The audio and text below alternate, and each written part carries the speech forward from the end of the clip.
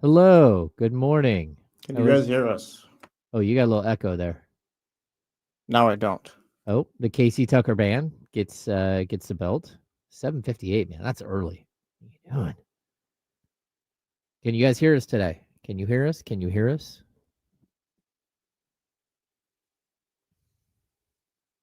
It's never fun when settings was switched up. Are we good? How come no one's responding? Oh, Wheezy says yes. What's going on, everybody? Sounds good and clear. Thanks, Chris. Yeah, right. Warren's up in here.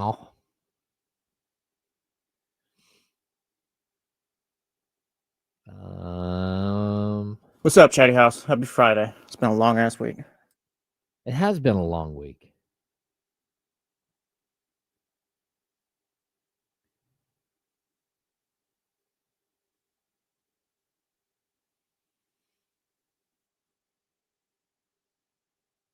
Hmm.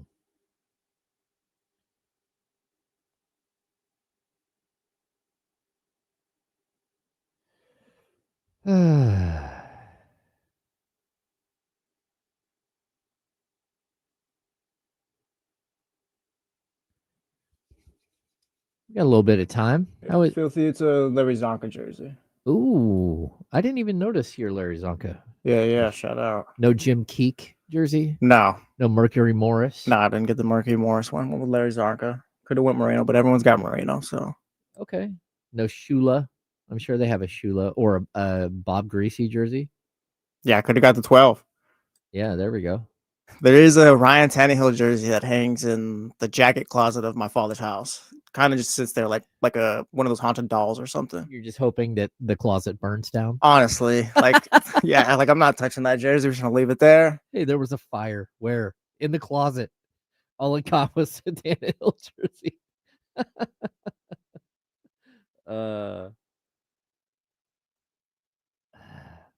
I'm just not a jersey guy. I think it's like I'm not really anymore. I've got this one. I've got the Celtics Larry Bird, and then I've got like 2 Red Sox ones. But baseball jerseys are easy. You know what? We're gonna talk about this a little bit later. I'm gonna star that though. How about that? I'll star it. You got to hang around. We're not getting Jerry today. Jerry's here he came in for an hour and a half yesterday. We don't want to overuse Jerry. All right.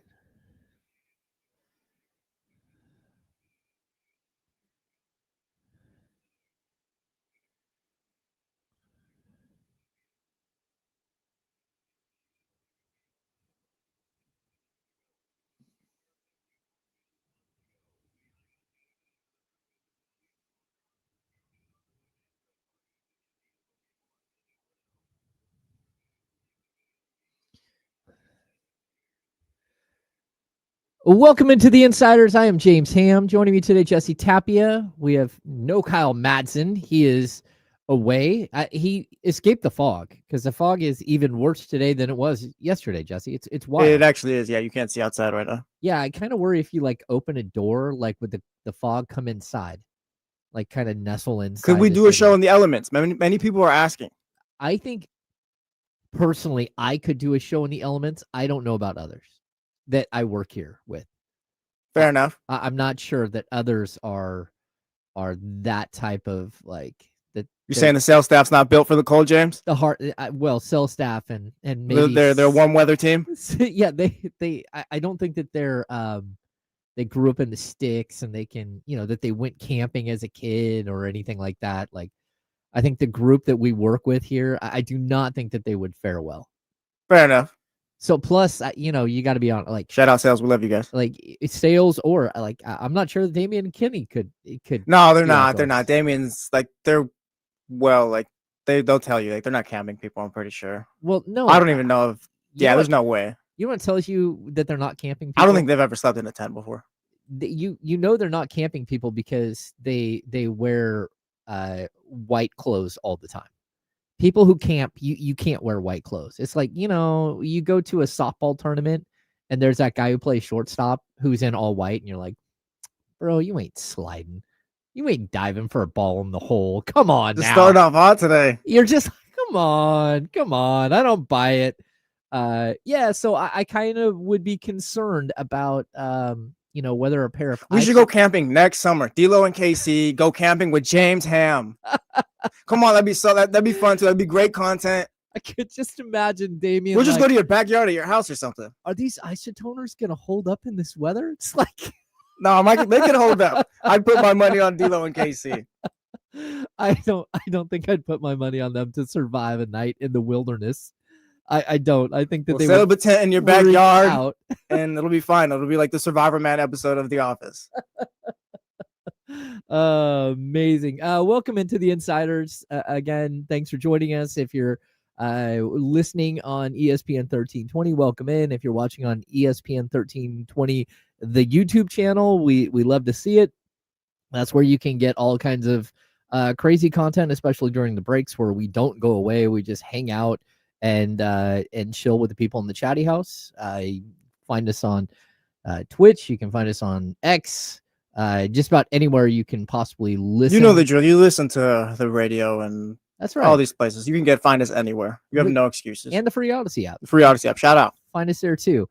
Jesse, I was on the Facebook Marketplaces this morning, which I am often on the Facebook Marketplace. Yeah, you brought it up before, the Facebook Marketplace. Yeah, it's a place where, like, again, if you know what you're looking for, you can usually find like really, really good deals. But there's this thing that happens when you're on the Facebook Marketplace where you're like, okay, this thing has been on the marketplace forever. Like, there's something I'm interested in today that was on the marketplace for 5 weeks.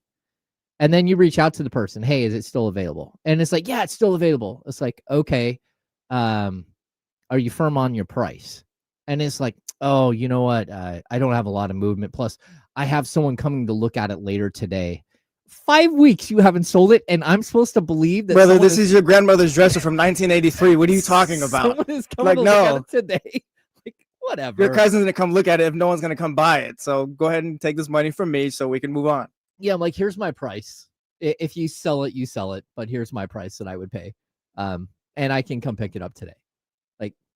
Like, what are we doing here? Yeah, what are we doing here? I'm not going to sit here and him and haw. There's a price that I'm willing to pay. And I'm not going to go crazy low ball, a third the price or something. But let's get real here. Yeah. So I hope that the Sacramento Kings are also doing that exact same thing. That'd be nice. Hey, man, just make the trade. Just make it.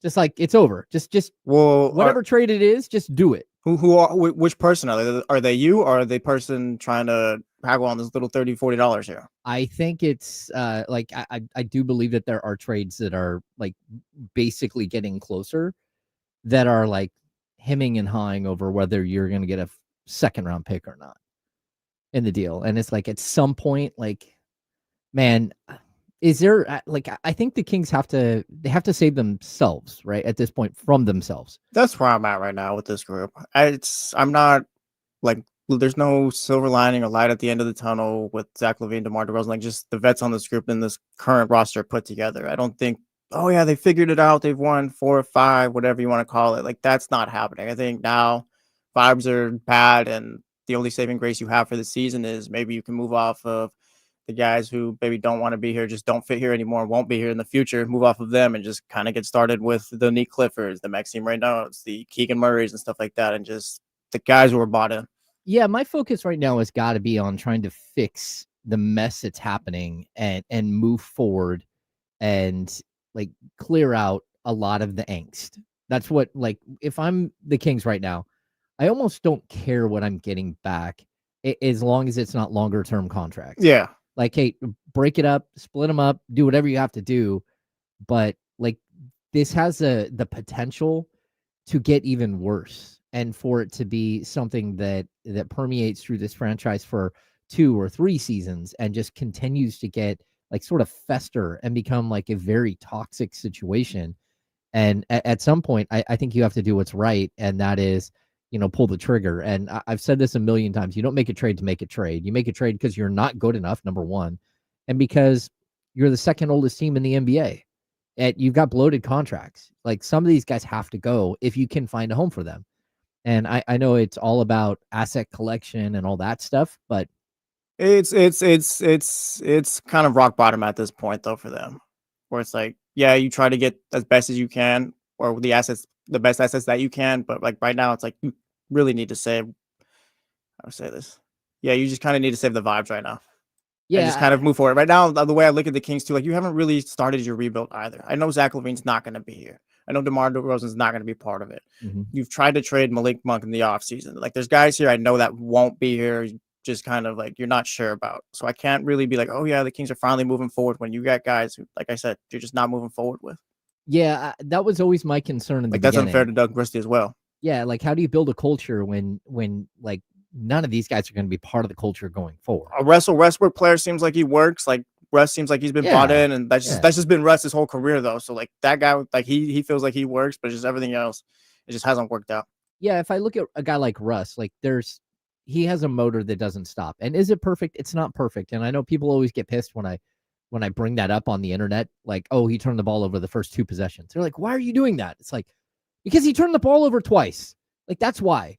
It's not because I don't like Russell Westbrook, but there is a certain type of, like, there are things that he does that you're like, oh my goodness, like what in the world? Like before he was in Sacramento, you know how many times I've seen him hit the side of the backboard on a jump shot?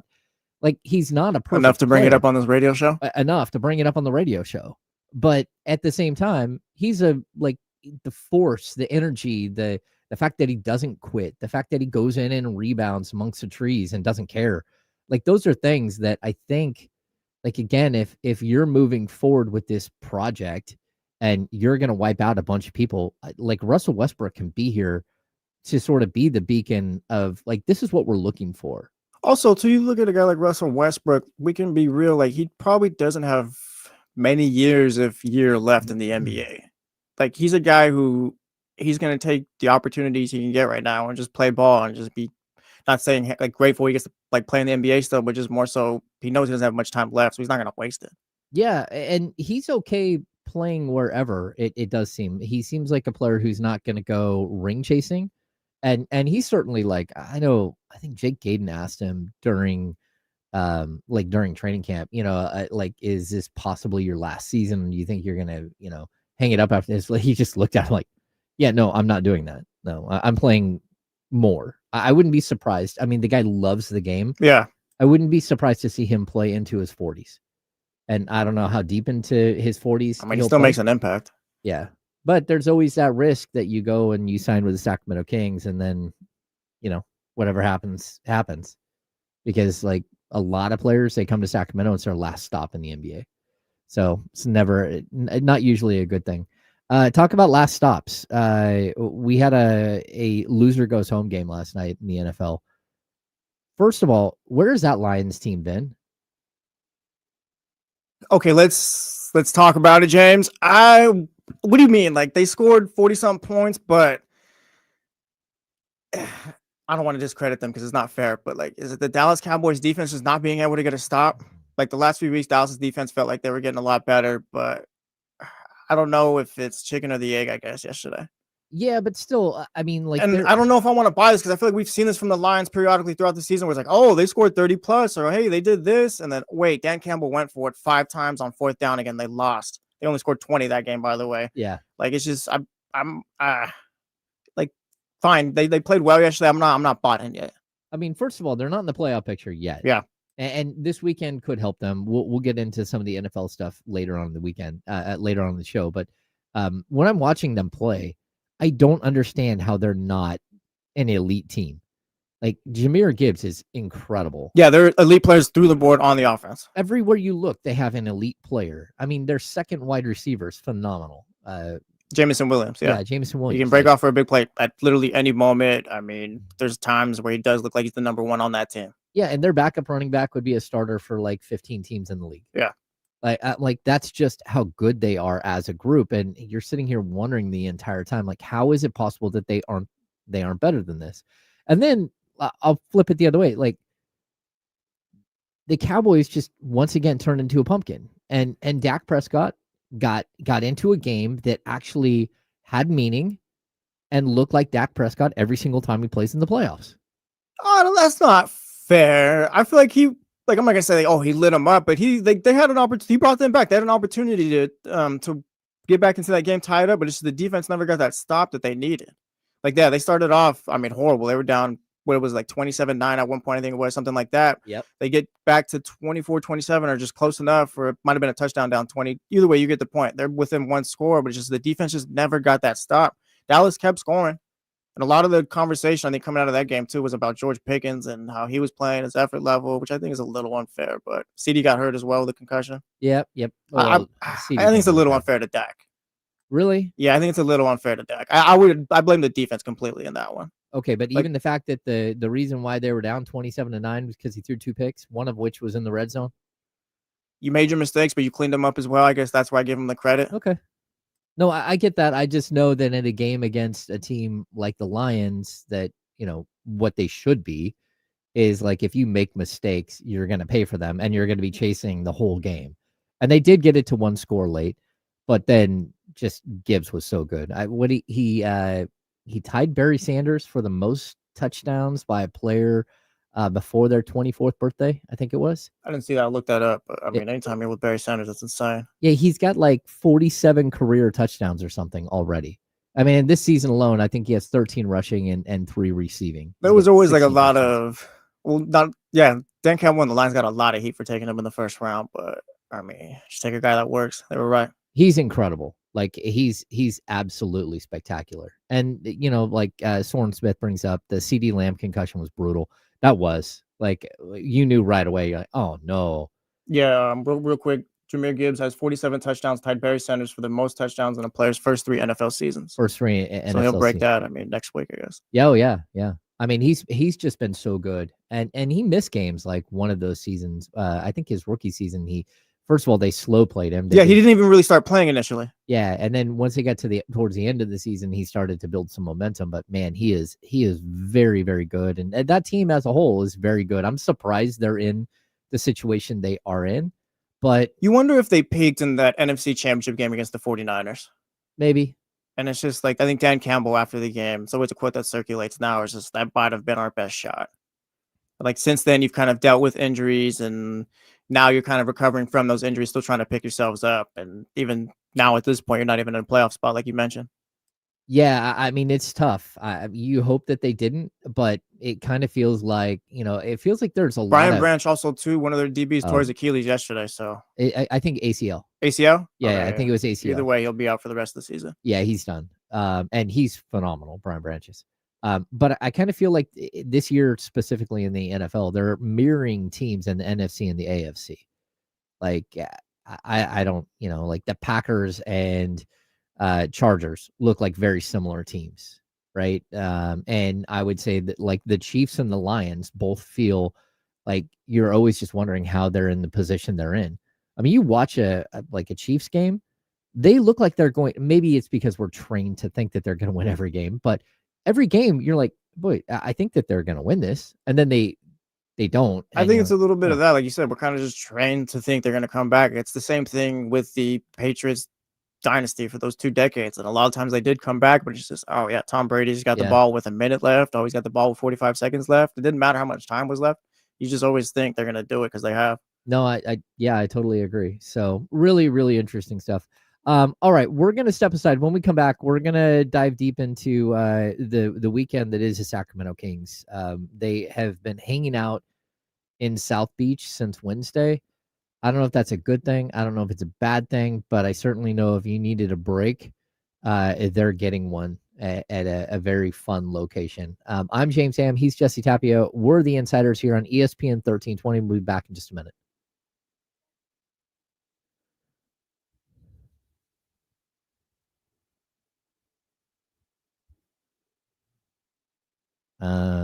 What's going on? What's happening, everybody?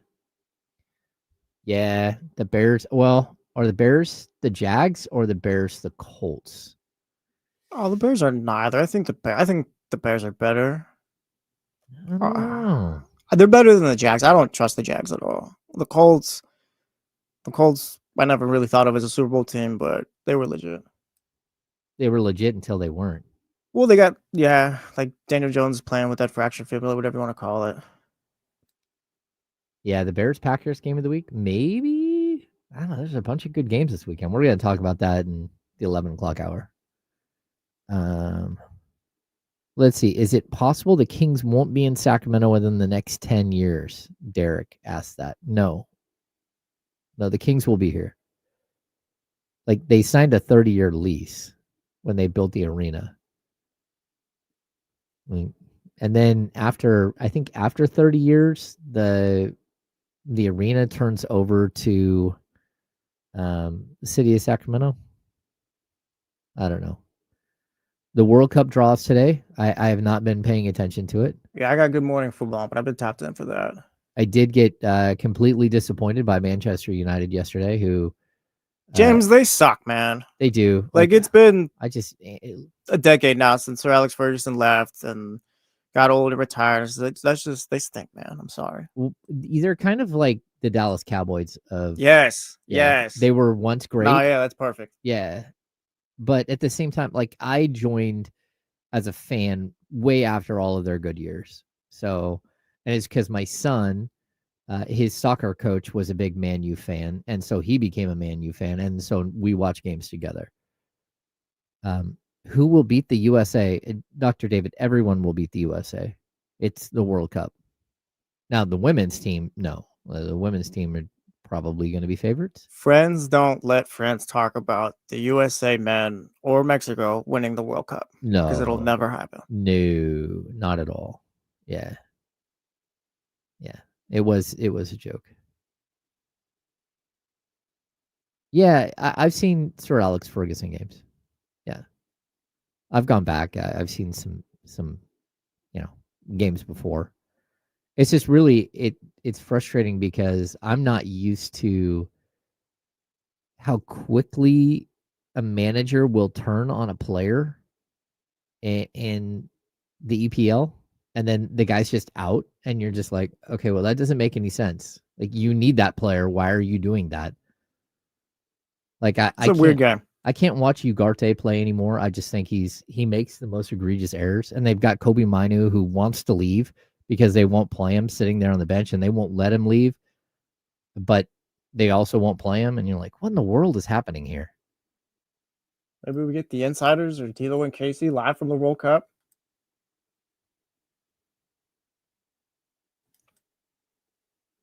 Facts charismatic, as much as it pains me. Facts. Oh, yeah.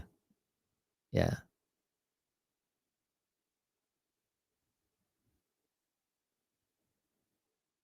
I do want to go to the World Cup while it's here. I would love to as well, but I think I got to take out a loan for that. Yeah. I've been in Europe during Euro Cup. Like, I didn't go to a game, but I was there. It was so much fun. Like, everywhere you went. Like, I saw Mexico lose 7-0 to Chile once at Levi. Oh, wow. Horrible. Oh, that's not fun. It wasn't.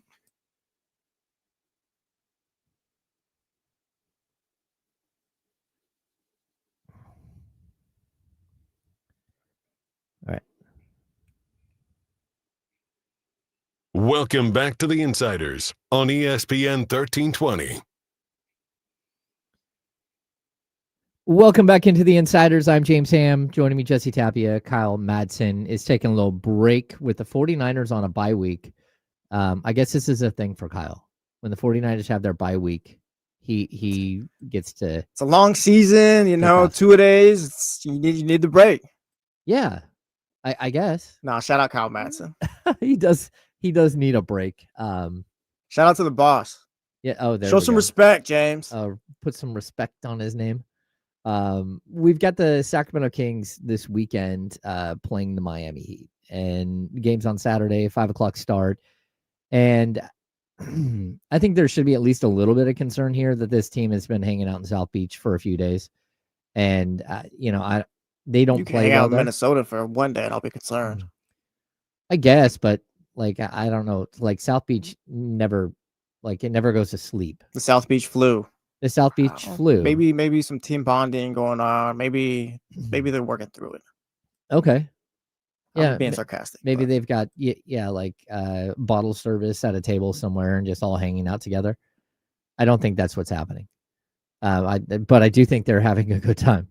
Yeah, Miami is definitely a unique stop on the NBA circuit. So my point is just Mm.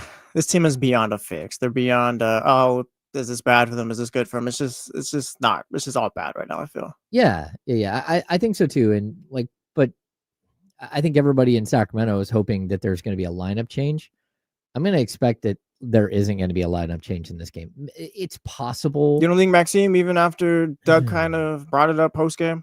Okay, maybe Maxime steps in. Maxime steps into like the starting center position, but I don't think that's the change that everybody's hoping for.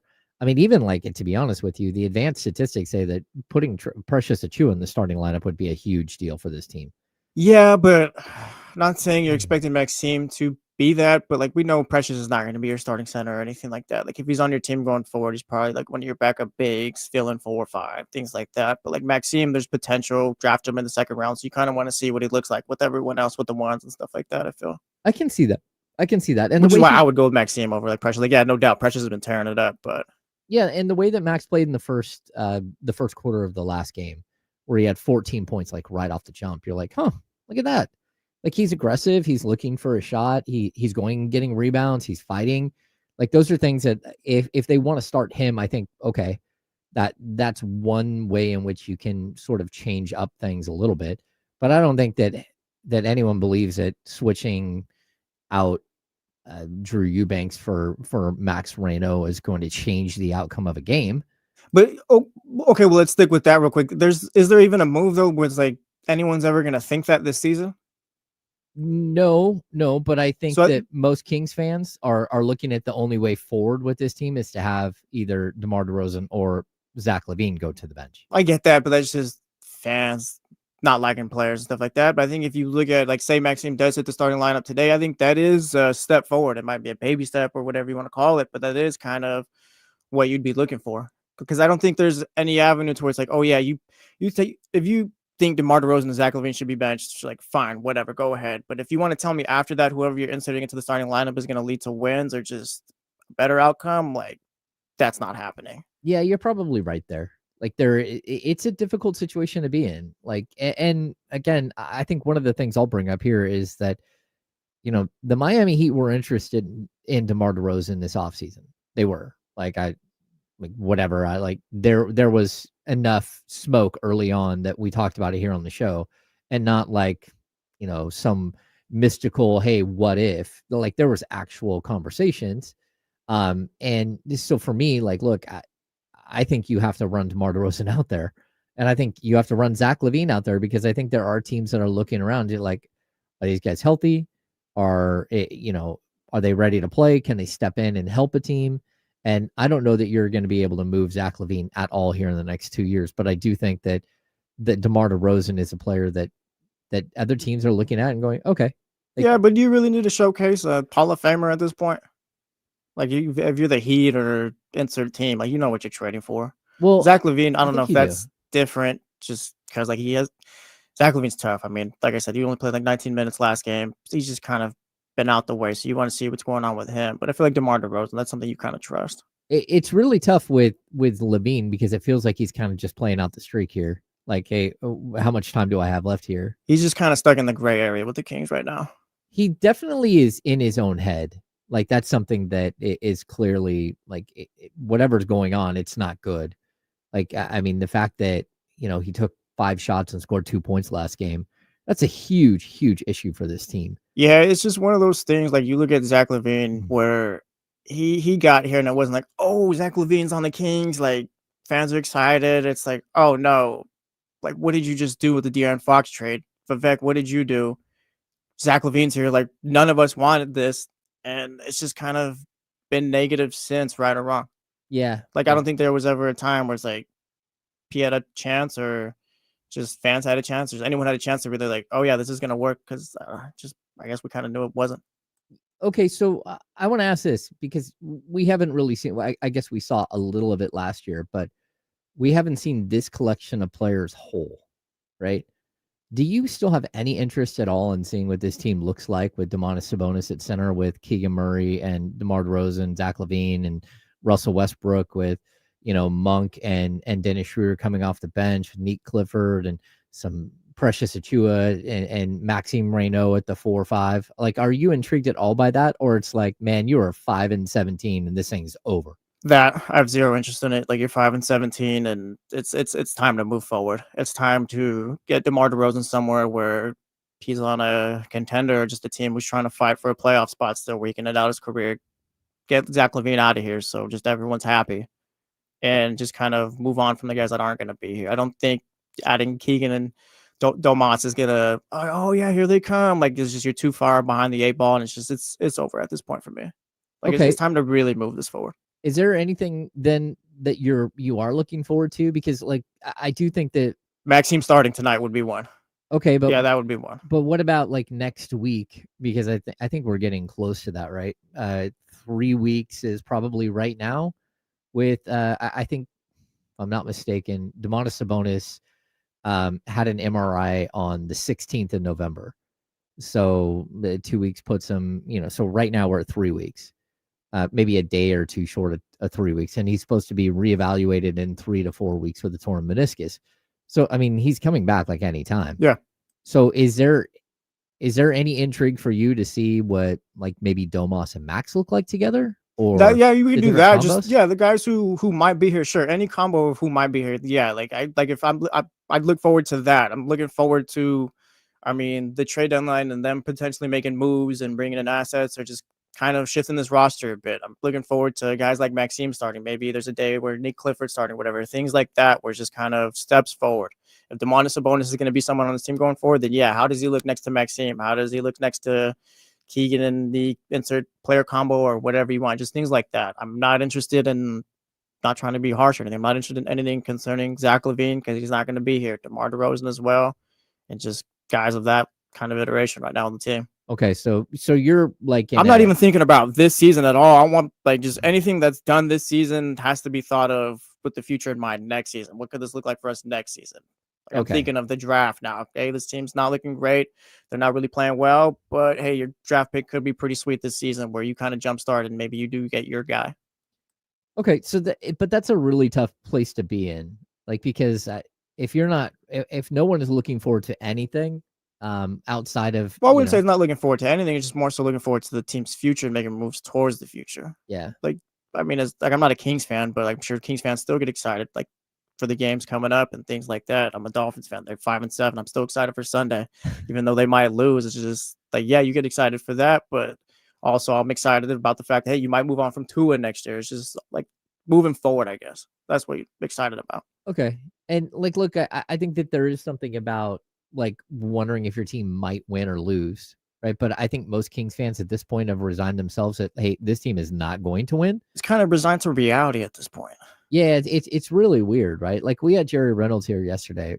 For like, if you guys weren't around yesterday to listen to that conversation, go back and check out the YouTube channel, or download the podcast and listen to it.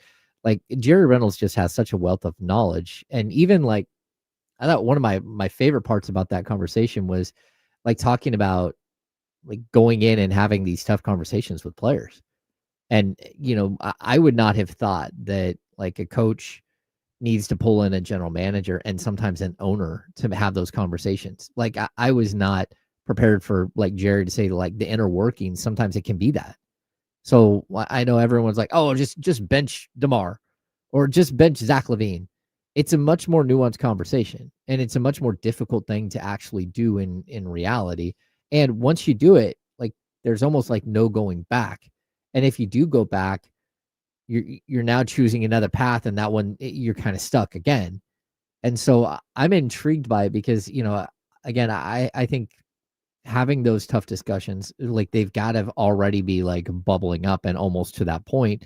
And I know fans everywhere are like really looking forward to something different, but I don't know that something different is something better. And, again, like, to put any pressure or hopes and dreams on a guy who is the 24th pick and another guy who is a second round pick, like, that's really not even fair to them. Like this season, like we're already at a point where it's almost like, let's just forget about wins and losses. Let's see if you can develop some of the young guys. Yeah. But that's for like the last 20 games of the season. It's not the last 60. You're right, but also it's what we keep going back to them, and hate to do it just because, I mean, trying to move on, but like it's what the last regime put you in, the position they put you in. Yeah. And Scott Perry, I think, maybe tried his best to make the best out of what this was, but like it's just reality, like I said. Like they were so far behind, and they still have to probably move a little bit backwards before they can keep going forward and all that. But it's just reality. Like this isn't a team where it's like, yeah, like they figured it out. And I don't think like them getting to a play in this season is probably the most beneficial thing either. Oh no, I don't think so either. No, like I'm always for like, oh yeah, get to the playoffs. Like yeah, for the playoffs is fine, but I don't think this is even in the realm of possibility for this team. Yeah, and I mean, as of right now, I think the Kings are slated as the 4th worst team in the NBA, which is crazy. They're the 2nd worst team in the Western Conference. Yeah, you're the Wizards and you're the Hornets right now. Yeah, isn't that like, wild? Yeah, like the roster wise, talented wise, like yeah, it might be hard to believe. That's just the situation. That's who you are this season. Yeah, and I think the idea of fit is so important, right? It's like you have to have the right blend of players. I thought listening to Jerry too when it came to like the draft pick stuff, like what kind of player are you looking for? Like, well, when you're in the top 5 or 6, you're just looking for the most talent. Who can be a superstar? Who can be a star? Like, who do I have that kind of faith in? And take everything else and throw it out the window. I don't care about position. And I think the Kings are in a unique situation because, like, moving forward, they don't have any one position taken care of at all. Like you can go like the starting 5. The one beautiful thing about Keegan Murray is that he can play the 3 or the 4. So realistically, you have one starter moving forward, but I'm not sure that that you have anything other than one starter. And like, how do you build off of that? I mean, again, I think Domantas Sabonis is starting as long as he's Sacramento King. But if he's not here and you're starting fresh and you're trying to figure that out, it's not super simple. No, it's not. It's a slow process and it's an ugly process. And I don't think it's one they're going to be able to skip steps unless you do take a chance on the, what do we call it, negative value contracts yesterday. Yeah, the LaMelo Balls, the John Morants, or the Trae Youngs, and you get lucky there. Like that's how you skip the step. But otherwise, no, it's going to be ugly this season.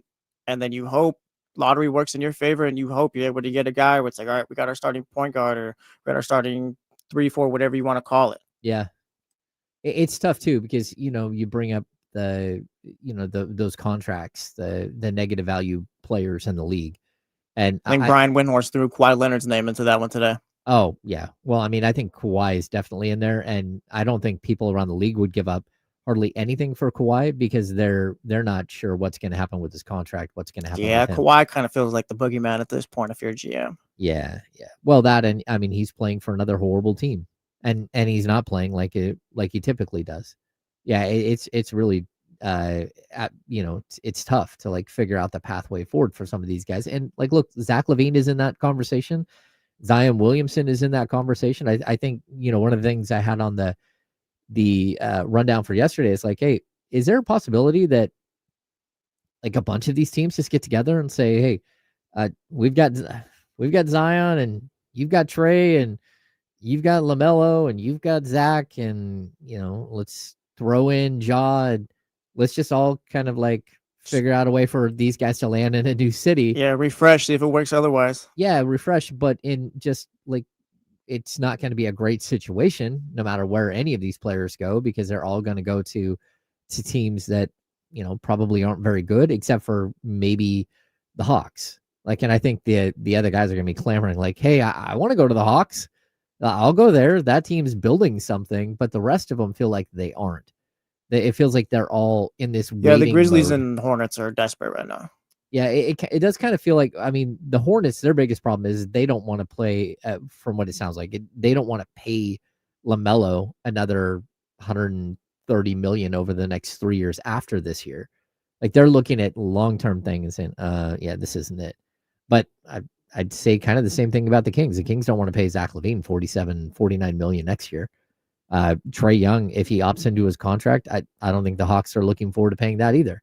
So I think that there is a moment here where there could be some players that are kind of just swapped out for each other to try to look at a new location. I think the other thing that Jerry said is that he believes that like almost every player needs to be traded, like at least once in their career. And I do think like with the Trae Young, with the LaMelo, with Zion very specifically, with Ja, they all need to know what it is to be traded and to start over and have like a fresh, look at the game. Because that's where I think you get bogged down in the minutia of playing for a specific franchise, and you get comfortable, and you're looking at your roster from one year to the next and subtle changes and all that stuff. Hey, can we go get this guy or that guy? But at the end of the day, like moving somewhere else where you're the outsider and you've got to figure out how to fit in, and you've got to figure out how your game meshes with the players around you, and now you don't have the excuses that that you might have had in the previous city. Now it's just on you to figure it out and to get better and to be the guy that hopefully that they need. And so I look forward to that moment with this current NBA, because I think there are a lot of players right now. Feels like it's bubbling towards that right now. It does, doesn't it? Like, and the weird thing is it's a bunch of top tier players from their drafts. Not only were they players that came out high in the draft, but they're players that developed and became, all-star level players. And it doesn't matter. There's a bunch of them that need to find a new location. And I just think it's really interesting. The Kings have guys that, again, have found other locations, but and you clearly aren't there with a guy like Keegan Murray. Like, maybe 3 years from now, Keegan needs to find a new location. But the other players that we're seeing on the market, I think that's where the Kings might be able to find a way to move off of Zach LaVine's contract. We'll see. You're gonna have to be careful making a move like that, though. If you do, yeah. I mean, specifically, like some of these guys that make a lot of money, or a guy like Trae that wants a bunch of money once he gets traded, that's going to be an issue. But I think for the rest of like some of these guys, just hey, this just isn't working here. Can you get me out of here? Can you bail me out of here, and we'll find somewhere else that maybe you can reset and restart everything. All right. When we come back, we're going to dive in. There is a rumor out there, and it's building a little steam regarding the Sacramento Kings and the Los Angeles Clippers. Behind the scenes is gathering some steam, and we're going to have to see where it goes, but we're going to discuss next. I'm James. He's Jesse. We're the Insiders here on ESPN 1320, Sacramento Sports Leader. Cool.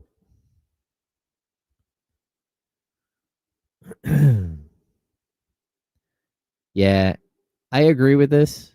They are a dark horse for Giannis.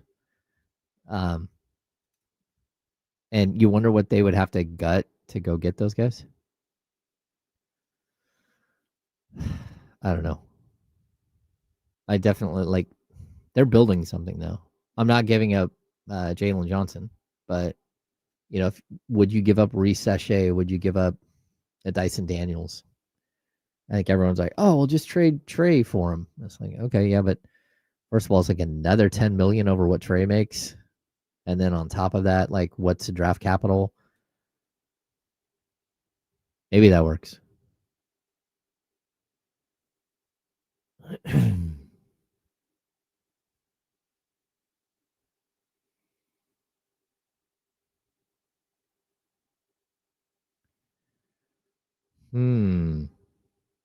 I would definitely not trade. Like, of all the players, if I were listing them, the first guy I would not trade for is Kawhi Leonard. The second guy I would not trade for is probably Zion, because I just don't trust it. And then the third would be LaMelo. I'm not a huge fan. I know he's talented. I think he'd sell tickets, but overall, I'm not super sold on him as a player.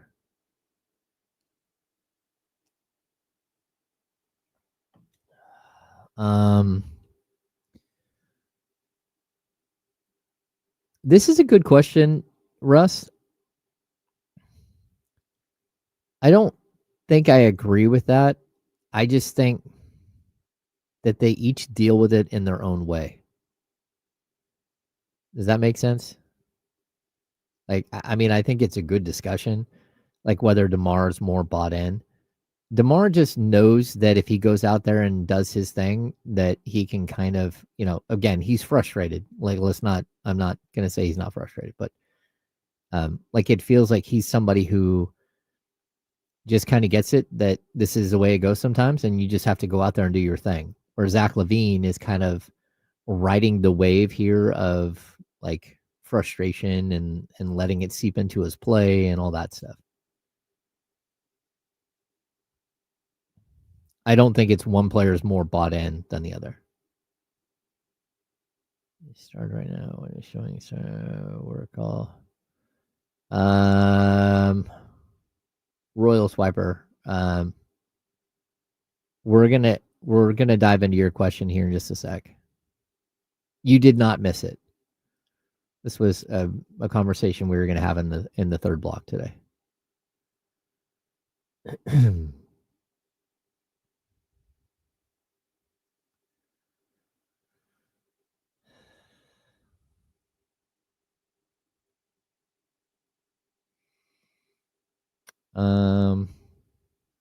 I'm gonna start this too. I think people are going to be disappointed with what the Kings actually trade for.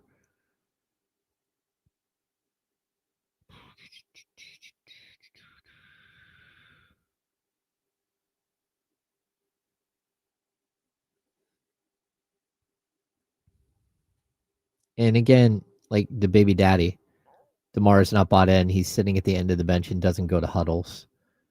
First of all, DeMar DeRozan knows exactly what he's going to do when he's on the court.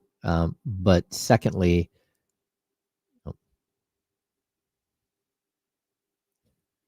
welcome back to the Insiders on ESPN 1320. Welcome back into the Insiders. I'm James Ham. Jesse Tapia is joining me, filling in for Kyle Madsen. Jesse, there's this rumor that just doesn't seem to go away, and it seems like it keeps popping up. And there's a lot going on here today in the chat too. Like some really good questions, some really good comments. If you want to be part of that, go to youtube.com/ESPN1320 and you can join in on the fun there. But there's this, the Kings and Clippers have been attached to each other for like the last 2 weeks. Yeah, both just having horrible seasons. They are. I mean, kind of probably thought highly of the Clippers going into the seasons, but probably can both look at each other and see the same people in the mirror. Yeah, they're the Spider-Man meme right now. Yeah, they are, especially because they're both old. Both teams are old, and that's a problem. And at least the Kings have draft picks.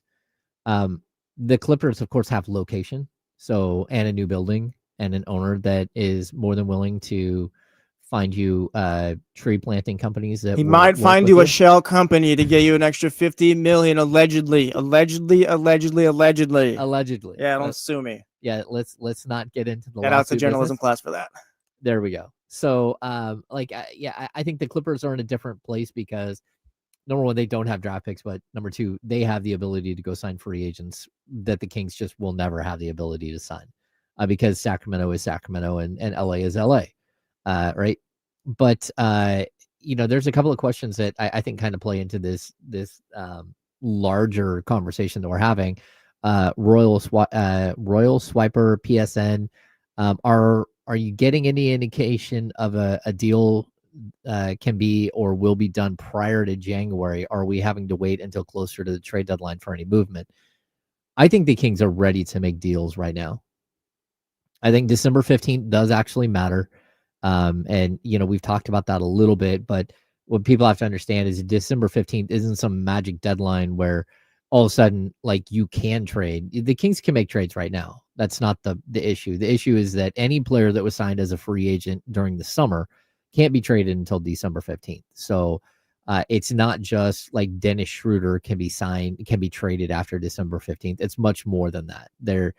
Drew Eubanks, Doug McDermott, like there are other players on the Kings roster, and you're like, well, that doesn't really matter, but it does because there are larger deals that you can get involved with, and you might not be able to make that deal because you don't have $2 million salary filler to throw into a contract, to throw into the trade. until that player is eligible on December 15th to be traded. And that the same thing can be about 1 or 2 players on another team, or if there's a 3-team deal, there could be, 3 players in a deal that were all signed during the summer that can't be traded until December 15th. And you have to wait until that date to actually make those moves. So luckily we're 10 days away from that, and that will clear itself up like very quickly. But I'd also say, yes, the Kings are looking to make deals as soon as they can. Like as soon as a deal that makes sense to them is sitting there and they can do it, they will do it. But you also, like, to quote the great David Stern, like life is a negotiation, right? You're sitting here in negotiations. And so let's just get to the trade that, like, again, I think it's kind of been out there, but hasn't really been out there. It's kind of like on the back burner. And that's DeMar DeRozan going to the Clippers for John Collins.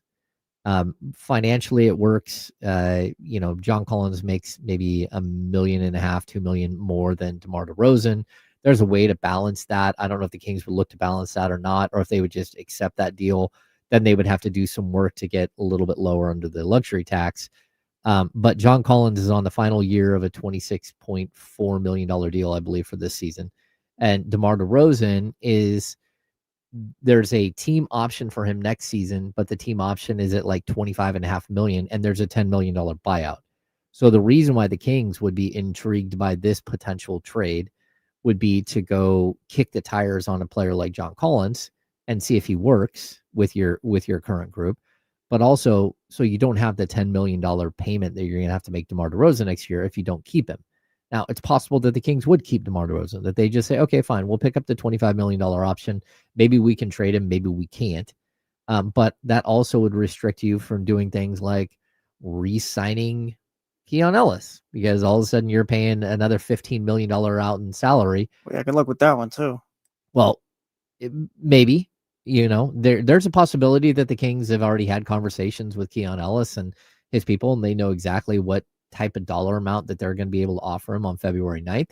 There's also a possibility that the Kings are holding that close to the vest and saying, okay, like, look, when you are playing, it's not like you're so good that we have to put you back out there every single minute. And I don't think that Keon's really got a fair shake this season at all. Like, don't get me wrong. But there's also the game like the other night where he hasn't played well. Yeah. And it's tough to play well when you're not in a rhythm because you're not playing. Right. And it's tough to play well when the team isn't practicing all that much because you're in the middle of an 82 game schedule and you're traveling and doing all these things. So, but I kind of want to look at this John Collins trade. And, like, first of all, I think there are a lot of positives to John Collins, right? Like, his name's been long attached to the Kings the last few seasons. I feel like it's always been John Collins, maybe. Before he got traded from Atlanta to Utah, there was a deal worked out. I've been told that there was a deal worked out for him to be traded to the Kings. Last season, there was a whole other thing that went on where literally players in the locker room were told that the Kings were trading for John Collins and that it was a done deal. Like, it is insane how that happened multiple times.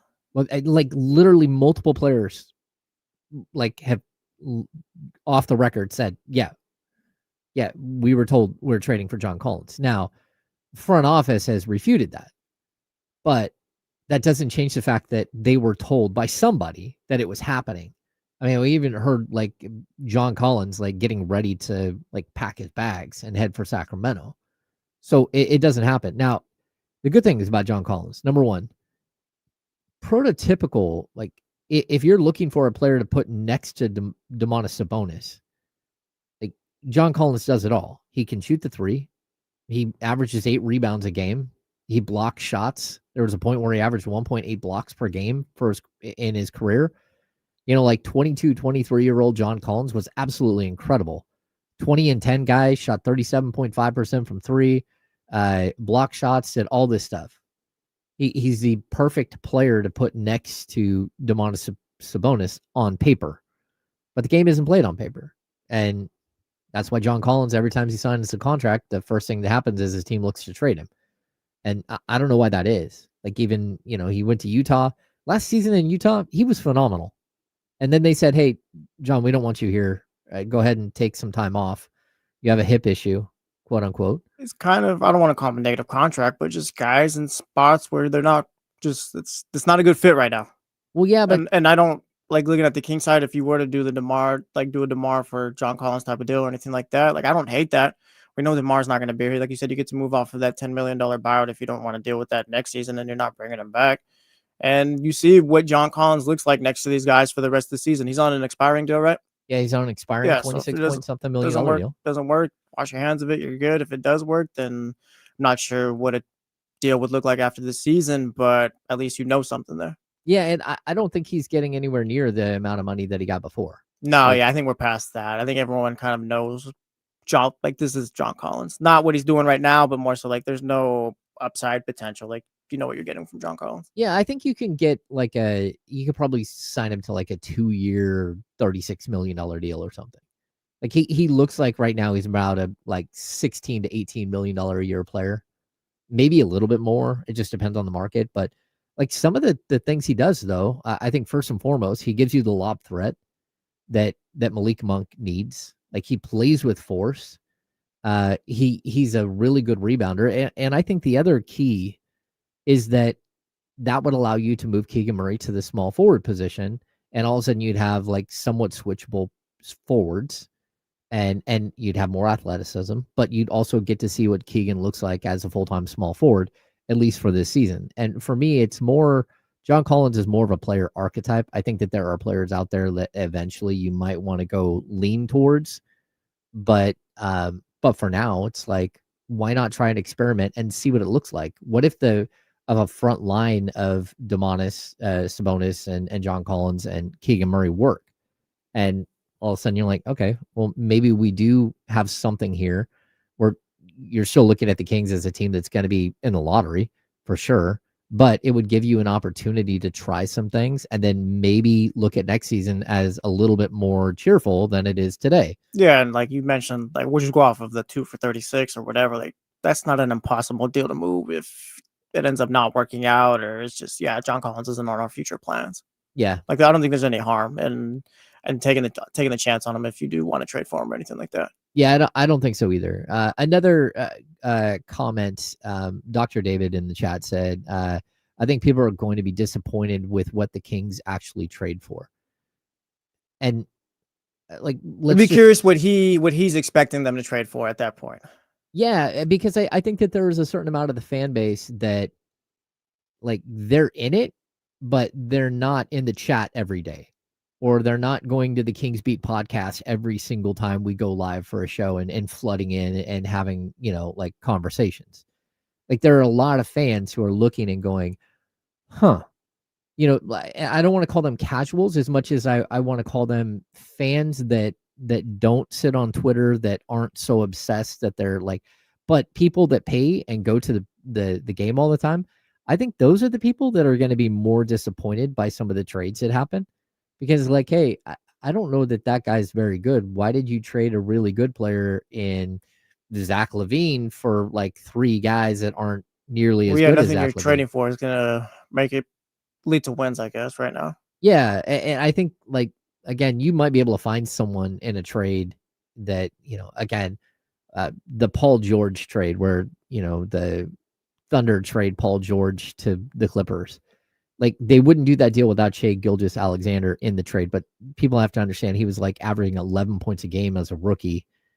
The real like haul in that trade was all of the draft picks and all of the pick swaps, because like that's why the Clippers draft pick is going to Oklahoma City this year still for not only did you land an MVP, but you also got like 4 first round picks and then a bunch of pick swaps, maybe more than 4. And so, people can they can be disappointed, but it doesn't mean that you're not going to find a player that might end up being really good for you, just not at the same level or the same level today as a player that's going out the door. Well, also let's find guys who fit here and are bought in as well. Like you got talent here or whatever, but it's clear none of it works together. So it's like, you might downgrade talent-wise from a Zach LaVine or a DeMar DeRozan, but hey, at least it looks a little bit more cohesive on the court. Yeah. I mean, that can work. And the other thing is, I think you should be looking at this and going, okay, like, how do I break up some of these bigger contracts into smaller contracts so I might be able to move those smaller contracts? And it doesn't usually work out that well. Like the Kings traded Chris Webber for like Brian Skinner, Corliss Williamson, and Kenny Thomas, with the idea that they were breaking his $24 million salary into 3 $8 million salaries that they could then move. Brian Skinner's contract, expired and they were able to move off of that. Corliss Williamson had some value, but then you were stuck with Kenny Thomas's contract for like 3 or 4 years, where he became like a player that he wasn't clearly good enough to play and did not play. He sat on the bench a whole bunch the last year of his career, or the last year of his contract in Sacramento. So you're always worried about that as well. I don't think the Kings are taking on money past next season. And if they do, it's because they're getting a player that they totally feel they can build around, or totally feel that they can trade again. Yeah, someone who's part of their future, or like you said, someone they can trade again, I guess. Yeah. So, all right. We'll have more Kings conversations a little bit later in the show. When we come back, we're going to talk about the NFL. This is a huge week for a bunch of teams. There are a whole bunch of divisions that are up for grabs this weekend. Some great games in the NFL, which started with the loser goes home game last night with the Lions and the Cowboys. I'm James Ham. He's Jesse Tapia. We're the Insiders here on ESPN 1320. We'll see you in just a sec.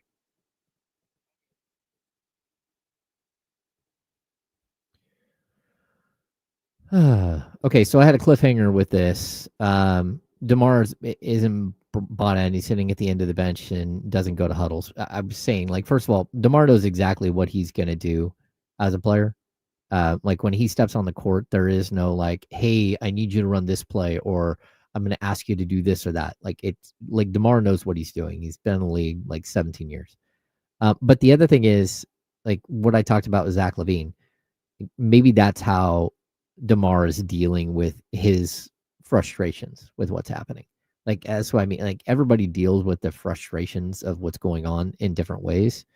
And I think it's possible that that's just the way he's dealing with it, is to sit back and be frustrated in the moment. And again, is that good? That's not good. But I'm also like, these guys are in a bad situation. And I think most people in life have been at a job that doesn't feel good, and you're like, oh, this is horrible. And the difference is with the NBA is you can't just quit and go home and go try something else somewhere else. You're under contract. And, again, they can banish you. If I'm Zach LaVine, I'm looking around and going, okay, Sacramento's not great. This has not been a good experience, but it's an hour plane ride to where his family is in Newport Beach, right? So he can get home like very quickly.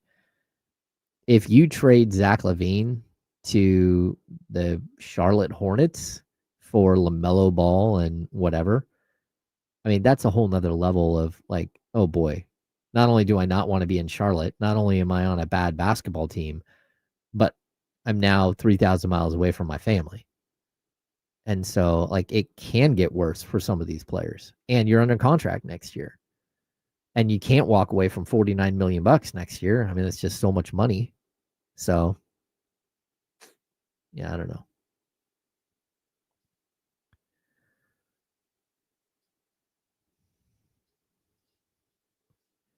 Yeah, I don't know if the Kings are going to trade. I see in the chat you guys talking about Keon. I don't know if they're going to trade him or not, but there are teams out there that want Keon.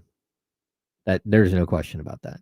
He is a player that other teams are looking around. I'm not going to talk about the Sac State stuff. You just brought this up.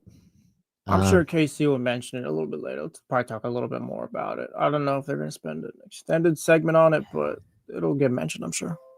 Yeah, I will say this. It felt like that move in the beginning was a flash in the pan move. And it feels even worse today. Like a dude's going to be here 1 year and then take off. It's like... a lot of things were promised and said.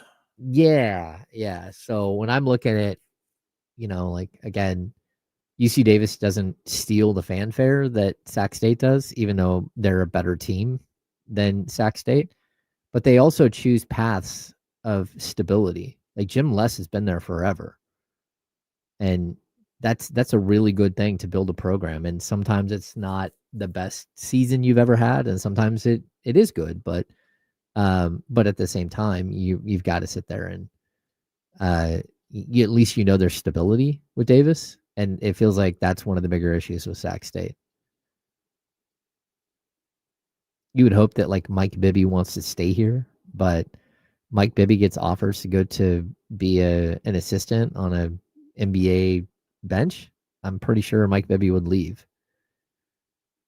So, I don't agree with this. I don't love college football, but guys leave head coaching jobs all the time at lower level colleges to go become assistants at I don't think coordinators. that's what that is. Yeah, I mean, again, he just hit the big time, Brennan Marion. Yeah, we'd be real. Sac State's not this massive job or whatever. No, it's not a massive job, but sorry.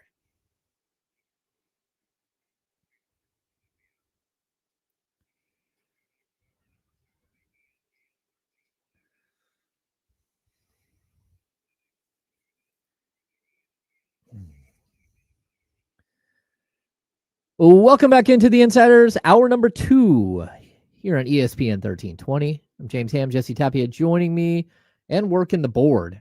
Like double duty today. Yep, we'll get the Insiders podcast up. Well, the James Ham and Kyle Madsen show, excuse me. Yep. That'll be just all the regular business. The regular business. Yep. During the break, we were discussing, somebody asked about Sac State football. Sac State football, of course, looks like they lost their head coach, Brennan Marion, yesterday. He is taking on the offensive coordinator at Colorado. Yeah, offensive coordinator. He's joining prime time Deion Sanders there in Colorado. I do think, like, very quickly on this, it feels like Sac State continuously tries to chase guys like this that are flashy and like sound really cool and have a cool offensive scheme and whatever. And then those guys go on and leave and go on to bigger and better things, and you're left resetting your program again. And I don't think that like Sac State goes into these contract negotiations or goes into like hiring a coach and is thinking ahead as to how far out it will be before this person leaves.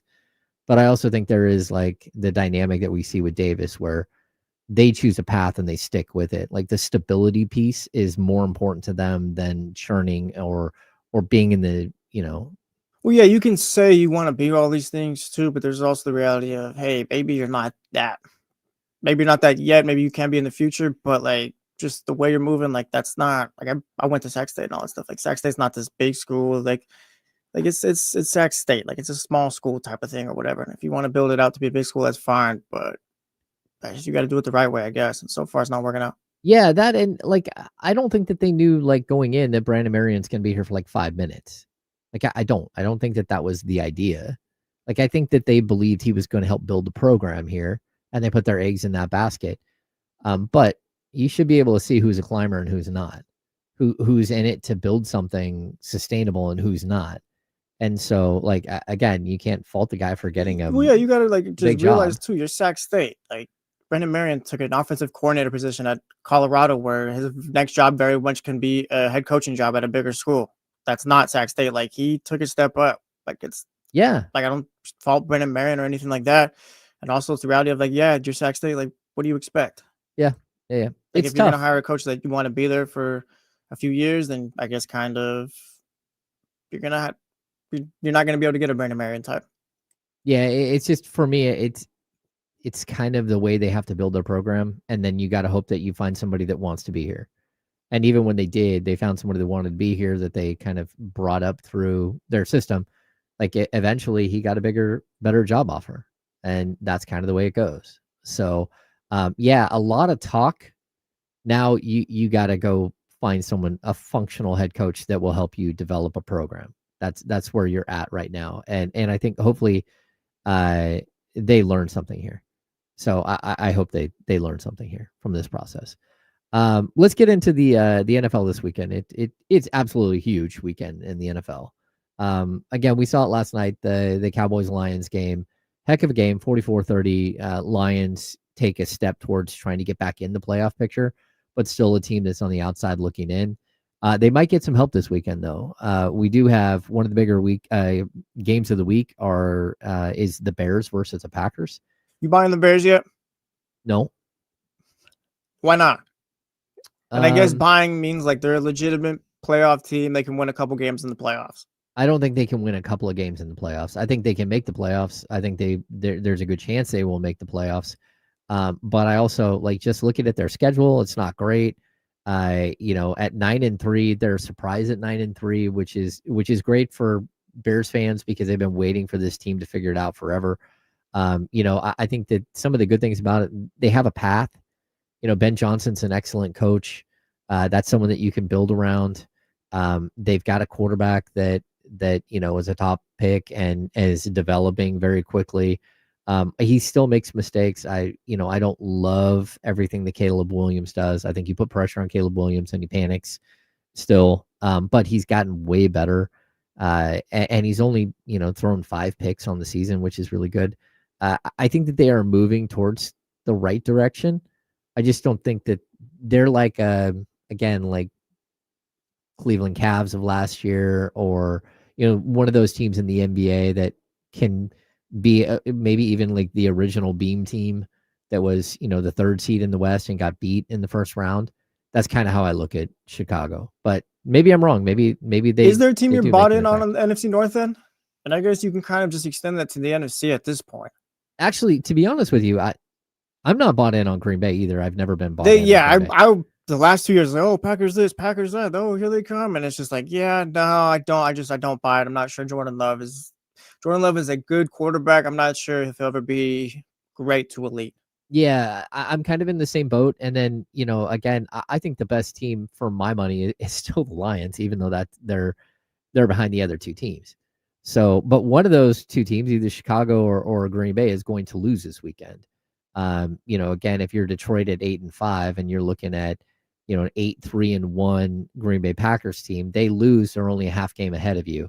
If the Bears lose, they're now 9-4, they're a full game ahead of you, but still you have time to track them down. The other thing is I believe the Bears schedule is really tough. And so they had the Packers, followed by the Browns, followed by the Packers again, followed by the 49ers, followed by the Lions. I don't know what their final record's going to be. Clearly they can get to 11 wins, especially with the Browns on the schedule. You split with the Packers, you're at 11 wins. But then you're going to have a game against the 49ers who are fighting for playoff position or, potential playoff spot at that point.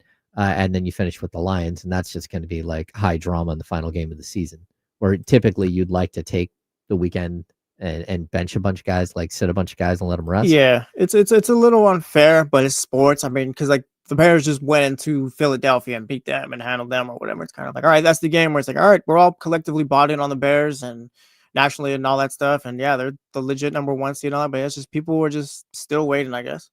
Yeah, which is like, I don't even know if I'm fully bought in on them, but yeah, it's just weird how that happens. Yeah, I mean, they've won, 8 out of 9? But that's just the process. This is because the NFC isn't strong as a whole, I guess. Or just there's no elite team in the NFC, I guess, besides the Rams. That's what it is. There's no elite team. There's no like the 49ers, you got Brock Purdy, George Kittle, and Christian McCaffrey. It's kind of the 3.2 on offense. The other guys on whatever that's how they're gonna win. The defense, it's kind of like, if Robert Saleh's coaching a good game, then that's where they're gonna be successful there, but it's not strong.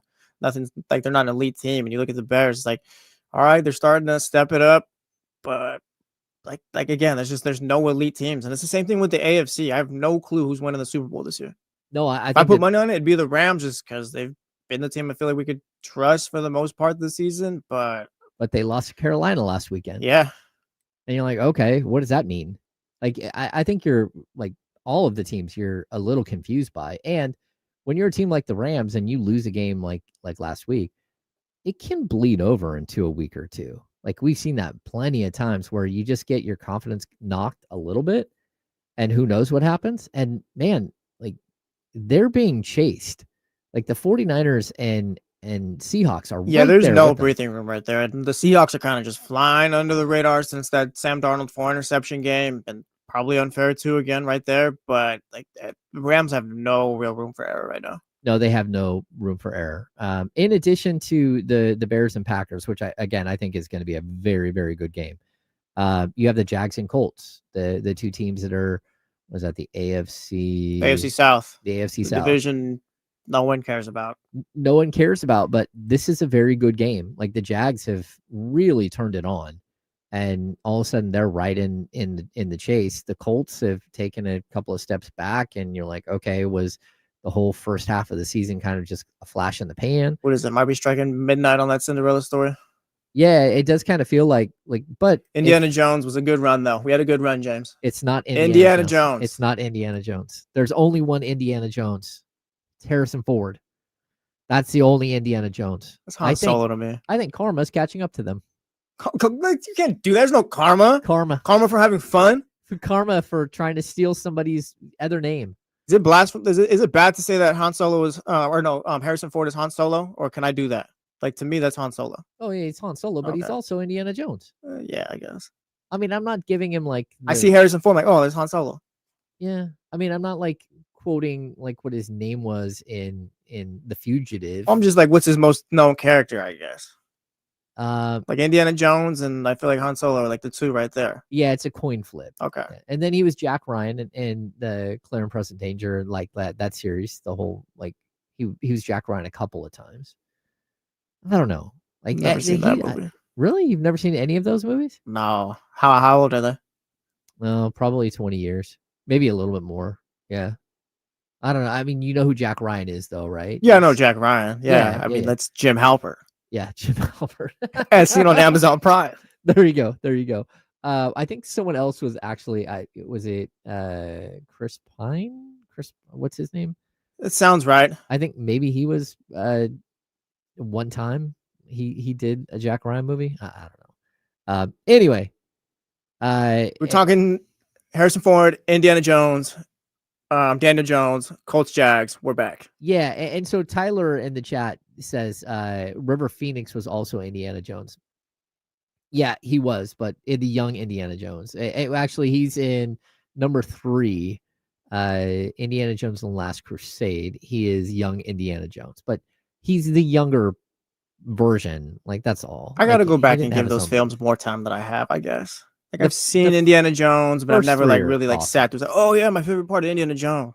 Yeah, the first 3 are incredible. Like after that, it gets a little wonky. Shout out to the one with Shia LaBeouf. That's the one I saw. Oh, that one's. Well, see, that's why you have no respect for Indiana Jones. It's not no respect. It's just you watched that one. It's not respect for Indiana. I respect Indiana Jones. That was a bad one. You respect. I don't even hate that movie either. It's you fine. Respect Indiana Jones, or you, as in Daniel Jones, Indiana Jones, or you respect Indiana Jones, the real Indiana Jones? I respect the Daniel Jones Indiana Jones up until about the divisional round of the playoffs if they get there. All right. They might miss the playoffs too. They got a tough schedule coming up. The Colts? Yes, it's I feel like it's just 500 teams the rest of the way. Yeah. I mean, that's the problem. You've got to build, some cachet for when you get to the end of the schedule. So yeah, they've got the Jags. Then they've got Seattle, the 49ers, the Jags again, and the Texans. Yeah, that's terrifying. Yeah, that's like shout out Johnny G, Michigan Wolverines, 2 biggest Colts fans in the chatty house, but it's gonna be tough. Yeah, it's gonna be very, very difficult. We have one more great game this weekend, and that's Ravens Steelers. I wouldn't call it great. It's got stakes to it, but I wouldn't call it great. Yeah, I think Ravens are expecting Lamar Jackson to play, but he's been banged up. I mean, it feels like for a few weeks now. Been good. Yeah. And is Aaron Rodgers playing? I believe he is. I'll double check that, but yeah, I believe he is. Well, he got battered this last week. Yeah, and he was already playing with a fractured wrist too. Yeah, now his nose looked like he might have broke his nose. I mean, just beat up. I guess my take for this season, my bold take, is that Mike Tomlin probably won't be back with the Steelers next season. Isn't that wild? It's not if you really look at it. I mean, it gets to a point where like Mike Tomlin he's a great coach. He's one of the best coaches of all time. If you group 15 of them or whatever, like he's always just won and always had his team ready to play. They've always had a high floor, but it feels like at this point the Steelers and maybe Mike Tomlin just need something new. I'm not sure. They just stuck in this perennial like. Now it's 8-17 games, so they're 8-9, 9-8, maybe 10-7 in 1 year. I mean, they still could win the division this year, but is anyone really expecting them to do anything? No. Exactly. So it's just kind of like maybe It's time for the Steelers to go look for their fourth coach, fifth coach, whatever it might be in their history, and time for Mike Tomlin to maybe go take another franchise and save them. Yeah, so Mike Tomlin has been the head coach. I think it's year 19. They've only had 3 coaches since 1969. The Steelers are just the standard for greatness. Yeah. They are the San Antonio Spurs of the NFL. Yeah. So, I mean, it's crazy. It's Chuck Noll, then it's Bill Cowher, then it's Mike Tomlin. And that's it. It's since 1969. Like, what is that? 56 years, something like that. All right. We got to step aside. When we come back, we're probably going to talk more NBA basketball because that's what we do. There's some interesting stuff going on, and we have to see like what this looks like. And Jesse and I are going to mull over what the Kings are doing and whether they're going to make a trade quick or if we're going to have to wait a little while. We're the Insiders here on ESPN 1320, Sacramento Sports Leader.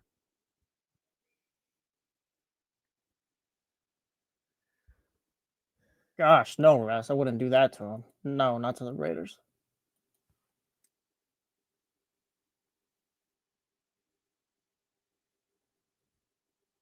Nobody mentioned it, Birdie Maker. Thank you for this. What is that? What? Every time I see Alec Baldwin, I'll think of The Departed. I love that movie. Huh.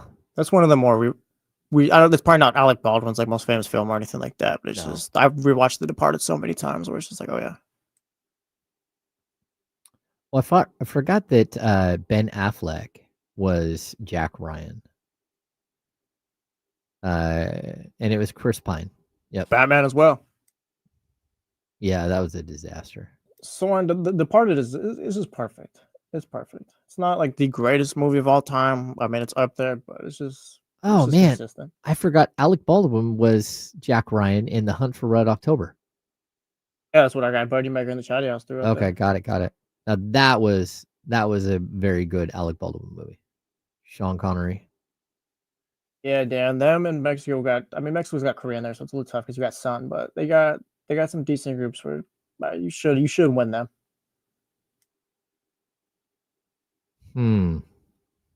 This is a movie I need to see. I've never seen Heat, but everyone says it's really good. You've never seen Heat? Oh, I've never seen it. Oh man, that is. I consider myself a movie guy, but I just haven't seen everything yet, I guess. Okay, that's one of Sean Cunningham's favorite movies. I think he made Brendan watch it. I don't know. Sean has some eclectic taste. It's very different.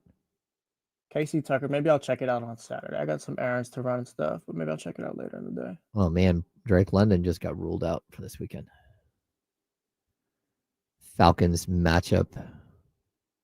I'm also bad with movies though, where I will watch like The Dark Knight over and over, like just all the movies I love, just repeatedly. Okay. I've seen more for background noise, I guess. Yeah. I do love like the Batman movies and all that stuff. I've watched so many movies, it's crazy. I worked at a video store when I was young. Oh yeah, how was that? Amazing. What was this in the 90s, early 2000s? It was in 90s. 90s. Yep. I'm trying to think. Early to mid 90s. So you probably got all that nostalgia stuff in there then, huh? Yeah, I mean, I would take 3 or 4 movies home every night and watch all kinds of things.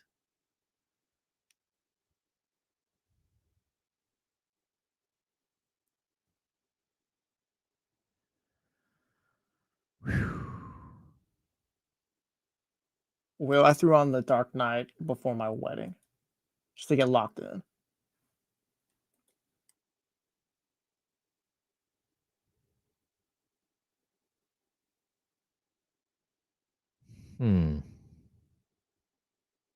I did not see a question, Tank Commander Mark. Throw it back in there. Usually he just throws it in there 14 times. Throw it in a 15th. Yeah.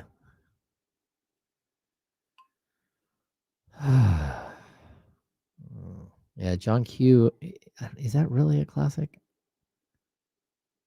I think Johnny Mnemonic is one of the worst movies in the history of movies.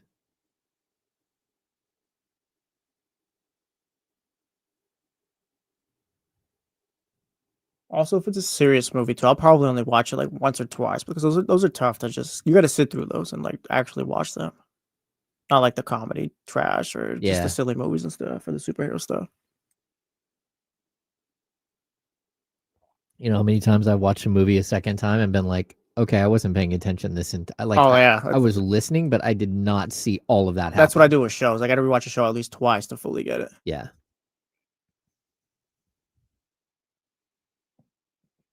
Welcome back to the Insiders on ESPN 1320. Welcome back into the Insiders. During the break, we were discussing really, really bad movies. And somebody in here threw in Tank Girl is worse than Johnny Mnemonic. I don't know about that. Johnny Mnemonic to me is one of the worst movies in the history of movies. I've never seen that movie. Okay, I haven't really heard of it. Have you ever seen They Live with Roddy Piper? No, is that the chew bubblegum one? Yeah. Yeah, so I've seen that Came here to chew one bubblegum and isolated kick ass, but I'm scene, all but out of yeah, bubblegum. yeah, I've seen that one scene a million times, but That's it. Okay. So anyway, I went to the movies with my brother and my buddy, and for whatever reason, like they weren't able to fix the lens on the projector, so we had to watch They Live like stretched, so all of their faces were super long and narrow. oh, so it was just pure trash. Well, the movie itself is, I mean, the premise is so bad. Like Roddy Piper finds a box of sunglasses in the trash. When he puts his sunglasses on, he sees that many of the people around him are actually lizard people, and these glasses allow him to see those people. And so it's really, really, the plot has some No, holes. yeah, I'm just thinking through this. Like, It has who's some the holes. movie exactly? Yeah, I need Roddy Piper, and he's gonna destroy lizards, and all the people around him are gonna be lizards, and just we're gonna make this movie, and we're gonna put money into this. Exactly. Well, also too, movies back then with wrestlers all just seem horrible. No, most of them are. Yeah, there's one, the guys on D'Lo and Casey bring up with Hulk Hogan. I don't remember what it's called. No Holds Bar or whatever. Oh, okay. I've never seen it, never heard of it, but they talk about it as if it's this massive abomination.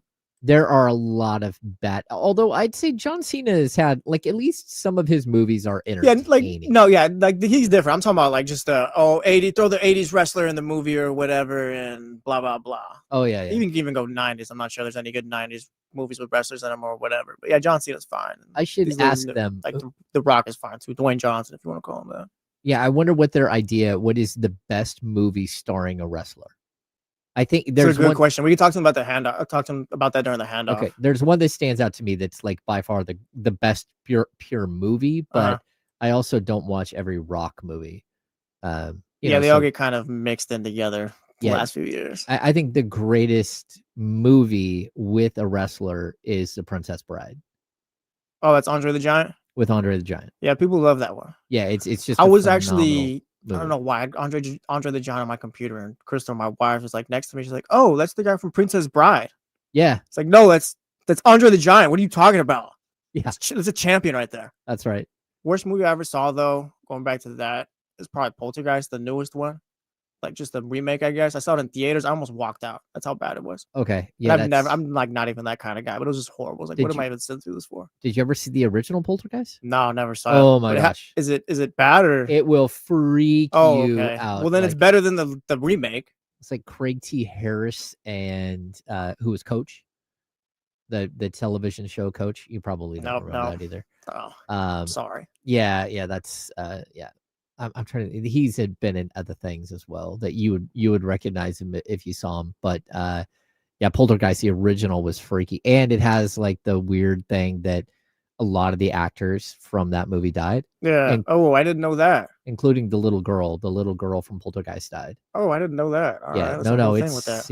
it's not only is it a crazy freaky movie, but Yeah, it Poltergeist has, the like- remake stinks. I remember it was ending. It's like, oh, finally it's over. It's like, oh, there's 10 more minutes of this movie. It's like, no, I'm done. If I were an actor and someone says, "Hey, do you want to do the remake of Poltergeist?" I look up Poltergeist and it's like, how many actors are still alive from the first Poltergeist? I'm like, nope, I'm good. No. I'm good. I'm not doing that. No I'm not doing chance. that. I'm not running that risk. Yeah, it's exactly. It's like I'm not above that. Yeah. Like they might get me. I'm cool. I'm gonna keep my distance. Okay, so we're gonna segue away from We're gonna go from Ghost to the Sacramento Kings, which is more scary. actually, before that, we have to put some respect on LeBron James. Oh yeah, we do. We missed this earlier in the show, but LeBron James had his incredible streak of 1,297 games with double-figure scoring. Dates all the way back to January 5th, 2007. It ended last night. He finished with 8 points. Last time he didn't finish in double figures, he also had 8 points, but he has this opportunity to win the game, to give himself 10 points, to continue the streak, to get closer to 1,300 consecutive games with double figure scoring. And he passes it to Rui Hachimura in the corner for a 3. Yeah, for the game win. And also, he could have took the shot. If he misses, they just go to overtime, and he has another opportunity to get his 10 points. But yeah, like you said, he dishes out to Rui in the corner, hits the game winner, and it's like, yeah, LeBron made the right play. He made the right play. He's a legend. I wonder if there's still, and like there is, but I wonder like he's about to retire. Like, you really still hate LeBron if you do out there. Like, whether like forget the GOAT conversation, all that stuff, but just he's about to retire. And he's one of the greatest of all time. I couldn't imagine, like, I guess just still hate watching LeBron at this point. No, like how Madsen talks about it a lot, like nowadays with athletes, just I guess appreciate them as they're retiring and things like that. Yeah. Like, yeah, I feel like at this point you got to appreciate LeBron. I think I've always had an appreciation for LeBron. Just it's the longevity. I hated him. I hated his guts up until 2012 Game 6, where it was like, what am I going to hate the guy for? He's just going to kick my team's ass every time, and he's just really good. Like, yeah, that's not what do I hate him for? Just doing what he's supposed to do. I also the way I've always looked at him is as a player that I had no idea that his body would hold up like this, because I mean basically he was like he's built like Karl Malone with a 42-inch vert. Like, so like the wear and tear that all that jumping does on a 6'8", 275-pound man that's ridiculous that he's been able to hold up and just keep playing and playing and playing. I mean, just think of that. Like Keegan Murray, like 6'8", like 230. So like LeBron has played his entire career like 45 pounds heavier than a guy like Keegan Murray. That's just absolutely bonkers. It was like, too, like you said, it's always the same way. Like LeBron has always been this dominant force, and it's just like he's just always made it work somehow. Yeah, dude is just a truck. No, he's amazing, and I think we'll miss him when he's gone. We're seeing like he's been carrying the torch for a long time. Someone else is gonna have to pick it up. Steph's only got a few more years and all that stuff, so it's like, yeah, that's another guy you have to appreciate and things. But like someone else is gonna have to pick up that torch. I don't know who it is. Yeah, this group of players, most of which play for the Clippers, are all on their way out the door.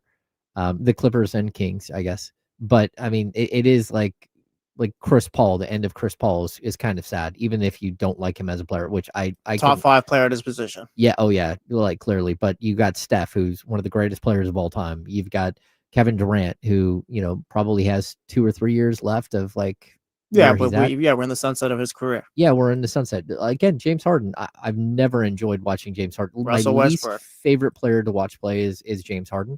And second is Luka Doncic, because I don't like the complaining and the foul grifting. But the next generation of players is, like they've got to step it up, because this has been a spectacular group of players. And it kind of reminds me like, you have Tom Brady, Peyton Manning, Drew Brees.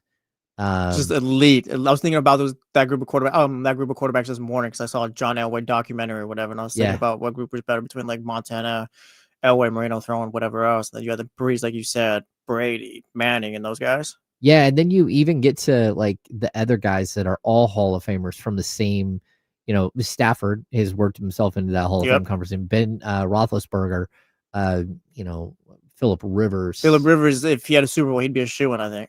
Yeah, but either way, you got his numbers are just he's always right there, elite. Off the charts, right? So yeah, really crazy to see how a lot of these guys. Oh, you're right, Brian Branch. They announced tore his Achilles last night in that game. I could have sworn I saw this morning it was an ACL tear.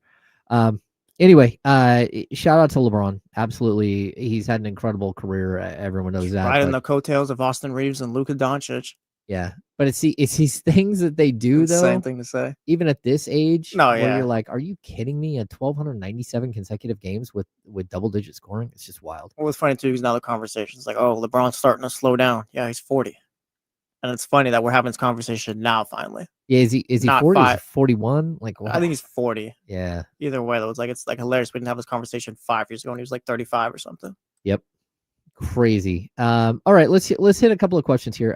Number one, we talked about this earlier, but the Kings are just hanging out in South Beach. They don't play until tomorrow, so we don't need to do like keys to victory or anything else. But there's some questions that I just jotted down. And can you see them moving DeMar or Zach, and then like kind of taking a step back and saying, okay, what does it look like without both of them? Like, you mean as far as like just moving forward? Like, what do you mean? Like moving forward, like Domas and those guys, or? Yeah. So like, let's just like, I think. I'll give you the example. Like, what if the Kings right now they're able to pull off this DeMar DeRozan for John Collins trade? John Collins slides into the 4, Domantas Sabonis at the 5, Keegan Murray at the 3, Russell Westbrook or Dennis Schroeder as your starting point guard, and Zach LaVine. And go, okay, what does this look like? Do you think we're past that, or can you actually try something like that? I think we're past that. I look at the Kings right now as just a group where it's just all tension right now. Because they all collectively need a deep breath, and I think you get that deep breath by moving on from DeMar DeRozan, Zach LaVine, and just those guys or whatever. And I think I'd be curious to see what it looks like after that. Like if you get John Collins in here, and you're able to move off of Zach LaVine or whatever you want to call it, like I think like things will look a lot more cohesive. I'm not sure it's leading the wins, but like the Kings won't be as much of an eyesore as they are now. Okay. Do you feel like that there's going to be a send them home moment?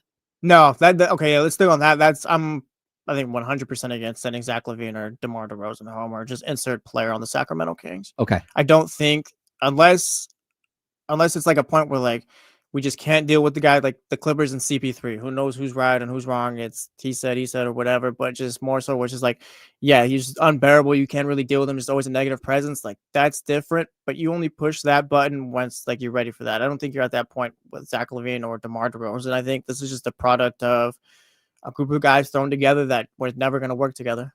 And it's also a product of a group of guys thrown together that aren't going to be here beyond a couple seasons, beyond next season, or beyond this season. Yeah, I definitely could see like if we get to the post All-Star break schedule and one of those guys hasn't been traded and the season is spun out even beyond where it is right now, where you're looking at like a 20 to 25 win team. Yeah. I could see a moment where it's like, hey, it's March. You can go ahead and go. Like, yeah, if you're not able to move off of them, I guess. But even then, I don't know if I'd do it. Yeah, I kind of, I'm with you. Like, you need to make sure that people understand that they can still play and like there's an injuries and all that stuff. But I don't blame them either for the situation that this is. Like, I blame Monty McNair, Vivek Ranadive, the guys who brought them here. Like, because we knew from the start, like, yeah, this is not going to work. Well, and now it's gotten to a point where it's like, oh yeah, DeMar DeRozan this, Zach LaVine this. Is like, we kind of knew this from the jump. DeMar DeRozan was brought here to help Domantas Sabonis and De'Aaron Fox. I would say, as a guy who continuously said, I don't think this is going to work leading into the season, I still didn't think it would be this.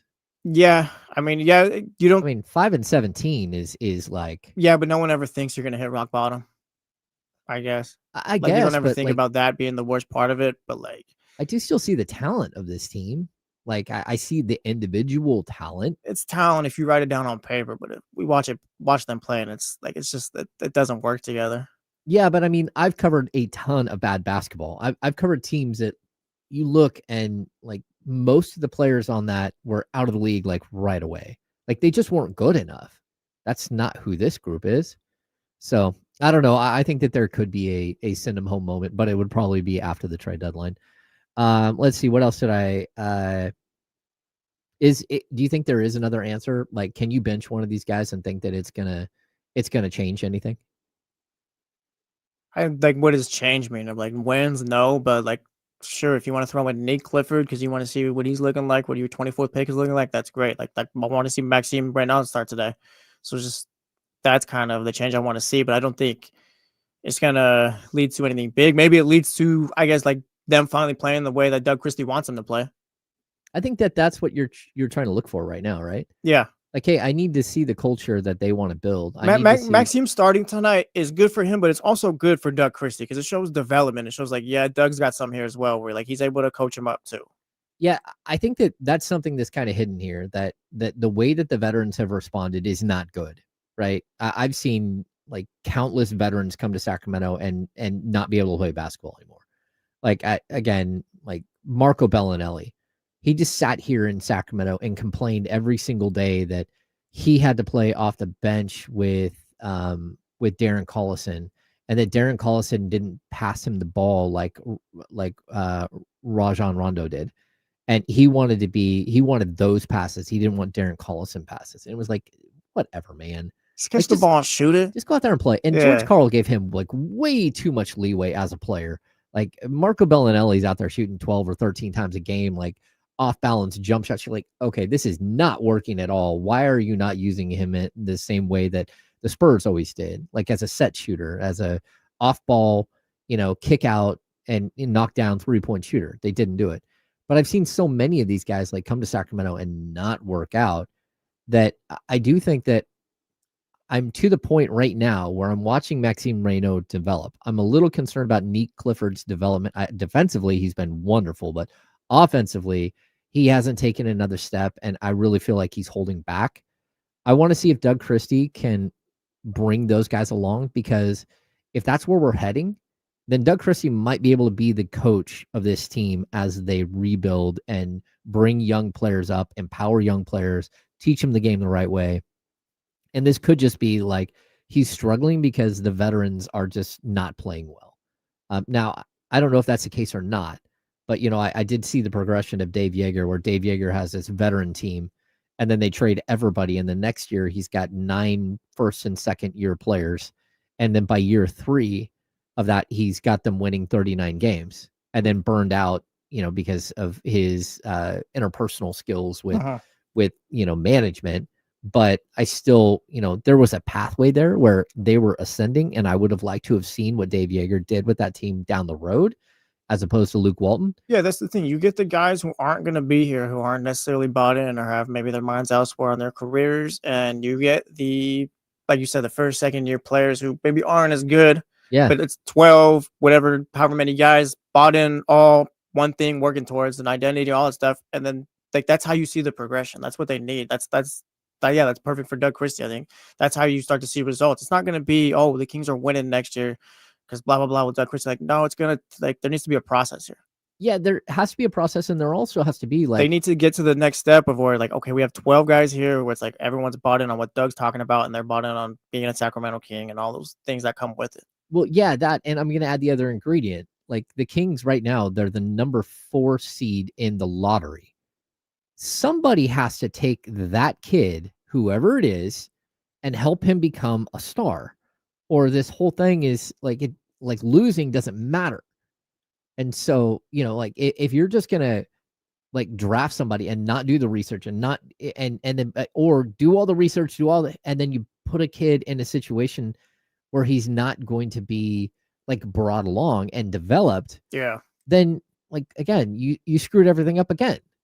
And so that's where I'm kind of like, is this a moment where, again, like what you said, that Reynaud is giving like at least Doug Christie some sort of bump? It's a gold star on his record, I think. Yeah, I so far. We have to see where it all goes. We'll see how it plays out, but like just if it keeps moving this way, whatever, like he gets credit for that. Yeah. All right, we're gonna step aside. When we come back, we've got the handoff. Damian and Kenny will be in. D'Lo and KC. I'm James Ham. He's Jesse Tapia. We're the Insiders here on ESPN 1320, Sacramento sports leader. Yep. I'm going to go fire up computers, people. I'll be back in 2 seconds.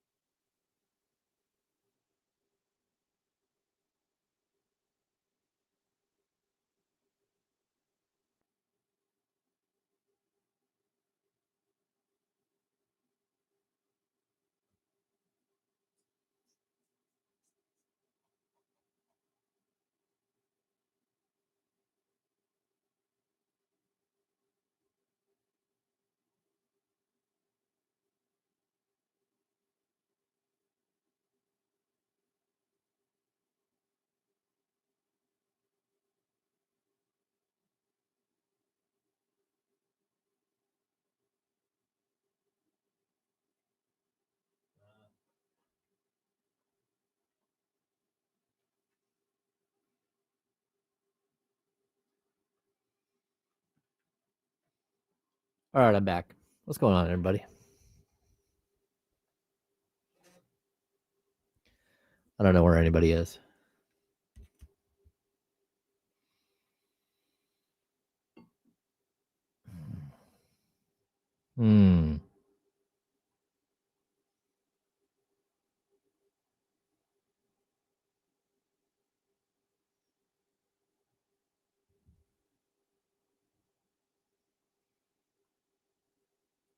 Yeah, I kind of agree with this.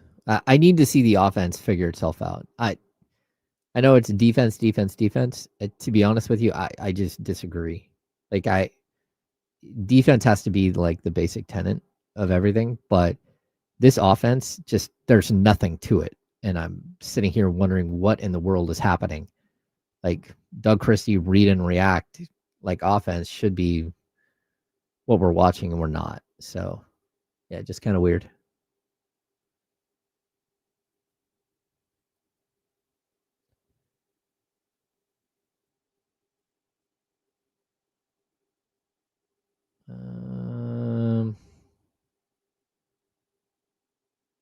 Do the Clippers? No, the Clippers have. Okay, if I'm not mistaken, the Clippers are like at the luxury tax. I mean, they're at the second apron, I believe. So the only way that they can make a trade is if I don't even think they can aggregate players. To be honest with you, it would have to be a 1-for-1. But Chris Paul's contract was guaranteed, and so it doesn't matter if you waive him or not. He still has guaranteed money, and they don't have any money outside of that. So they actually need to make a trade to open up some space. What's up, gentlemen? I only turned one computer on. I didn't get to the other one. That's kind of a major audible, but that's not a small change.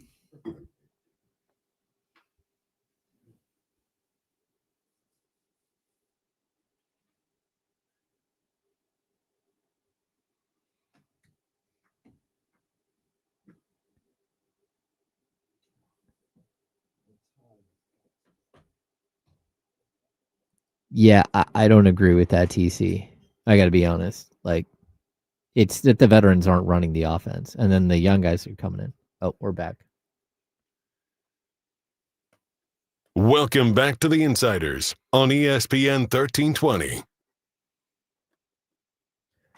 Welcome back into the Insiders. We'll have the handoff here in just a minute.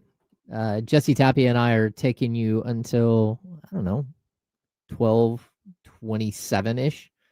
But we got the guys figuring out computers. We're here. Boom. Boom. There's Damian Barlow. Are you guys ready to go camping in James's backyard next summer?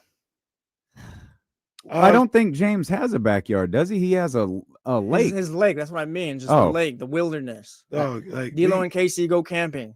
we can go camping. I don't really like the term because I just don't like the term, but it fits. Like I'll be glamping. Like, no, it ain't even about glamping, bro. Just give me the RV. Like it ain't. No, I don't want to. I don't we're want gonna to be in sleep the on tent. rocks, bro. No, we're gonna be in the tent. We'll No, lay down. We'll get an air mattress. We'll get an air mattress. Told you. I'm not We'll interested get in sleeping on bag. rocks. Sleeping bag. Not So good. let me We'll lay out some dirt. It's fine. let me give get me the this RV. straight. Ham's estate is feet from us, and we're gonna sleep in a tent. Yes, it's for No, the man. vibe. Yes. No, man, the bar's up there. They know where the bar's at. Well, we can bring a bottle with us, okay? But from the bar. But yes, you have to be outside and just it's a. Why are camping you with D'Lo and advocating Casey. for Yeah, this? what's What the wrong hell with has you, bro? gone on the last 2 The hours? people want it. It'd be good content. That's for the next summer. Bro. I told them there's no way you two are camping. There's no way you. Once Yeah. again, I put my money that you guys would be able to survive a night of camping too. I got you guys' back, by the way. I mean, I can survive it. Oh, I could just survive. don't I want to just do don't- it. Yeah. Yeah, I mean, I don't think I'm gonna have to like call the coroner the next morning. Like, Well, survive is a tough term, but I just more so Kenny did not survive. sleep outside in the Didn't tent make it. and all that. Do the whole camping. Didn't make it. Kenny didn't make it. Once again, man, just give me the RV, man. What are we doing? Said it'll be like Survivor Man. In the Kenny gonna office. try to eat a mushroom and got it. No. Just give me the RV, man. I'll be sleeping. You know, Oh. I'm out there. I'm outside. I'm just sleeping in the bed in the RV. There it is. We were discussing that earlier. We are also, what is the best movie of all time with a wrestler? Oh, I mean, I said okay. like, So Princess Bride. Dwayne doesn't count, right? Dwayne counts. Well, he Dwayne yeah. does count. Yeah, he Yeah. counts. He counts. The first one that came to mind is Rocky 3. If you consider that with a wrestler. Yeah, no, that's absolutely Right. what a wrestler. But he, I mean, but I he's said not he a wasn't the starring main role. character. That's, yeah. that's why I said that. So Wait, which was who? Hogan. Hogan was Oh. Thunderlips in Rocky 3. Okay, and Mr. T was Yeah, in, Mr. T was He Clubber wasn't Lang, I but, wouldn't. He but was in Hulk Hogan WrestleMania, was Thunderlips. I wouldn't consider Mr. T a wrestler. And that was right before like Hulkamania exploded. Like that was before what we know Hulk Hogan as. That he had that role first. Does Friday count? No, because He was in there. He was there for like a year or so, because right? it was about a year because Tiny Debo was an actor who wrestled, not a wrestler who acted. Right. like right. Mr. T. right. Mr. T was, But Mr. T, so yeah, Mr. T was an actor who wrestled. yeah. But Mr. T was there. I mean, Mr. T was there a couple years. okay Because because he did WrestleMania 1 and 2. It's always tough to tell because the storylines back then, maybe we would see Mr. T Mhm. twice, but that's over the course of 9 months. Right. Right. Yeah, And and so- that's about right. He wore more chains than his ancestors, Well, as all right, Roddy man. Piper once Hey. pointed out. People be loving that dude too, and I can't get over that or the way he came down to the ring in WrestleMania 4. Well, yeah, All right. doesn't matter if you're black or white, buddy. I've sidetracked the show. No, it's fine. I said my like. I think the don't know easy what one. I don't know what the answer is. All I'm trying to do is think of whatever the Rock's best movie is. And Jungle assume, Cruise is fire, but it's not his best movie. Yeah, but the Princess Oh, no, Bride. Jungle Cruise is terrific. That might be the answer. That's a great call right there. That absolutely might be the answer. I'm Yeah. gonna trust you. Yeah, As they far love as I've never seen it movies either. go. the Princess Bride will live forever. It's one of the best. Like, I it's a just saw phenomenal movie. Andre. It must be streaming somewhere because I saw you want a peanut? Like I saw that. It was like, oh, Anybody want a there's peanut? Andre? Yeah. So this is kind of silly. This is kind of silly, but somebody brings it up in the chat. I don't know about the other one, but is Princess Bride better than the Fast and the Furious series? I those think movies I are think pretty damn I think good. oh no for sure, but I think Just as the a Princess movie. Bride is It's a different movie. it's universally. It's like What is it about? it's gonna air forever. It's essentially it's a kids movie, Yeah, and it's gonna air like it's gonna play forever. yeah. Like it'll never go old. It's a fairy tale. Yeah, it's a fairy tale. Yeah. Yeah. I don't think it'll ever. I mean, the Fast and the Furious, that series, you might look back one day and go, God, this is so corny. Some of us do that now, but like those movies are good. They're just very different genres. Like guys might love Fast and Furious forever, but I think more people will love The Princess Bride longer. How many was Dwayne in the Fast and Furious? Was it like 3 of them? I think no, Or at least they made a no. movie, I think, which is him in there too. Yeah, no, the that Hobbs was and Hobbs and Shaw Shaw, had yeah, the yeah. spinoff. I actually saw that was a good movie. It was good. He was probably in 4 of them, and I think he's in the last one. Yeah. I That know- they're I know. the last one allegedly that they're doing. I know this is trash too, and it's not even my favorite, but this is my trash. Like I got a soft spot for Ready to Rumble too. Bro, that movie is so bad. It is, but there's Is that something the one where about the it. kid he was a big wrestling fan. Is that the same movie? The No, it's got all the WCW guys in it. It's Freddie Prinze Jr. too. It's trash, but for some Oh, reason I'll man, sit that's- through it and I'll watch it. I don't know. Understandable. We all got those movies. Yeah, like I said, it's Understandable. my trash. Does The Wrestler count? Oh, That was It's a the best fantastic movie. wrestling movie. There but was yeah, no there's wrestling. Yeah, I wrestling, was gonna yeah. say I don't think there was an actual. I mean, there probably was in like some other role, but the whole movie was about wrestling. yeah, but the wrestler is Mickey Rourke. Mickey Rourke. Yeah, Oh, he Yeah. was in WrestleMania 25. This I is think. true. Yeah, he was an actor who He knocked wrestled. out Chris Jericho. Yeah, he did. He And I was did. also telling him like I watched They Live in the They theater, Live is awesome. but So good. there was something wrong with the film, so it was all stretched and elongated, so all of their faces were long, and it was only me, my brother, and my buddy in the movie theater. It was like a matinee in the middle of the week, and it was so I was bad. about to say, I thought you watched that on channel 67. No.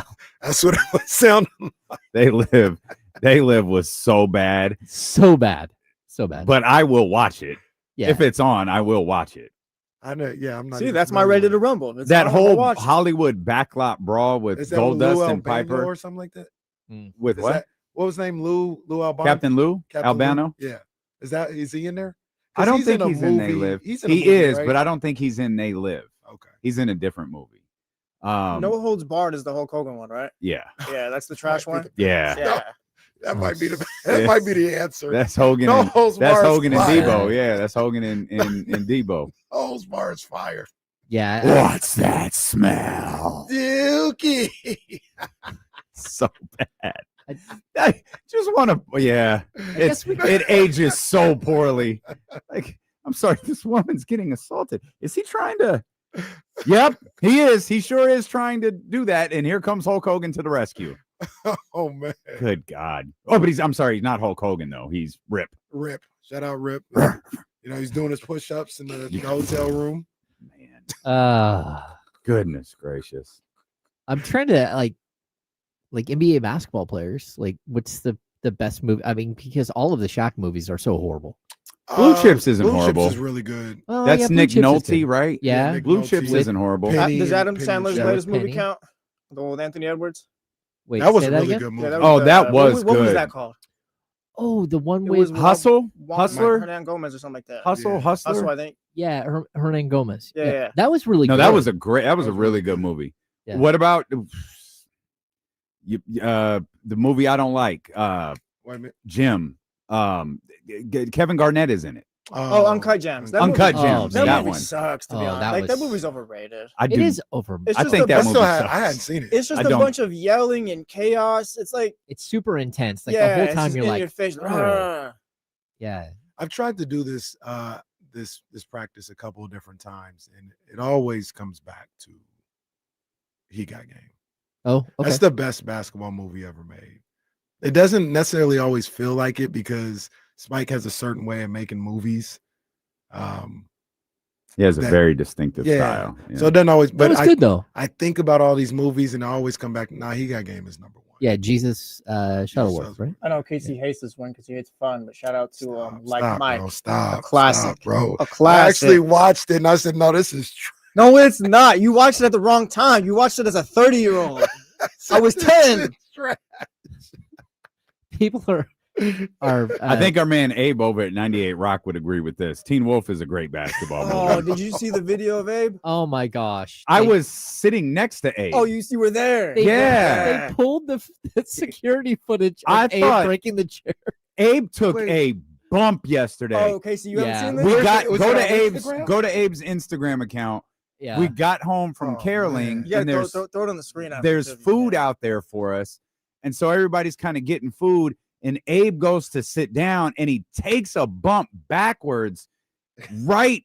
And I'm still unclear as to like what happened. So he hits the ground. I heard one hit and it was a tough hit. Oh, But the glass end table is right behind him. he hit his head on the glass So table. he did. He hit his Yeah. head, but I think as he hit it, he pushed it back, so it wasn't a hard hit. And it's like, "Yo, Abe," and he starts laughing, and I'm like, "Bro, are you like, yo, are you okay?" oh Yeah. no. He's like, "Yeah, no, I'm fine." And he's like laughing. He's like, "I just blew up the chair." I was like, "Hey, bro, are you okay?" He's like, no, I'm fine. And I'm trying to figure out, did he smack his head on the table? Like, I was like, "Bro, did you hit your head? Are you okay?" And he's laughing it. He's having like the time of his life. Yeah. I'm like, Just a bump. It's all "Abe, good. are you okay?" It was Jeez. it was a hell of a bump that he took though. The And of chair course, Paul completely- immediately starts making fun of him. Like instantly, Paul Marshall. He's like, everyone, "Abe, you okay? You okay?" Complex leaves. Complex is like, "You guys got this under control. You okay? You okay?" Yes. And Paul starts cutting up on him. I went to walk in and I see the legs of the chairs like coming out Yeah. of the trash can. I'm like, "What the hell happened to the chair?" Mhm. Oh no, he shattered that chair. There's nothing left of the chair. Best He- part of the video is him going Damn. down and the air is just dangling in the air once he hits the deck. And Abe is what, 6'? Oh, he's Nah, a he's a big big dude, I'd say yeah. 6'5". 6'5"? That's what I I'd don't know, say. 6'2", 6'3", We but should yeah, either probably way, he's get a him big in here dude. to reenact it. He's a big dude, and yeah, that was a Mick Foley Hell in a Cell bump he took. Yeah, I mean, him and CD Lamb needed help yesterday. Oh, yeah, Oh. unfortunately, Lamb. I thought it was the arm at first. Like, nope, he's Yeah. concussed. Oh no, like Yeah. right when he hit, it was like, oh no, he's out of it. He doesn't know where he's at. Yeah, but that's what Abe fell backwards. And shout out to what in Abe the because he world? went to Sky River, Elk Grove, Kia. He went to Audi, and he was jingle bell, jingle bell, jingle bell rock. He was singing every song, man. Abe is 100% one of the good guys. Absolutely, Were you out there 100%. Chi-Town's finest. like the Kevin McAllister, like mouthing the words? Yeah. You were. That's Yeah. what you did. Yep. I hid behind Katie and Kevin the whole Oh, there trip. you go. Yeah. There you go. Yeah. The football game last night. Cool. Was that a loser goes home? Yes. Yeah, the Cowboys. It's not just. I mean, obviously, mathematically, they can still get in. They just can't help themselves. Like they don't have Yeah. Philadelphia. Like they don't. There's nothing. There's no way that they can help themselves. They got the Commanders twice. Mhm. It's great if you beat the Commanders, but that's not going to help you unless something else happens. Yeah. So while the math is still in play for them, I can't. At this point, you Find probably the need Philly to scenario. collapse. Yeah. They're like where the offense is, oh my gosh, this Well, is worse that- than we thought, and they're just losing out. And the Lions are one of the teams you're competing for one of the last spots, and you just lost that. Yes, tiebreaker. Yeah, right. wild I card's don't over think with. they- Yeah, they're- Wild card's over with. I They, think. they don't have any. Like I think did Carolina get them? I don't think they have any They don't. The tiebreakers. Carolina's got the tiebreaker. The Lions got the tiebreaker, and someone else right there. Yeah, that there's makes one sense other to- team that like They- they have no. You have to clear someone, and I Yeah. don't see how you do The it. Eagles won. I think the way things will work out is they'd actually end up having that tiebreaker because I think they'd have a better division record.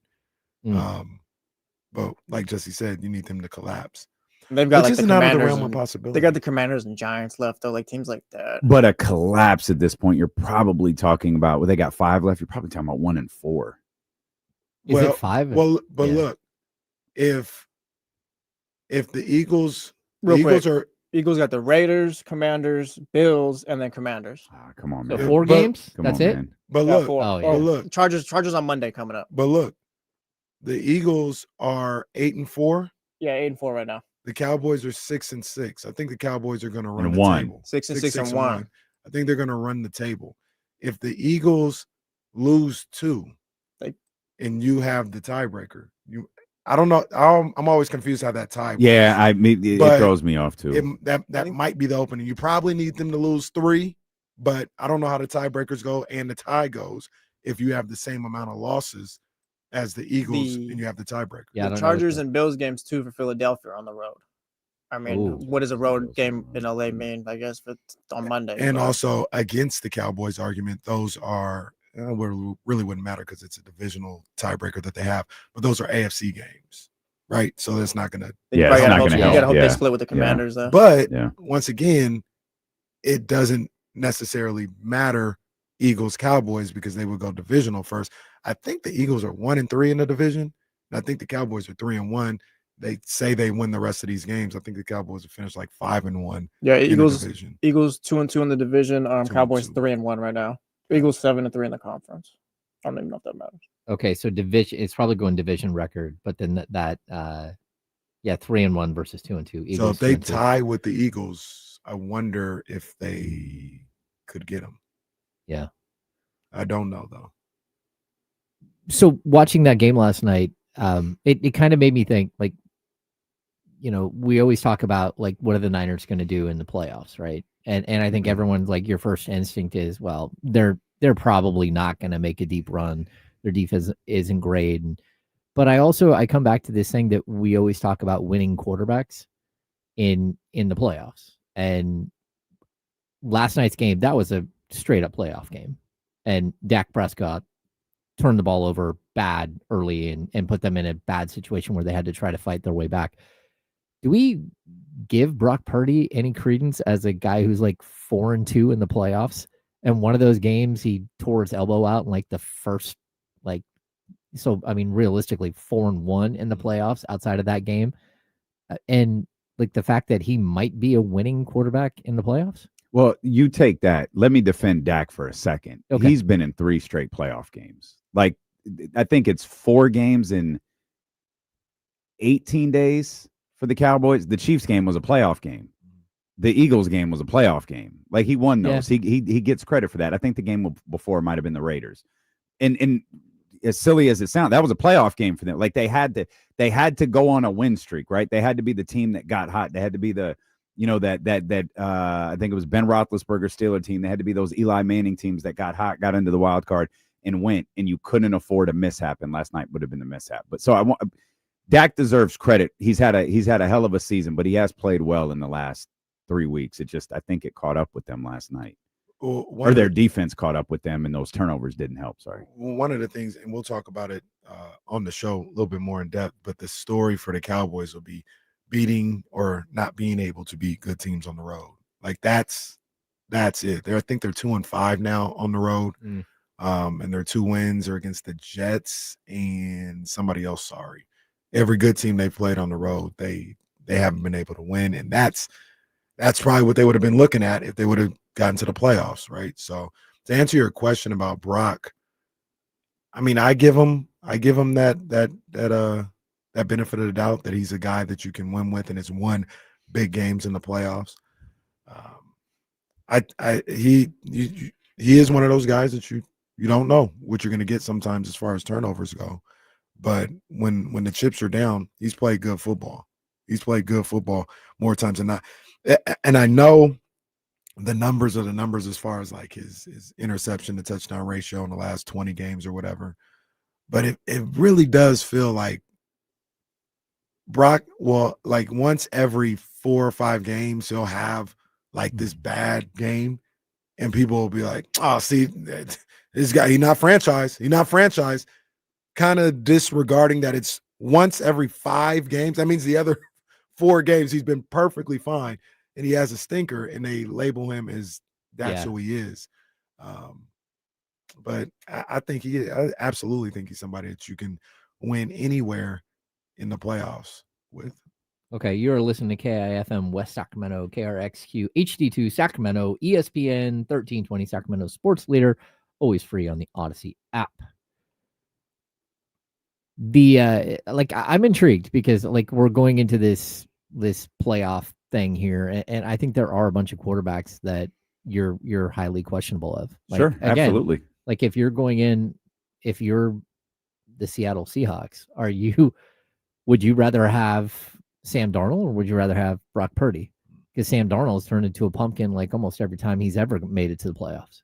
Yeah, he deserves like it's a combination of like the Sam Darnold type. Even Lamar Jackson gets criticized a lot for what he does in the playoffs or what he hasn't done in the playoffs, and then it's mixed with the young quarterbacks like Bo Nix and guys like that, guys who will be hitting this stage for the first or second time. Yeah, and Sam Darnold deserves he deserves an opportunity to bounce back. It's just really tough for him because everyone said the same thing last year about that Minnesota team. I just don't think he can get it done in the playoffs. I don't think he's going to get it done in the playoffs. As you said, he's going to turn into a pumpkin at some point. Yep. And God bless it if that playoff game didn't get here, and that's not exactly what happened. It doesn't do him any favors. Yeah. Like he has to wear that, and he has to shed that. Lamar has to shed it. Like Lamar has to get to the AFC Championship. Like he doesn't have to win a playoff game. Baltimore has been too good. He has been too great for too long. He has to be one of the final, 2 teams representing the conference. The grades are different for all of these guys. The grades are going to be different for Bo Nix and Drake May than it's going to be for Sam Darnold, than it's going to be for Lamar Jackson. But Hammer, your point stands. The questions around the quarterback, it's why we go back to a conversation from earlier in this week. What do you think about Buffalo? I don't know, but that's Josh Allen. Yeah. So it's the same. It's the reason no one will fully write off the Kansas City Chiefs. We're trying to do math going, well, why? Well, the Chiefs think. Yeah, Patrick Mahomes doesn't, though. They get in. And right, and everyone's still thinking, taking them. Everyone's like, against the field. What if they do it? What if they do it? That team is not good. Yeah. But he is. And as you said, so much of this league comes down to that position in quarterback play. And sometimes when you have the best quarterback, you win. Not always. Jalen Hurts wasn't the best quarterback. Yeah. Patrick Mahomes was, but he had the best football team and he was good enough. And I don't mean that in a negative way. He was good enough with that team they had to win the Super Bowl. With all due respect to Patrick Mahomes and Andy Reid and what they've achieved, I'm writing them off.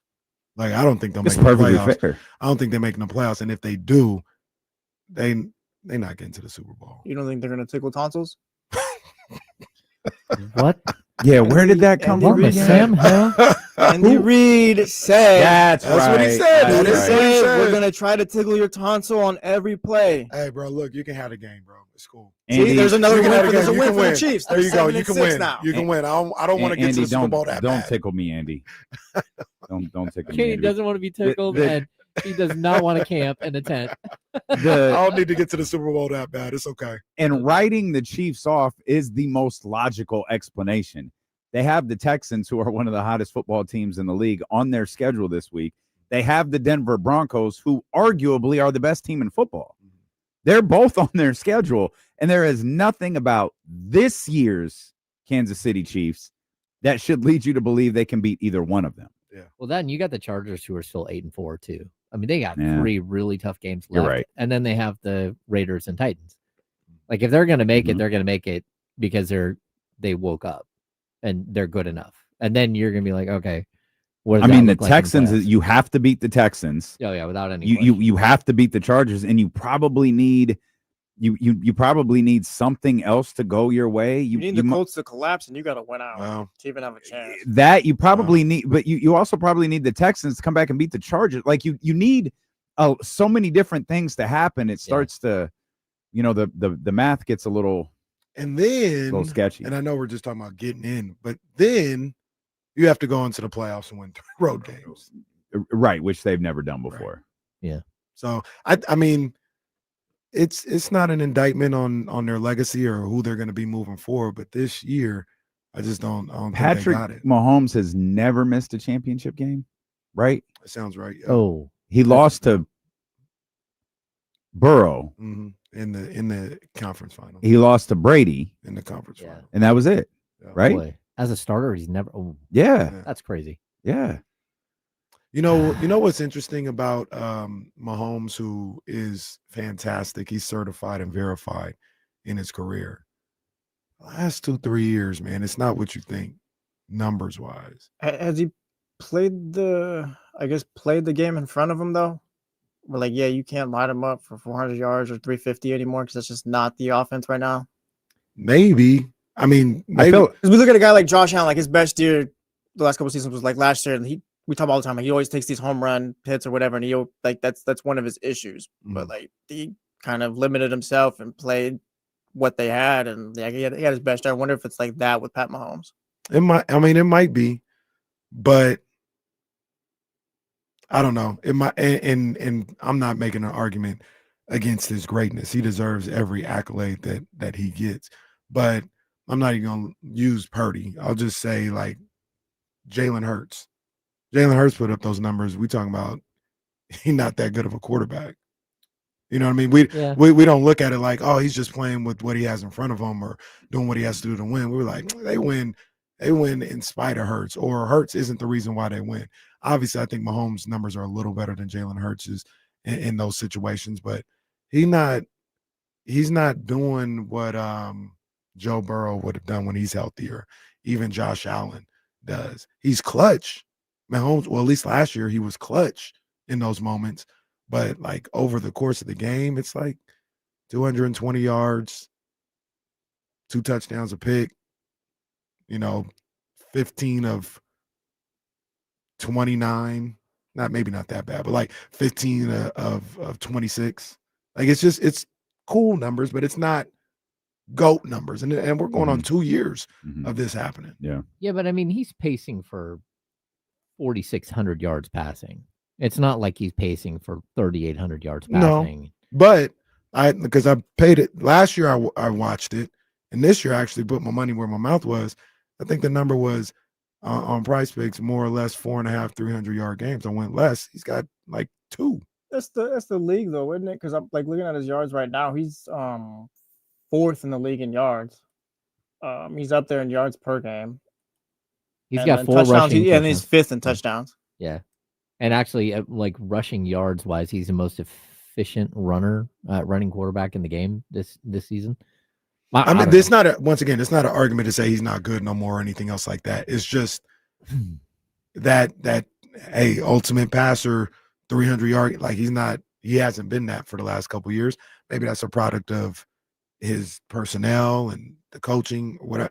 Yeah. I don't know, but it surprised me that's how it's been going for the last couple of years. He I didn't think have Rice for 6 weeks too. Yeah, I think that's what it is. This is the part of the offense, like looking Yeah. just deeper the context of the games and stuff. Because we watched yeah. Jalen Hurts this season, like how many times, like damn, how the hell did Jalen Hurts miss that throw and things like that. Yeah, and they're out there running with like Mahomes has done that too with some of these Kareem guys, Hunt. Who's But yeah, but his old numbers and- are still up there too. Yeah.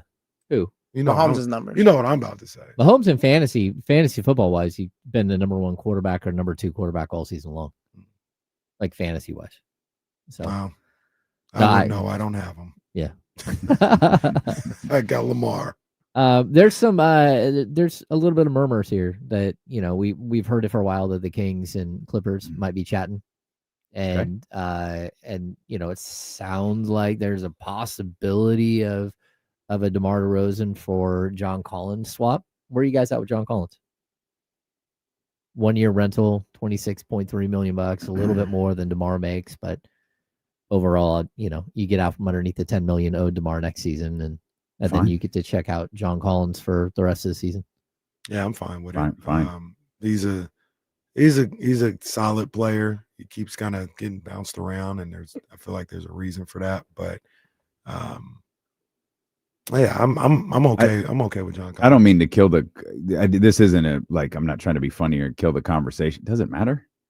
Like his contract expires. That's probably the thing that matters. What do we think of John Collins? It doesn't matter. His contract expires. Probably right. Because in the end, that's probably it's the realities of 5 and 17 or 6, whatever, 16, 17. You're all right.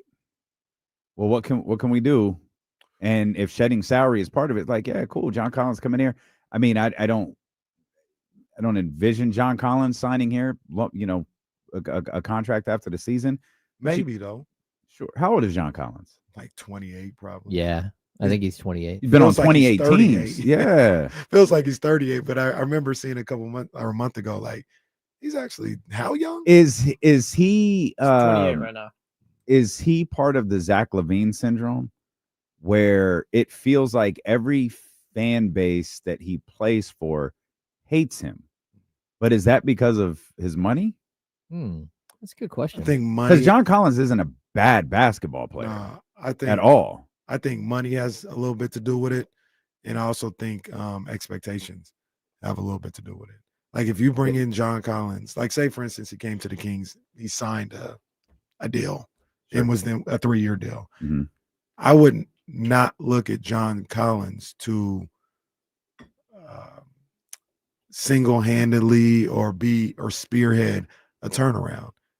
This is a guy that's part of what you're trying to build. He's a 4, maybe a means to an end where you get a 4 in here, get Keegan at the 3 if that's what you want to do. Yeah. Be able to do that. But I wouldn't, oh man, we got John Collins, borderline all-star power forward. And when he's not that, get mad that that's not who he is. Like, no, he's a piece that kind of helps you balance things out on your roster. And I'd be fine with it. I would look at him almost like a Harrison Barnes type guy. Yeah. I think again, John His fan Collins base loved him. at $26 million is one thing. John Collins, if you're able to do like a 2-year $36 million deal, like to give him a little bit more run, that would actually, at least you'd get a little bit more of a feel for who he is. And again, John Collins at 18 million versus John Collins at 26 million is 2 totally different conversations.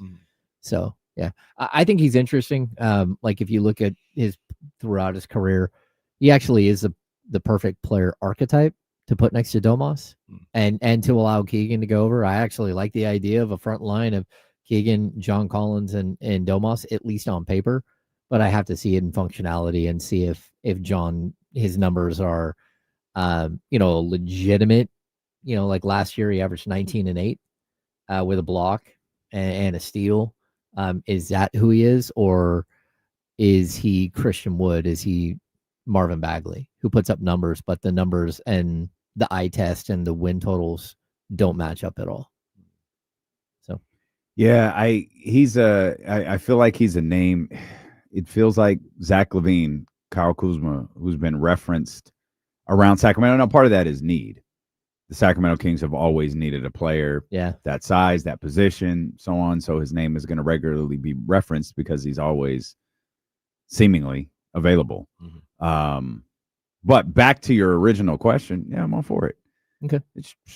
Shuffle things up. Try anything. As long as it doesn't put you in a poor financial spot, try anything. I don't care. Go for it. Yeah, I'm kind of with that as well. I also, like we were discussing earlier, seems like there's all these players that are what do we call them? The negative value contracts, negative value contracts. Yeah, the negative value players. But there's a ton of them. I mean, the ESPN article went out, and those guys went out and did some legwork, and executives are like, yeah, I wouldn't take any of the trio of Trey, Ja, or LaMelo at all. And and most of them are like, hey, they're negative value contracts, they're negative value players. I would throw, be honest with you, Zion is in the same boat at this point. He just can't stay healthy. Zach LaVine is in the same boat. Is there a way to just reset all these guys, just to shuffle them, start the league over, trade them for each other, and figure out which one might work somewhere else? Now, I do want to say this. I understand the concerns people have for all of those players, right? Zach LaVine was one of them. I saw the same verbiage for Kawhi this morning, right? I get that. Unless the anonymous executive is Sam Presti, all you guys have been fired before for not making the right decision. So I understand that you're looking at I wouldn't touch this guy, and this is an NBA exec saying it. But they can't all just be they're just bad player. I wouldn't want anything to do with any of them. There got to be something that you like about some of these guys. And in some situations, you probably should take a chance and roll the dice on one of those type of players. I'm not saying all of them, and I'm not saying in all situations. But the Kings are borderline on that spot. We're if Trae Young is available, why not take a shot on him? Yeah, I thought the article was a little unfair. Yeah, it felt like they were just targeting guys, and because I believe it was one executive. Maybe I misunderstood the verbiage, but it's like, okay, let's pick apart everyone who we can say negative things about. Ja is really easy. And I know, I think one of the, to be fair, I think one of the write-up thing was, of all of the guys, Ja, you might be able to get the most out of a change of scenery. There's nothing unfair about Zion Williamson and saying, I don't know, he's not healthy. I don't know how you take that risk. I thought some of the commentary around LaMelo and Trey was a little unfair.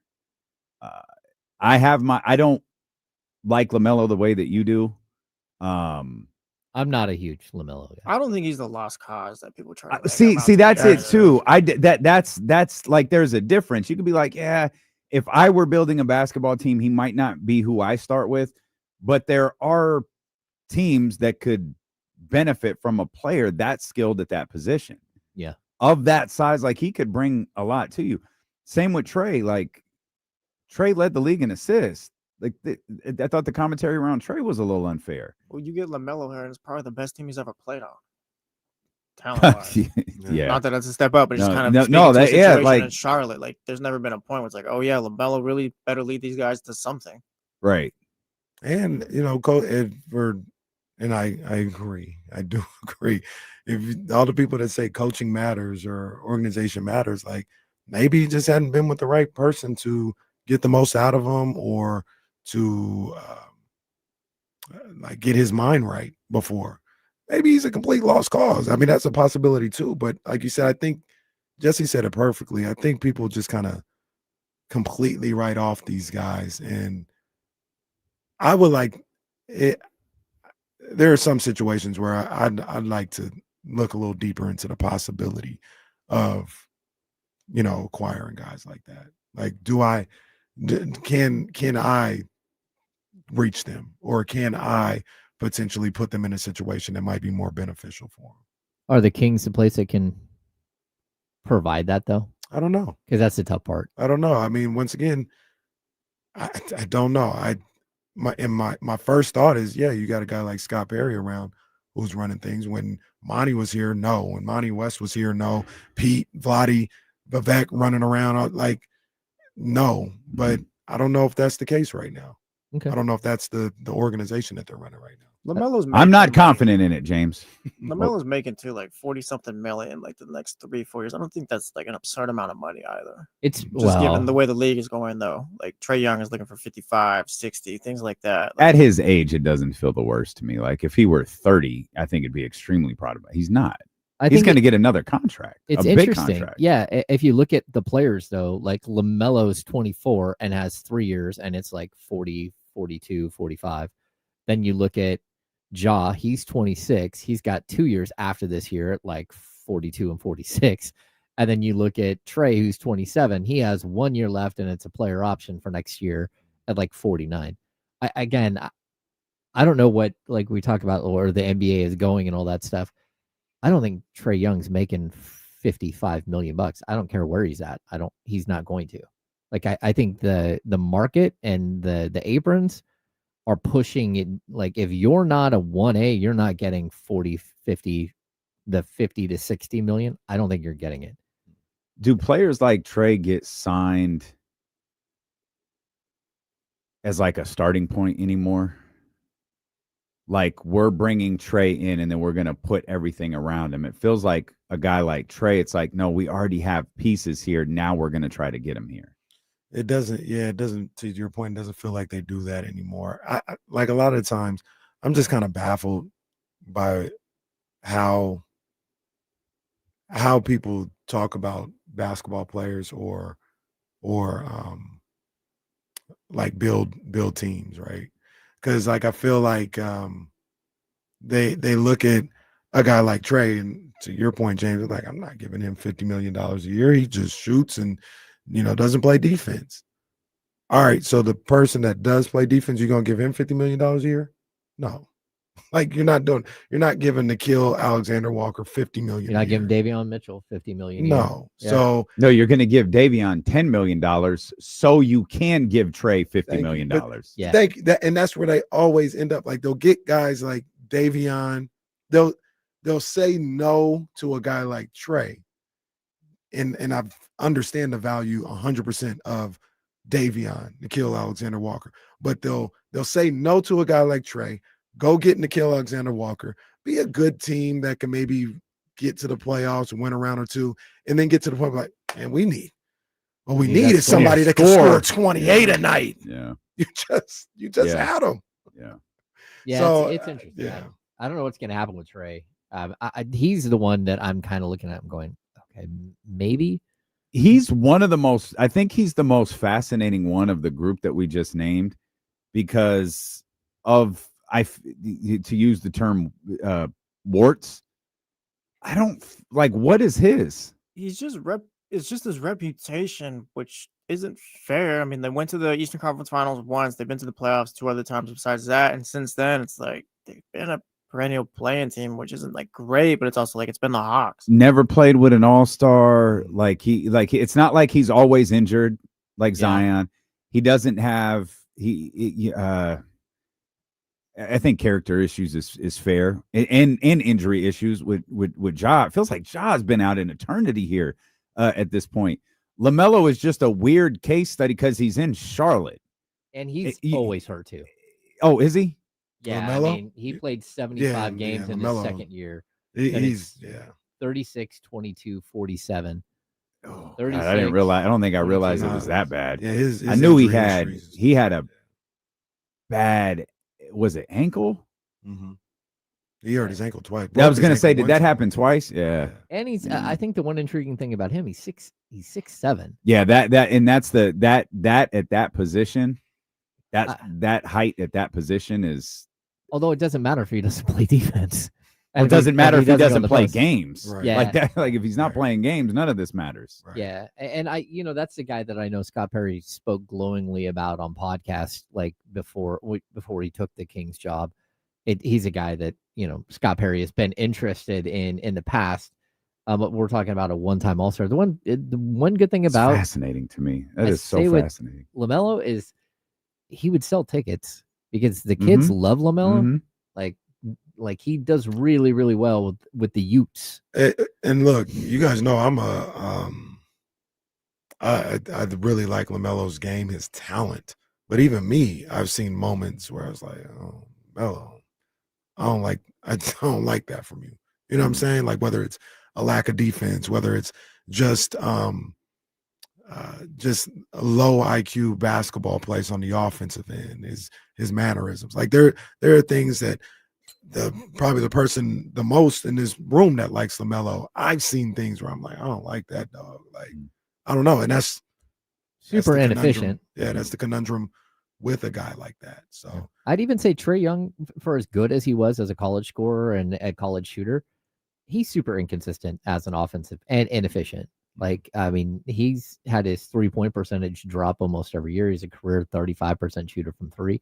But I also don't know what he looks like with a player like Domas, where all of a sudden he's being able to use a passer and maybe get off ball looks, maybe get like it's not him having to have the ball in his hands the whole time. Maybe it looks different because throughout his career, all he's had is basically rim runners and, that type of the Clint Capellas of the world that you're, playing pick and roll with, but different type of pick and roll. So I'm intrigued by Trae a little bit, but at the same time, the money, like how much can you get him for? And what's he going to look like? And you're talking this about summer? the new money. Yeah. Like what will Trae cost when this contract expires? That's what I heard this summer. Like the Kings are like, hey, we don't hate Trae Young, but everyone knows that the second he lands wherever he lands, he wants his contract extension now. And they're like, we're not paying $300 million for Trae Young over the next 5 years. We're not doing that. And so, and I don't know who would. I don't know if there's a team in the league that's like sitting there like, yeah, we're in for $60 million a year. I don't think you're going to find a big market.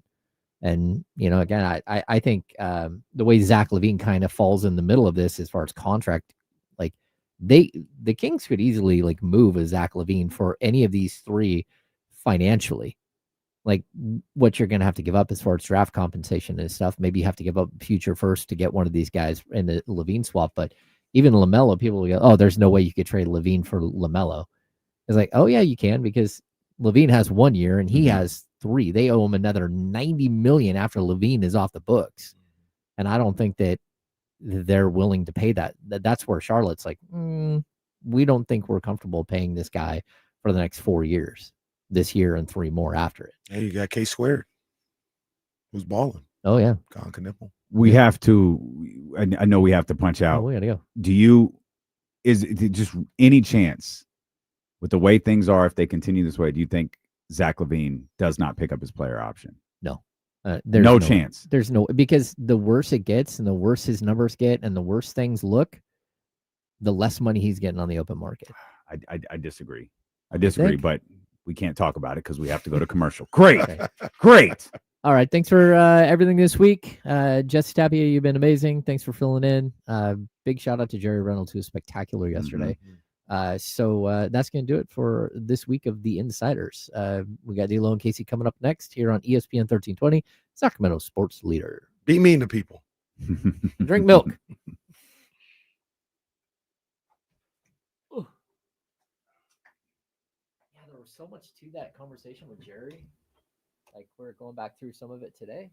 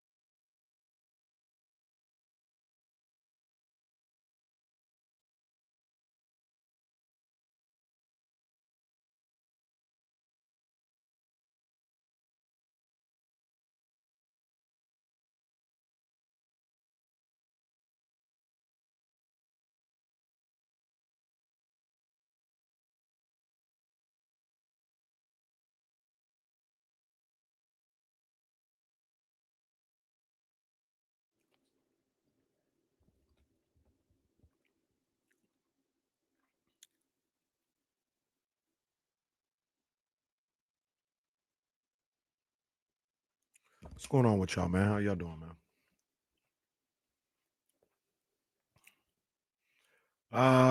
Kangs, but no rings. Either on the show or during the break, for sure. We'll Let's we'll work talk on that about in what at I said. one. Okay. Thank you, Zabu.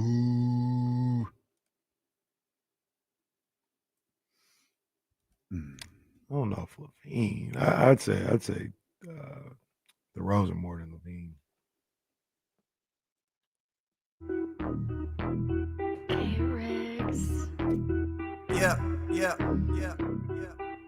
We got him screaming D-Lo, KC, D-Lo, KC, D-Lo, KC, D-Lo. We got him screaming D-Lo, KC, D-Lo, KC, D-Lo, D-Lo. We your number one spot. We your number one spot for some sports, huh? Got the city going crazy when we work, huh? We top two, but we ain't two, we in first, huh? And when you need the real, we is who you search, huh? D-Lo, KC, D-Lo, KC, D-Lo, KC, D-Lo.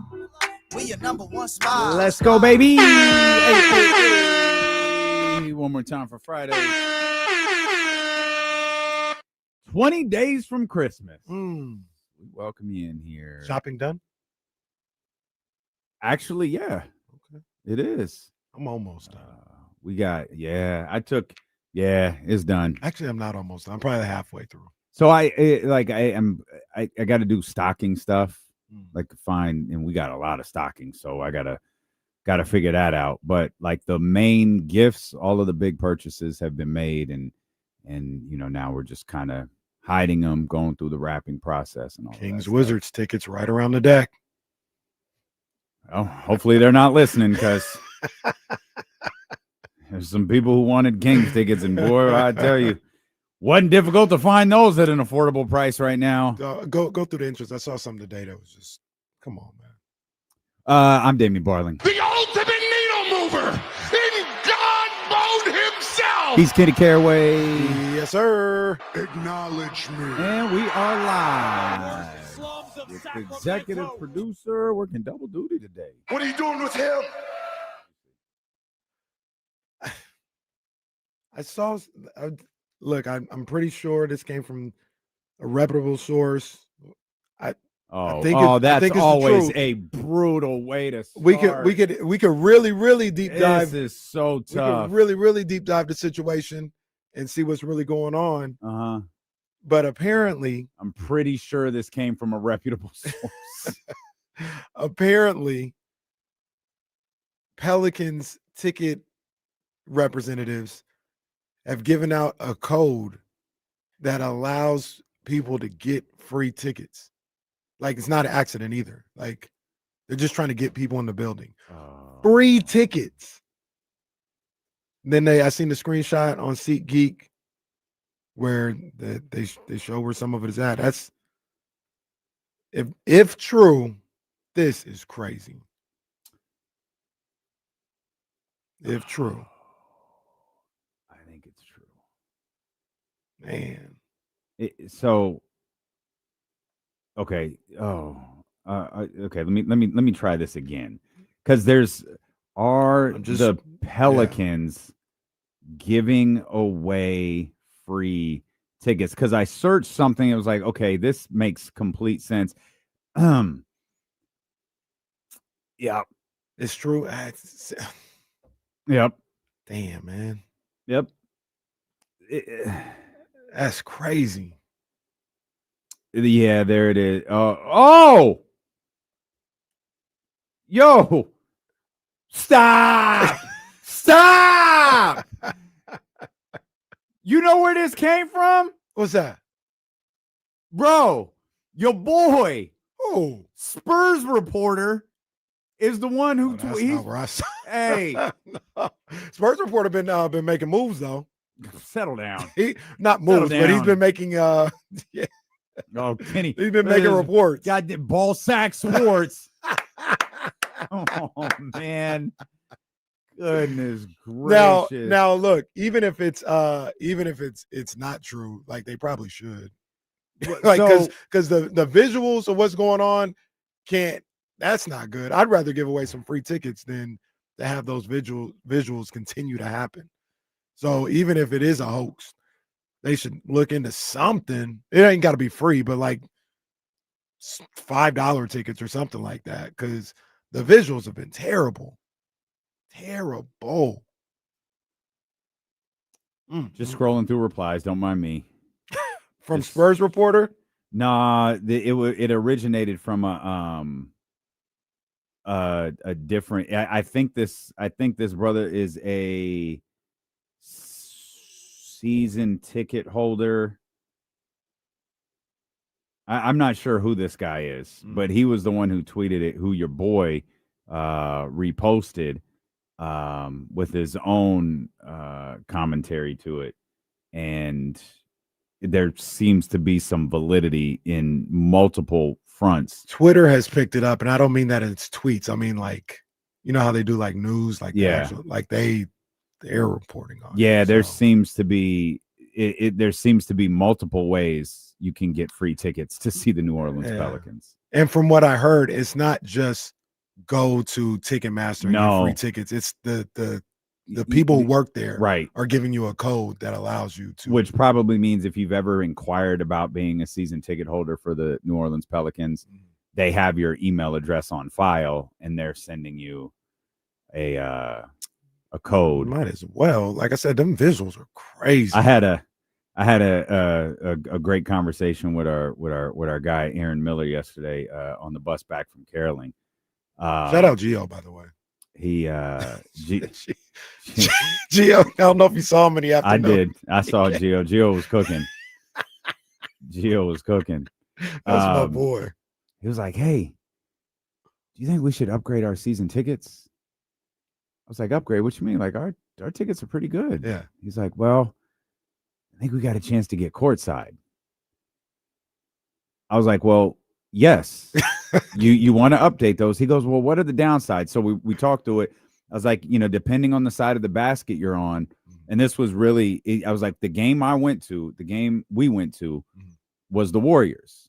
We took Justin Gingerly Associates. We took him and some people from his firm to the game, and we're on the, if you're at the NBC set, we're in, and that's the basket right there. We're on the left side of the basket, so we're on the side where the away team is. Yeah. Right, the away team is in front of us, and probably fourth quarter on, Draymond stood up, and so Draymond didn't stand up and back; he stood up and out, which means if you were sitting in that courtside seat, Draymond Green's ass is right in front of you, right, literally and figuratively. And I said, so that's the downside. The plus side is if you're taking clients, they might be thrilled by this. Yep. Like, so Draymond Green is standing right in front of me. I said, but when you can take someone who can put their feet on the floor, it's different. Like, not everybody gets to do that. We're very fortunate that we get to do that. The first time Katie stepped on that court, she thought it was the coolest thing she ever experienced. Yeah. That's a really cool feeling. Yeah. And so if we can take people to be able to experience that on a regular basis, it's pretty dope. I say all of that to say courtside tickets are becoming available for the Sacramento Kings. I saw, speaking of, we were talking about they don't come available very often. I was like, well, speaking of like the Pelicans, earlier this year, they were giving courtside, they had more deals, courtside tickets for $300. Oh, man. Wow. That's crazy. I'm looking at I would tell Aaron, no, get him. I did. I did. He knows. If it was me, and I know it gets more and more expensive, if I got in line and I got to the point where I had courtside tickets, I'd probably never give them up. I'd probably never give them up. I mean, I know it gets rich. expensive. No. And this was my first thought, TCG. I wonder if KC is selling his seats, but he just told us once he gets them, he never sell them. So we're never getting them. Which means I don't have them. They're probably more expensive, TCG, the closer you get to Kenny. So he might be on the King side. You know what I mean? He might be like that way. If he needs to talk to Scott or whoever's nearby, he could just go to the tunnel. Man, a couple of Go homies. see Reggie right over there in the tunnel. Shout out to my boy Reggie. A couple of the homies that I know, they got like 6 total. They got Courtside like, tickets? yeah, they got like 3. Goodness gracious. They got 3 on the baseline right next to the Kings bench and 3 right next to the visitor bench. Okay. That's crazy. Yeah, that's a lot. That's a lot. I hope that's a tough look for the Pelicans. What the Pelicans do over the course of the next couple weeks, like you're starting to read a lot of weird reports on them. Like I read one a week or two ago, and I think we referenced it. We didn't really talk about it. It was Joe Dumars isn't really running anything. It's Troy Weaver, the guy I think he used to be with Detroit. Yeah. And it's like, yeah, he's basically handling the day-to-day duties of being a general manager, and Joe's just kind of there. And it's not like Joe is incompetent and doesn't know what he's doing. It's that Joe has delegated the general manager duties to Troy Weaver. Yeah. And so he's just kind of there as like he's which is Maybe essentially the final boss. it's like, what he wanted to be in Sacramento. If you recall I think it was Monty McNair and Wes Wilcox thing. He wanted to be under Vivek, but Monty's boss. Mhm. And from what we understand, either Vivek or that upper echelon group said no. And then that's why he essentially left his position and went and joined the league. Yeah. Yeah. And all right. Like I do not believe the conspiracy theory. I want to be I want to make that perfectly clear. But man, New Orleans is not giving a ringing endorsement on a reason why they should keep the NBA there. Yeah. They're just not. And I'm one of the people, like, I don't think that's always the case in New Orleans. When they have a big game, or especially like in the playoffs, I know the running narrative is that New Orleans fans don't show up, but man, it's lit in those games, those playoff games that I've seen, and even the play-in games. Like they have shown up time and time again, year after year, in those moments. So it's been a good NBA city from that perspective. But man, if I'm Adam Silver, I have to be looking at this like, you guys just not going to show up. You have young players that you would want to, like, if you had Fears and Queen here in Sacramento, it'd be lit. Like, they'd have jerseys. Oh, people, my God, people yeah. would love to Yeah. watch them every night. Yeah. A Queen jersey would be fire. Right. Just on Now that principle. you say Yeah, like why did you give me a Pelicans jersey, baby? Turn it over.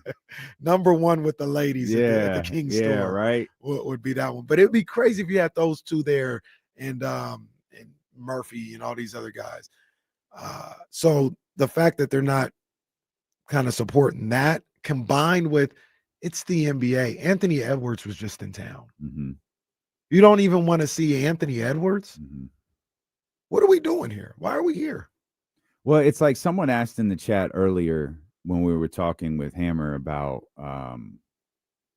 LaMelo, and they asked, well, does Charlotte sell tickets? And it's like, for Charlotte, it might be old. You know what I mean? I don't think James is talking about for the next 10 years, Right. you sell tickets with LaMelo Ball. He's talking about if the Sacramento Kings acquire LaMelo Ball, you'll sell tickets immediately. Mm-hmm. Now, how quickly does that wear off? I have no idea. I don't know when it wore off for Charlotte, excuse me. But yeah, I think immediately you sell tickets with LaMelo Ball. I have no idea what Charlotte does in terms of attendance. So. And I mean, and Sacramento's just different. Like, if LaMelo, I'm just using him because if LaMelo was here in Sacramento, it would not be as easy anymore to get tickets. I think this year and next year, just because he's a young guy, he's exciting, he's a king. You know what I'm saying? Like, if we're up here having arguments about Maxine Reynaud. Mm-hmm. What you think? And like people, I want to see him play. Mm-hmm. What do you think they're gonna say about a 24-year-old LaMelo Ball? Yeah, you want to see him play. Once again, maybe not the same way for 10 years, but in the next year or two, it wouldn't be as easy to get tickets. The problem with LaMelo, like right out the gate, and we talk about this regular. It's like his money. He's not gonna be like, oh, I can't. Oh, this will be really cool. Like let's watch it. It's like $50 million to do what?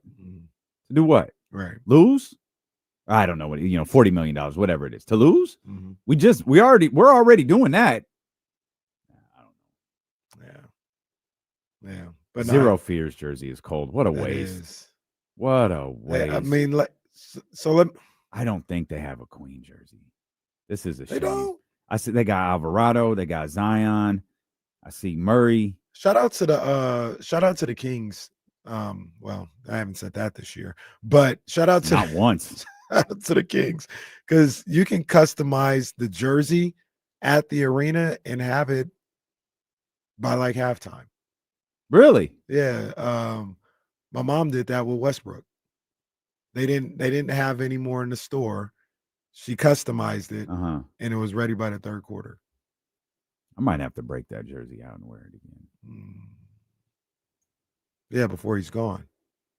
Oh no, it's a throwback. That's true too. I'm glad I have that. I'm glad I have one of those, because I always thought if I ever got a Westbrook jersey, it would be Oklahoma City. Like, because that jersey will live forever. And now it's the Kings, so that's cool. Even if it's for 1 year, I think it's dope. What's the TO jersey you have? What's that? I don't have any TO jerseys. I don't have any. I got rid of those years ago. Which ones did you possess? What team was he on? I had the Cowboys, Terrell Owens jerseys. Those are your boys. Well, had they won, I would have walked in here and said, how about them Cowboys? But they didn't. And instead, I mean, 3 turnovers, I think, is the story of the game. But we talked about it earlier this week when Jesse was asking, are you buying the Dallas Cowboys? It's that defense is going to catch up with them. And that offense is so good. I was watching the game at Sky River, man. It was on. It was confirmed. Oh yeah. Yeah. And it was great because I was on the patio. Sky River, 32 Brews is an amazing place. We've been on the patio so many times all during the summer. As we were leaving for what turned out to be about an hour and 20-minute drive out to Sky River Casino. It's like, hey, let's bring the jacket. I know we're on the patio tonight, so it's gonna be cold. Bruh, it was a sweat box in there. Oh. I didn't realize they could close that thing off the way that they did. Yeah. Then they brought the heaters out. Not to mention, it was Gorilla Monsoon sold out, hanging from the rafters. There was 100 some odd people out there playing bingo. So I'm standing here and I've got great positioning because I'm watching in front of me the Cowboys Lions. Off to my 70 plus TV screens at 32 Brew Street. To my immediate right is the end of that Laker game. Oh man, which I missed. The end of that Laker Raptors game, where I didn't realize is Jesse was getting his jokes off. I didn't, and it actually is a conversation that we'll have here in a few minutes. I didn't realize that LeBron was under 10. So I saw the Scotty Barnes block. I saw all of that happen. Yeah. I just didn't realize he had 8 points. I thought, oh my God, like what a play. Like, drove to the basket, found Rui in the corner. Not the best pass to Rui, but got it to him. Rui got that shot up. That was a hell of a win for the Lakers. Man, it's a good basketball team. And it wasn't until like 10 or 15 minutes later that I think a Sam Amick tweet popped up. Like, what a way for the streak to end. What? Oh, okay. All right, cool. But the Cowboys scored, and I feel like they were within. Was it 30-27 at one point? Yeah, they got within 3. I went to the bathroom. I came back. It was 37-27. It was quick. I like, yo. It was quick. For those who have been to Sky River, you know where the bathroom is. So it's as it relates to 32 Brews. So it's not quick, but it's not like a track. Right. Yeah, I came back. It's 37-27. Like, okay, wait a minute. Come on now. It didn't. And that was kind of it. Yeah, they took the drama out of that game pretty quick. Yeah. Yeah. Pretty quick. Let me check something real quick though. 1, 2, 3, 4, 5, 6. This is LeBron's 6th game this season. 1, 2. In Michael Jordan's 6th game of his final season, he had 25 points. That's cute. I think it's worth pointing out, since we're trashing LeBron James, this is in fact his 6th game of the season, while it's the 21st game of the Lakers season. Mike had 25. How many did Mike average? Also, how old was Mike in his last season? Like 47. Because I don't think he was 47. How many years? Fact check it. It'll say 47. How many years did he take off between his playing stints? That's even crazier. He took about 4 years off and still came back and was able to do that. Now, well, hold on a second. Don't want to look at the 5th game of the season. Hold on a second. Or the 10th.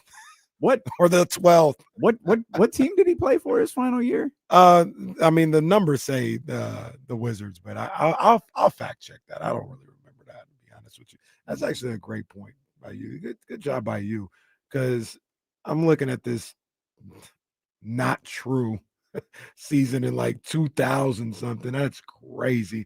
Let's go back to 97, 98. That was his final year playing basketball. And that year, in his 6th game, let's see here, Michael Jordan in his final year of playing basketball, in his 6th game, 1, 2, 3, 4, 5, 6, 27 on the night. Good call by you. Thank you. Mike had a couple. He had a 2 in there. And then how old was Mike in his final season? That's a good question. What is he, 36? I think 30. I think. No, he left the Bulls at 36 with the other team. Allegedly, he was 39, maybe. Mike was 36 in 98. That's what I think. Yeah. Okay. I believe. Don't quote me on that. Okay. Can I quote you on anything? Not that. Okay. All right. Yeah, that might. So I don't even. I think we were on the Cowboys. I think that's what we were talking about. Oh, because you were watching the Cowboys. I was watching both of those. Yeah. I didn't realize that was going to be the most. He was 34, by the way, in 97, 98. I didn't realize that was going to be the most analyzed assist of LeBron James's career last night. What an unselfish play by LeBron James. The streak is over. It's in fact over. I thought the Cowboys were going to win when they came back. When it got 30 to 27, I was like, all right, let's go. The Cowboys were hooping. Let's see what this looks like. They were hooping. And then I go to the bathroom when I come back and the game's over. So it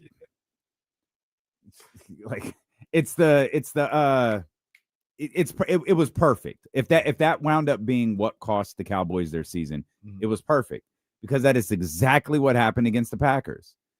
Whether it's the Packers or the Cowboys. Will one of you hoes get a single stop? Just one. And the Cowboys couldn't get a stop, like in their, I guess their defense, the Lions didn't either. Right. After they stopped turning the ball over, the Cowboys were able to score, but they kept letting the Lions score, and ain't gonna work. Yeah, it's ain't gonna work. Math doesn't work that way. You can't catch up. That reminds me, I feel like I've figured out how to not have ties in the NFL. Okay, well, you'll share that with us, and we'll also, man, there's a lot we got to get to on this Friday, man. I think there are some people who are interested in hearing your thoughts about Sac State as well. We talked about it yesterday. Obviously, as the news broke that Brennan Marion was leaving, we just didn't dive deep into it.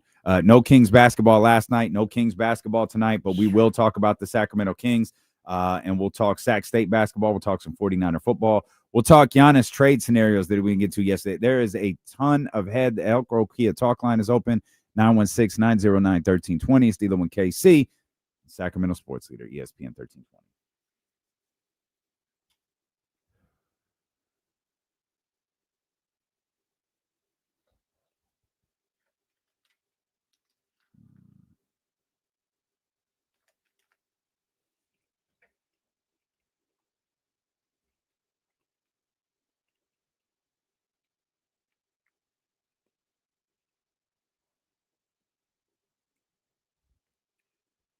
Does anybody know what December 11th is? It's a special day in our country. December 11th is National Chicken Teriyaki Day. That's not true. That's what Paul said. Okay, well then I believe it. Per this email I received. Paul sent you an email? Not our Paul. Oh, The guy's name is Paul. Oh. Paul from the Diamond Center? Hey man, I ain't even gonna I ain't even gonna get into it. I'm not even gonna get to it because I don't look. He seems to be in a relatively good mood right now. I'm not gonna do anything to mess that up. You talking about me? Yeah. There was a question in the chat. I'll leave it. Someone bring up LSU? He already mentioned what happened, though. They're without their best player still. I didn't know that.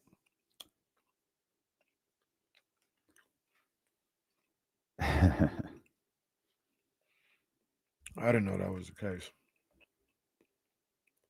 Yeah.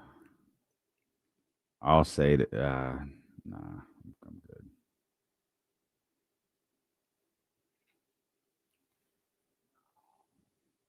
Oh.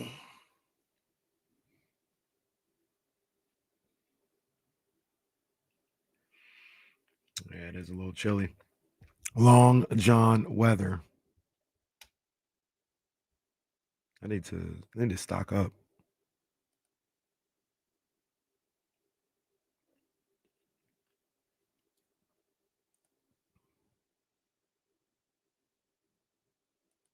The hell is De La Hoya talking about?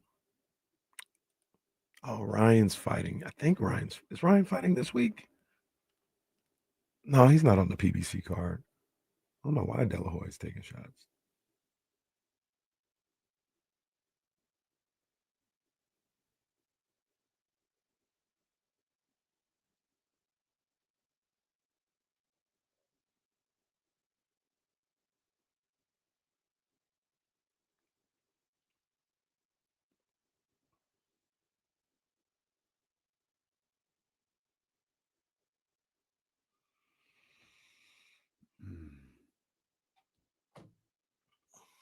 Taking shots at Bud, huh? Missed that.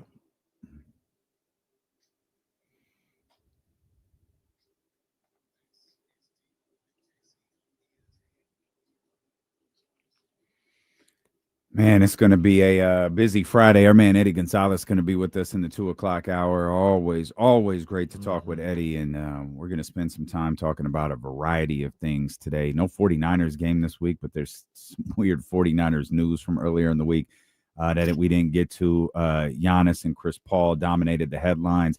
We had some quarter season awards in the NBA to kind of talk about. So, and I read an article this morning. It's an interesting one. If y'all want to do some homework, we'll get to this later in the show. There's an interesting article in The Athletic about the Wizards. And I had if y'all want to go read it, go read it. We'll touch on all of the key points for you because Kings fans, y'all are going to want to hear this. And I'm genuinely not sure how you're going to feel about it, but it's interesting. Let's start with some news that broke yesterday during the show. Our man Brennan Marion, as most are aware, is leaving Sac State. He's off to Colorado. We talked about it very briefly yesterday. Sometimes with stories like that, especially with different social media commentary happening, it can be difficult to really dive into what's happening. Because there's a lot of things we can't follow up on because we're on the air here and we're trying to get answers. We're trying to get, comments from people. But I know when the show wrapped up yesterday, you had the opportunity to talk to Coach. Yeah, man. I talked to Coach Marion, man, gave him a call. Really, I just given him a call just to congratulate him and tell him, I miss him being here. But, before I even knew anything about what was going on as far as like details, that was a career upgrade. You know what I'm saying? Like to be able to go to a place like Colorado, be an OC, work with Coach Prime, line yourself up to, potentially be a head coach at that level. I thought that was something that you do in this business. So I just wanted to tell him congratulations for that. And then we got to talking a little bit, and he was really focused on some of the things that were being said about his relationship with Luke Wood, and Luke Wood is the reason why he's leaving and stuff. He's like, man, Kenny, that is so far from the truth. That is so far from, what our relationship is, the reason why I'm leaving. He made it perfectly clear. He said, man, I was talking to Luke a couple times today. We were laughing and joking. He was congratulating me. He was happy for me to get this opportunity and all this other stuff. So the rumors that he's leaving because he's mad at Luke Wood because of how he goes about business, that the FBS is looking like a complete no-go. That's why all that is false. All that is false. He told me, he said, man, I literally got an unbelievable opportunity that I just couldn't pass up. And I believe he was like, man, Luke was like, yeah, you can't pass that up. Like, do what you got to do. So, yeah, like the two things, what I got out of the conversation and talking to him and also talking to others, what's going on with Sac State trying to get to the FBS, and trying to find a conference or something like that, and Brennan Marion leaving for Colorado, they're not related at all. Okay. They're not related. Like if they're completely separate situations, there was a separate opportunity, and it doesn't affect one way or another whether or not they're able to get into the FBS or get some type of conference invite. From everything that I've heard, those things are still a possibility and still going on.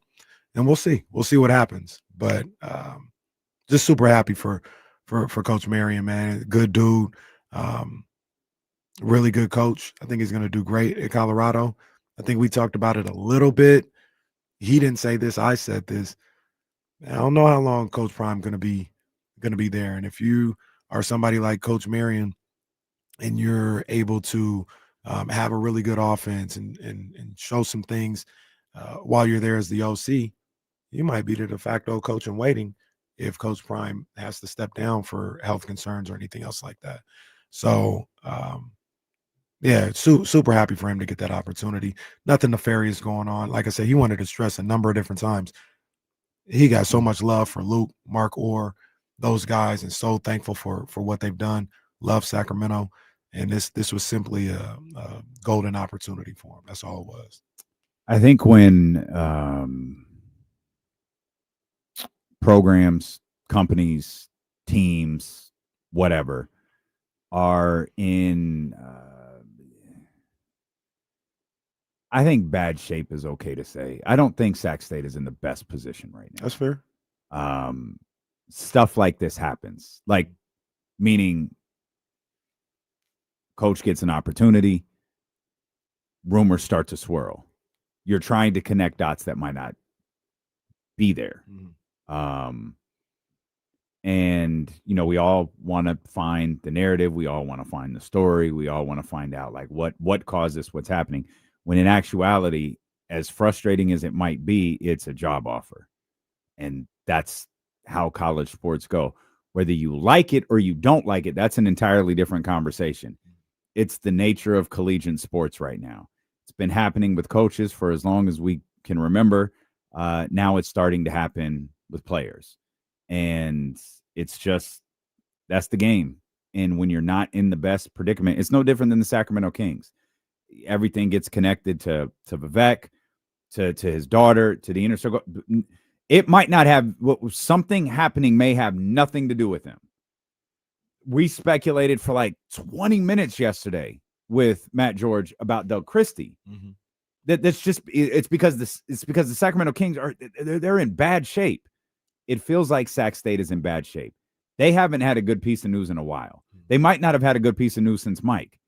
And that season's not going great either.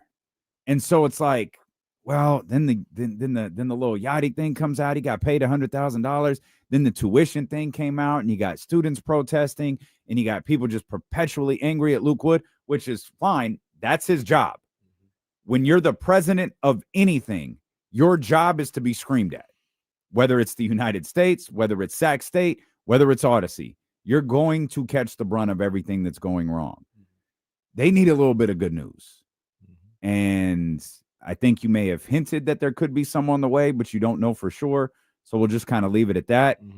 But Sac State desperately needs some good news. Yeah, man, for sure. And somebody asked me that yesterday on Twitter, and I said, the things I'm hearing, yeah, there could be, I put it in all caps, some good news on the way, but we just got to Deion Sanders is going to coach Sac State. It's a You heard it trade. here first. It's a trade. That's right. Zach Levine is also headed to the University of Colorado.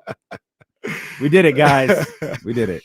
But yeah, man, hopefully it comes through. I don't nothing is sealed and done about anything, so don't want to speak out of turn, but hopefully some good things come through for Sac State in a little bit.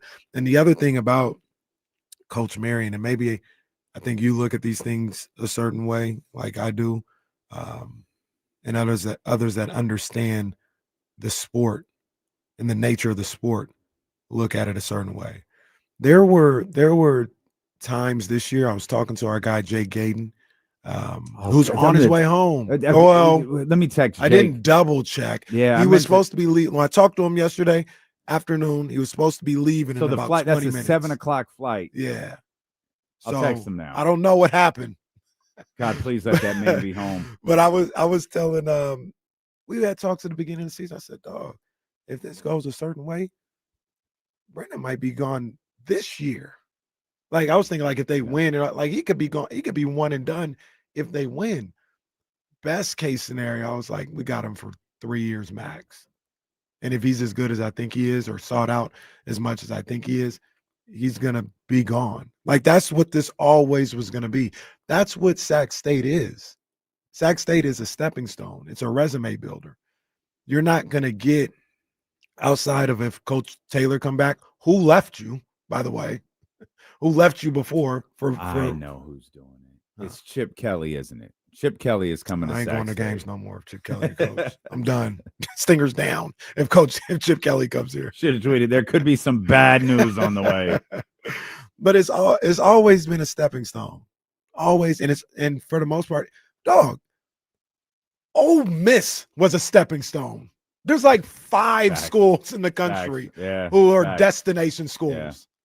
So yeah, it's always if you And get. by the way, stepping stone is an indictment of the university nor Oh. Sacramento. It's a reflection of the paycheck. yes, That's what stepping Yes. stones means. the Ole paycheck Miss is a and the great school. resources. Yeah, Ole Miss paid Lane Kiffin very well. Not what LSU paid him. No. What would you say there's in college football? Maybe 5. Actually, you got Ohio State, Alabama, Michigan, Texas. Florida. I think Florida's still a big school. Destination though. Like I want to win so I can get to Florida. Is that wrong? I don't know if they're there right now. Okay. All right. And I I get- probably would have put Florida in there, but you could talk me out of it. I wouldn't. That have might put- be it. I wouldn't have put LSU there before Lane literally said, "No, I'm leaving to go to LSU." Maybe Notre Dame. So maybe 5 to 7 schools. Maybe. Yeah. That's it. Everybody Yeah. else, every other school to a certain degree is a stepping stone. Yeah. So what makes Sac State any different? Nothing. You just try to build the profile of the school while that coach is here. You try to have some success and make sure you have. I'm telling you right now, they better have. And he's not having a great start to the season, but I do think it'll be a good year. The second you sign Mike Bibby, start thinking about the succession for plan. Sure. Yeah. That's a step. Like, Yeah. oh, that's what the school is. So, shout out to Coach Marion, man. Congratulations to him. And we wait to see what's next, man.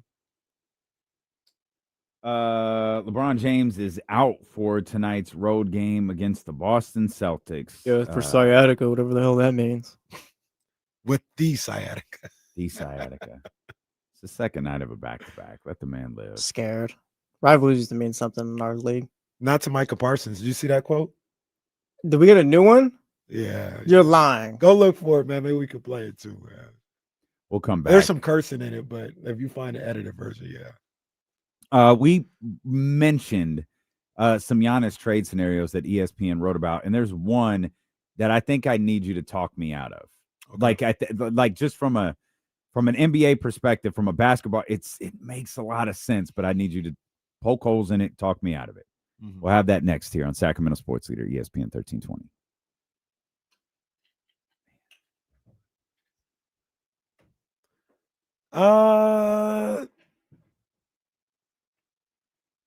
Yeah, it was kind of combined, actually. It starts with him talking about rivalries.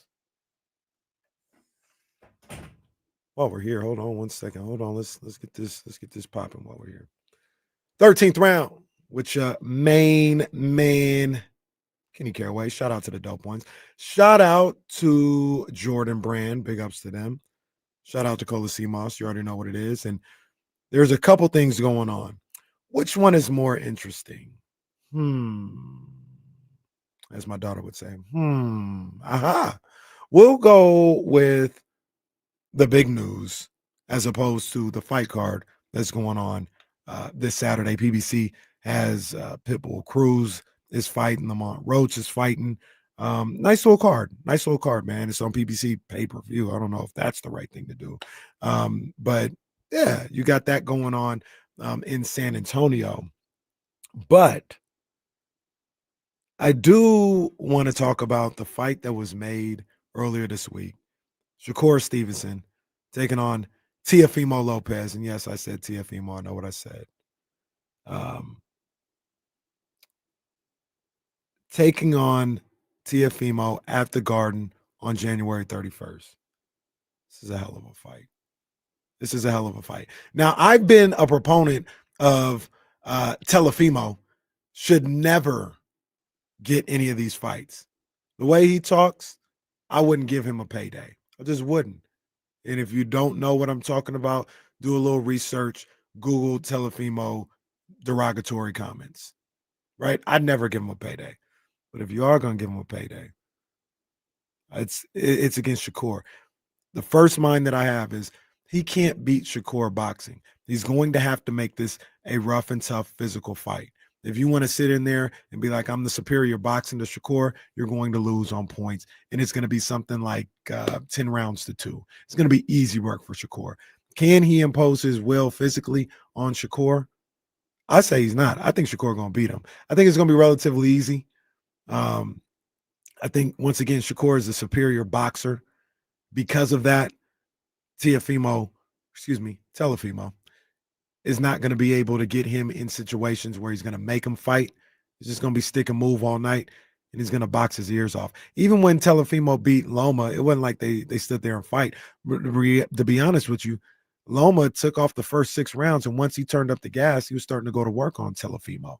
So I don't think Shakur is going to give him those first 6 rounds, and I think he's going to turn up the gas and outbox him. It's going to be a heck of a fight, though. I can't wait to see it. January 31st at the Garden for the first time in my life. Let's go, Shakur. Handle business. That's the 13th round.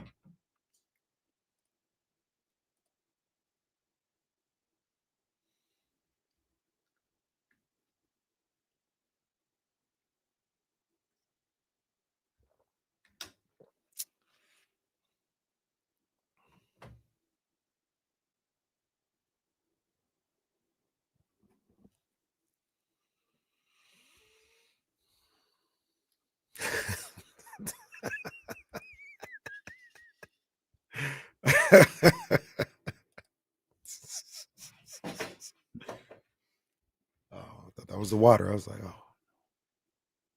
That'd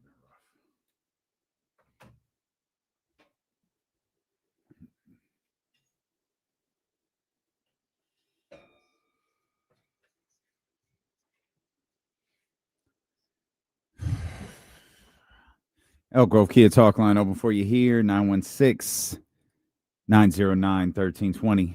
Anyone who want to hang out with us today. Eddie Gonzalez going to be with us in about an hour. Always fun to talk with Eddie. Talk basketball with Eddie. Lots to talk about. Yeah, a lot to talk about with Eddie Gonzalez, man. So excited about that. Obviously, the story of the week is the situation involving Giannis Antetokounmpo. Multiple situations involving Giannis Antetokounmpo.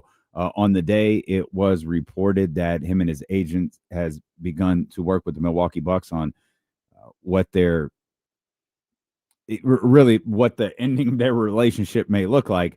Giannis goes down with a calf strain 3 minutes into the game that was played that night. Wow. So Giannis is now out. I think it was 2 to 3 weeks, if I remember correctly. But it's obviously caused people to start, okay, what's a trade look like if Giannis Antetokounmpo is on his way out of Milwaukee? And just as I'm sure Bleacher Report has done and The Athletic has done, everybody is posting what their deals would look like. ESPN is no different. They posted 5 trades for Giannis Antetokounmpo, some of which we've talked about in some way, shape, or form. One was Atlanta. That involved Risha Shea, Trae Young, and some draft picks. I don't get it.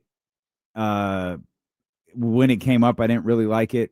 I didn't think Giannis would go along with it. So, would you be trading for Giannis? And maybe it doesn't bother you because you may be willing to lose Trae Young anyways.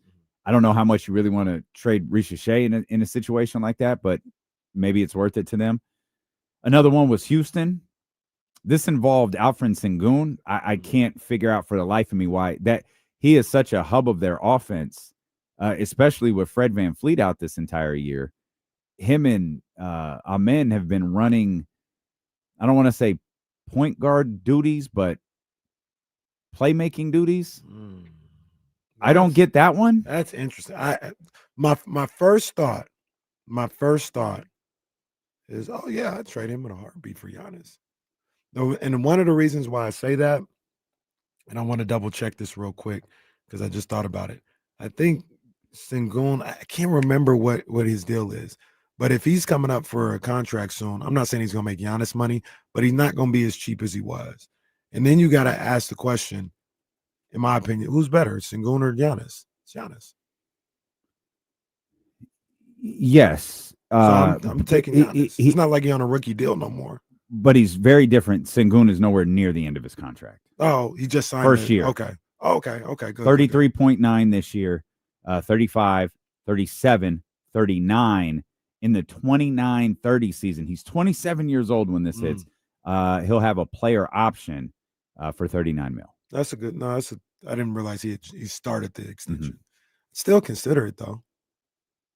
I'd still consider it. In that scenario, specific scenario, wink, wink, Giannis is sticking around. I don't make that deal if I don't think Giannis is around. For sure. I don't like that one as much. Who's in that deal? No, Fred VanVleet's the other one. So they keep Terry Eason and all those guys? Yeah. It's Sengun, Fred VanVleet. That obviously makes the money work. And then their 2027 first-round pick that they get via the Suns. Yeah, I don't know. And now for the next 2 to 3 years, you're rolling out Giannis, Amen, and KD. Probably got 2 more years at least of KD. And the rest of that roster is still there. Jabari coming off the bench. Yeah, but is it different? Is the team different if it's Giannis versus Sengun? Yeah. Do they function differently? I mean, probably so. Probably a little bit different. Different spots on the floor too, though. We see with Milwaukee, Giannis will get the ball, at the elbow or at the nail and go one-on-one that way. With Sengun, he'll do that on the block and start posting up a little bit. So currently a top 3 offense and a top 3 defense. That's what they are right now. I think they're 14-5. But it's in here. So here is the tough part. You sit down with Ime, you sit down, you're the general manager, the front office, you sit down, we're good. Are we good enough to beat Oklahoma City? as is? As Or- is. yeah. As is. If we swap these two players, are we good enough to beat Oklahoma City? And I don't know. I think I'd do it. I think Okay. I'd do it. 14-5 doesn't sway you? 14-5. So now here the number. It's number 2 offense, number 3 Oh, defense. gotcha. Those are the official numbers. Number 2 offense and number 3 defense. We said top 3 in both, but that's it. They have the number 2 offense in the league and the 3rd best defense. Can you maintain the 3rd best defense with Giannis? Yeah, absolutely. You'll probably be Can you better. beat? Okay, so I was going to ask. Can you go to 1 Yeah, or 2? Probably so. And I know you know this, but you defensively, you're changing Sengun for Giannis. Mhm. Hell yeah! Who's It's a scoring former on them defensive dudes? player of the year. Yeah, absolutely. And I know Sengun is super young. At the end of his deal, you say he's going to be 27. Mhm. So Yeah. he's super young. At the end of his like 5 years. Yeah, but sometimes people talk about Giannis like he LeBron's age. LeBron is Giannis is 30. Right. Yeah.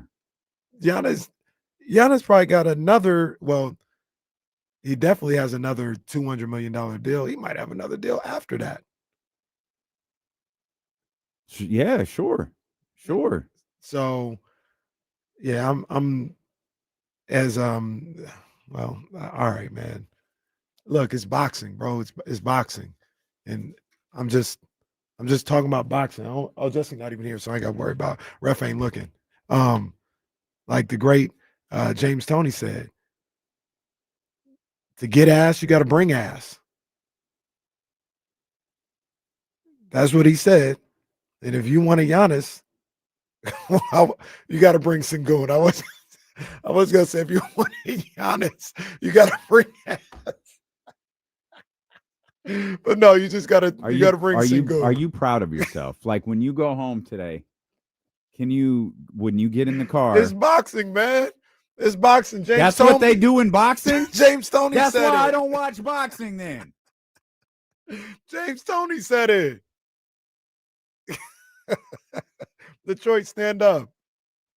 But yeah, Detroit. Be careful, Detroit. But I do it. Okay. I do it. Okay. New York is another one. This is an obvious one. This is I do it. I'm sure you would. This has let's see, we got first round pick, swap. Karl Anthony Towns is the crux of the deal. Yeah, we always knew Karl Anthony Towns would be the And me and you kind of disagree on that, right? Like we want to try and keep Cat. Did you come around to my thinking on that one? Did you present me with Cat versus OG? Mhm. Yeah, you did. Yeah. Yeah, I'd rather keep Karl Anthony Towns. Yeah. I think we had that conversation with Trista. My instinct was I don't know why, I'm just not the biggest Karl Anthony Towns fan, but he provides something so different. You could absolutely utilize both of these guys' scoring ability if you were able to keep him and move on from either Mikal or OG Anunoby instead. I look at when Giannis was successful. Yeah, he was on this team. When Giannis was successful, it was the Giannis Brook Lopez combo. Mm-hmm. Cat's a better version for sure. of Brook Lopez. No, you're 100% right. So that's why I try to keep Cat around. The Knicks trade for Mikal Bridges last year looks like a disaster right now. Because it feels like this trade would be so much simpler had you not done that. Had you not made that deal for Mikal Bridges, you'd have so much more at your disposal. And you could put I don't think the Knicks are the front runner to land Giannis unless Giannis says I'm only going to the Knicks. if without that sentiment, I feel like a deal with the Knicks is a lot more difficult. So the only reason I'm pausing on that is not that this is the goal, but it got you to the Eastern Conference Finals, and it has you in a position. The Michael trade, it has you in a position to be a championship contender. The goal wasn't to get to the Eastern Conference Finals, But it was to be a championship contender, like to have a chance to win a championship. And you got him, and you got a chance to win a championship. You can't guarantee a championship with that. You know what I mean? This isn't fair, Mhm. but I'm going to ask because this is what we do. If Mikal Bridges is not on that team last year, do the New York Knicks get to the Eastern Conference Finals? I don't think so. Really? I don't think they beat Boston. You don't think? Really? Mhm. Okay. Now, you can make the I don't- argument, and Jesse would make the argument. I mean, the Boston should have won that series. They had 2 20-point leads at home that they should have Yep. handled that series. But, No. I mean, Michael was a big reason why they were able to come back. His defense and his late game defense and what he was able to do on that end help swing those games and help win them that That series. second round? Mhm. I don't think so. I think they're a little undersized if they don't have Michael there.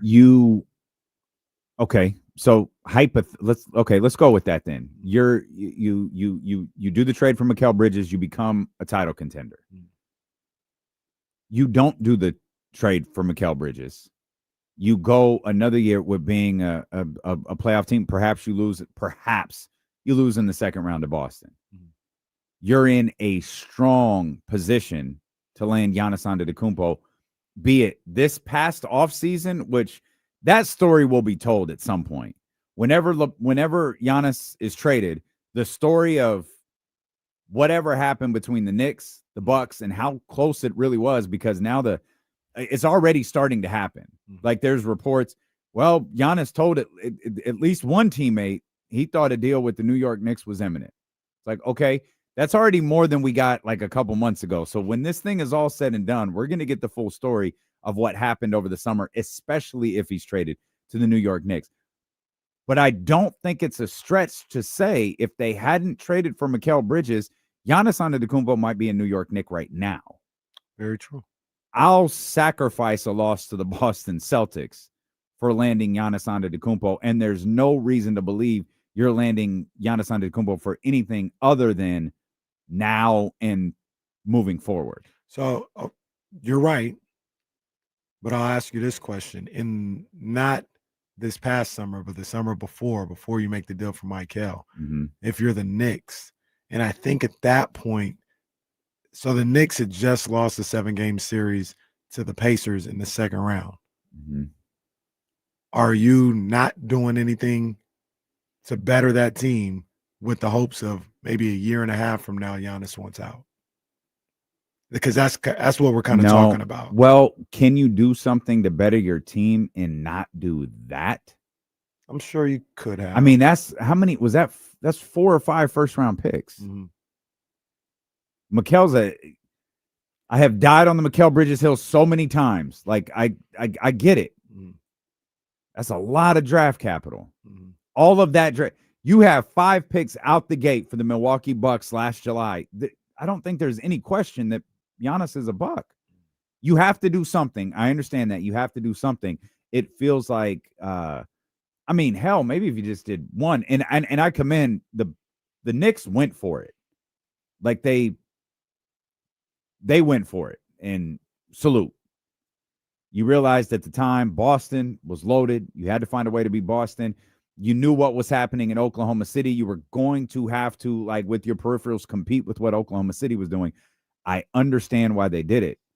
But hindsight, it's like he would have been a Knick for this entire season and moving forward had that deal not been done, in my opinion. Yeah, you're probably 100% correct. Back to the original proposal of Cat being involved in this deal. Yes, I have sided with you. I'd rather it be someone else other than Karl Anthony Towns. What was the ESPN one, though? The proposed one for the Knicks? For the Knicks, it's Giannis and Jericho Sims. For Cat, is it Tyler Kolek and Pacomo did it. My guy. Got it. That's your man? Yeah, that's my guy. And a 2026 first round pick, which is top 8 protected, a 2028 first round pick swap, a 2030 first round pick swap, and a 2032 first round pick swap. They have no picks to give. They have absolutely no picks to give because they gave them all for Mikal. Yeah.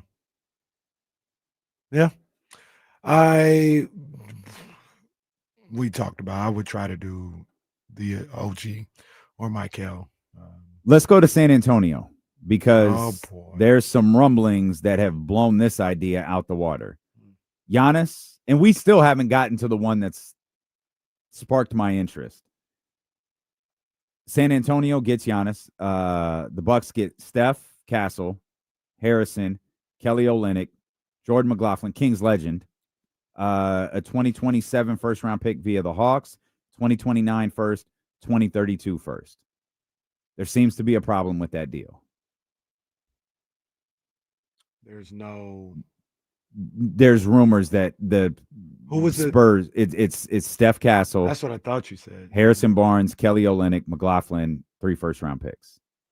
Well, the problem that you talk about is there were reports out there today that the Spurs are letting the Bucks know or putting it out there that Steph Castle and Dylan Harper are untouchable.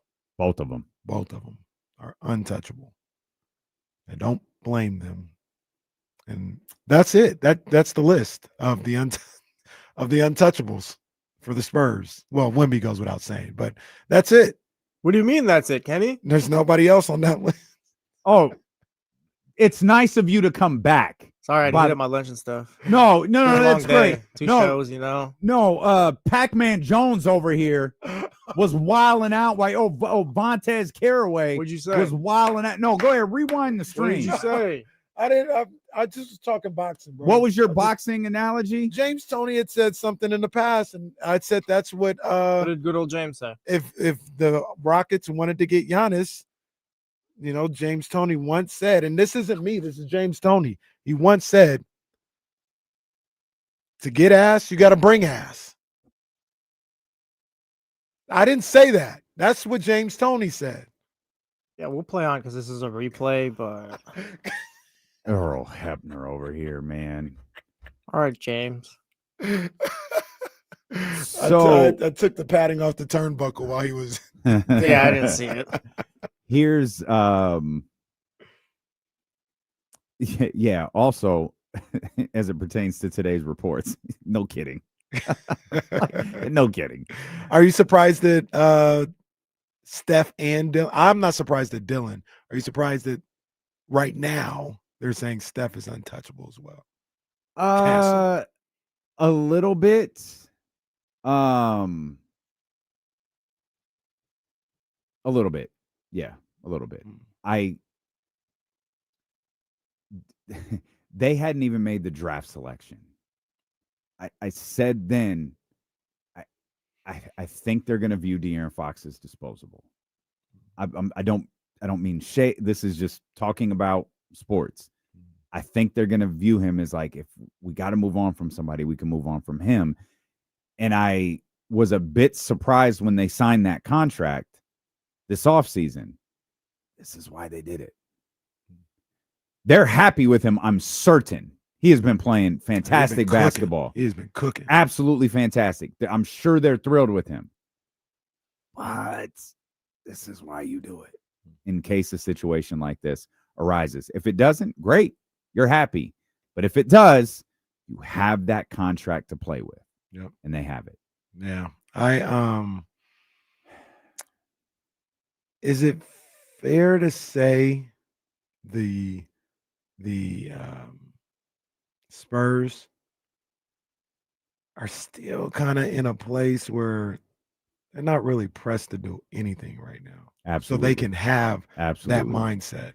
That time's running out, though. It is. I think they got about another year or two to do that. But I'll give them this season. But one of the things about it too is they're not pressed to do anything. Number one, because of where these players are in their careers, Mhm. years wise. But also, we might be good enough to win the title anyway. Like, we might be good enough with Steph Castle, with Dylan Harper, with De'Aaron Fox, and obviously with Wemby to win it. We don't have to go get a Giannis to propel us to a title contender. They might be there with the group they have. And you're not talking about today. Not Or- today. okay, Although they so might here's- end up being a top 4 seed this year. But here's, and you could very well be right. Top 4 seed, we'll go high end. Let me get you their record right now. It's What are got to they, be 14 similar. and 6, 15 and 6. They are. I knew it had to be similar to Houston. They're 15 and 6. Same record as Denver, by the way. Lakers 16 and 5 after the assist heard around the world last night. Here's the problem, or here it's not a problem. Here's where I'm a bit stuck with that line of thinking. We might be good enough right now to win a championship, or we might. No, I'm sorry, that's not what you said. We might be good enough with this group to win a championship. This group as it is to win a championship. If Oklahoma City wins 75 games, and that is a very, very real possibility. If Oklahoma City wins 70 games, which I think is a foregone conclusion, I don't know how anyone in this conference, if the Oklahoma City Thunder win 70-plus games and a second championship, I don't know how anyone in this conference feels with the roster that they have, they're good enough right now. You're going to have to, whether you like it or not, do what the Knicks did. Now, San Antonio's different. San Antonio is the one team in the Denver, Lakers, Houston conversation that's a bit different because Dylan's a rookie, Steph is a sophomore, and Wemby's not even out of his rookie contract yet. That's the one caveat where you're like, no. How much better will these guys be? Like Wemby hasn't hit the point yet where Shea was when Chet gets introduced and J-Dub gets introduced and you have all these high-end young players. He hasn't gotten to that point yet. Very much getting there, was well on his way before he was ruled out for a couple of weeks. The Thunder have cast a spell over the entire league where every general manager who's in contention, this isn't what Sacramento has to do. This isn't what New Orleans has to do. This is what every team that believes they're in contention has to do. It's what the Knicks have to do. Are we good enough to beat the Oklahoma City Thunder? And if the answer is yes, great. If the answer is we will be, great. More often than not, the answer is going to be no. And the Rockets have built a team. The Lakers have built a team. The Denver Nuggets have built a team that they believe will compete with the Oklahoma City Thunder in a 7-game series. San Antonio, I think, hopes to grow into a team that could compete with the Oklahoma City Thunder in a 7-game series. As long as you're comfortable with that question, as long as you're comfortable with your answer to that question, then so be it. Yeah, go ahead. You don't need to go get Giannis. Yeah. But if you want to take advantage of how well you have managed these down years for the San Antonio Spurs, it might be to go get Giannis Antetokounmpo. And you're spot on. And I look at it with the Spurs though. I'd say, look, to your point, these guys are young. These guys are babies. Give them 2 years. This group, no changes. Give them 2 years. We'll be ready to go. Also, we got, I think I counted this right. Up until 2030, we talk about OKC, and rightfully so because it's crazy. But up until 2030, the Spurs have 14 to 16 picks in the draft. And that goddamn pick swap. I didn't even get to that yet. 2031? Yeah. I didn't even get to that yet. The number 1 overall pick in the draft. If you're trying to reboot your franchise, you could just load up on some of these picks. We'll make the contracts work with like the You're talking about if you're Milwaukee. Yeah. We'll make the contracts work, outside of the guys that we feel are untouchable and outside of De'Aaron, because we still want to keep him around. Well, you can load up on picks. Matter of fact, we can make the pick swap happen. What do we need the pick swap for? If we're trying to get a Giannis, get out of that Kings pick swap and not touch any of these guys. Because I think the guys that we have, I think we got a championship core. That may be what they're saying. I think Are you including De'Aaron or not? I'm including De'Aaron. I'm So saying the the money's guys got to that we be have. somewhere. Like, even if they have cap space, I doubt they have that. Well, they got the money with these ancillary Oh, you're talking about guys. Keldon. Okay. Yeah. All right. They can get to the money real quick. I don't love that, but I get it. But I feel like you need one or the other. You need those role players, or you need some draft picks, because you've got to fill out the rest of your roster. And I think you can convince those role players to stay around longer if you're winning with the likes of Giannis and Wemby. And it's like, hey, let's not break this thing up. Let's go knock off the Oklahoma City Thunder and win a championship. If you traded for Giannis and gave up some of the bench guys, I think you need 2 of them only, 2 of the contracts. It'd almost be a 2-for-1. Like, you're adding a player to your depth, and you've got 2 guys. My bad, I didn't even. No, let's go. We'll just keep going. It's fine. And you're just giving up 2 guys. Like, you're not even really gutting the depth of it too much. Yeah, because you give up. Let's just, for argument's sake, Vassell and Keldon, which is fine. Yeah. You're moving Harrison to Keldon spot. Sure. Now you got Giannis in the starting spot, and you find another guard. But I mean, hell, you got Dylan, Steph, Castle, and De'Aaron Fox. But it feels like you do want to offload one of those guys, doesn't it? Maybe.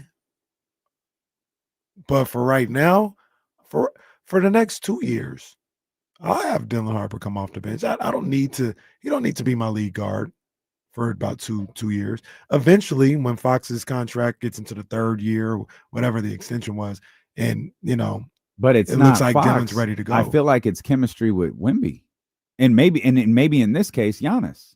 Yeah, and you maneuver the minutes to make sure he's getting those experiences and those moments.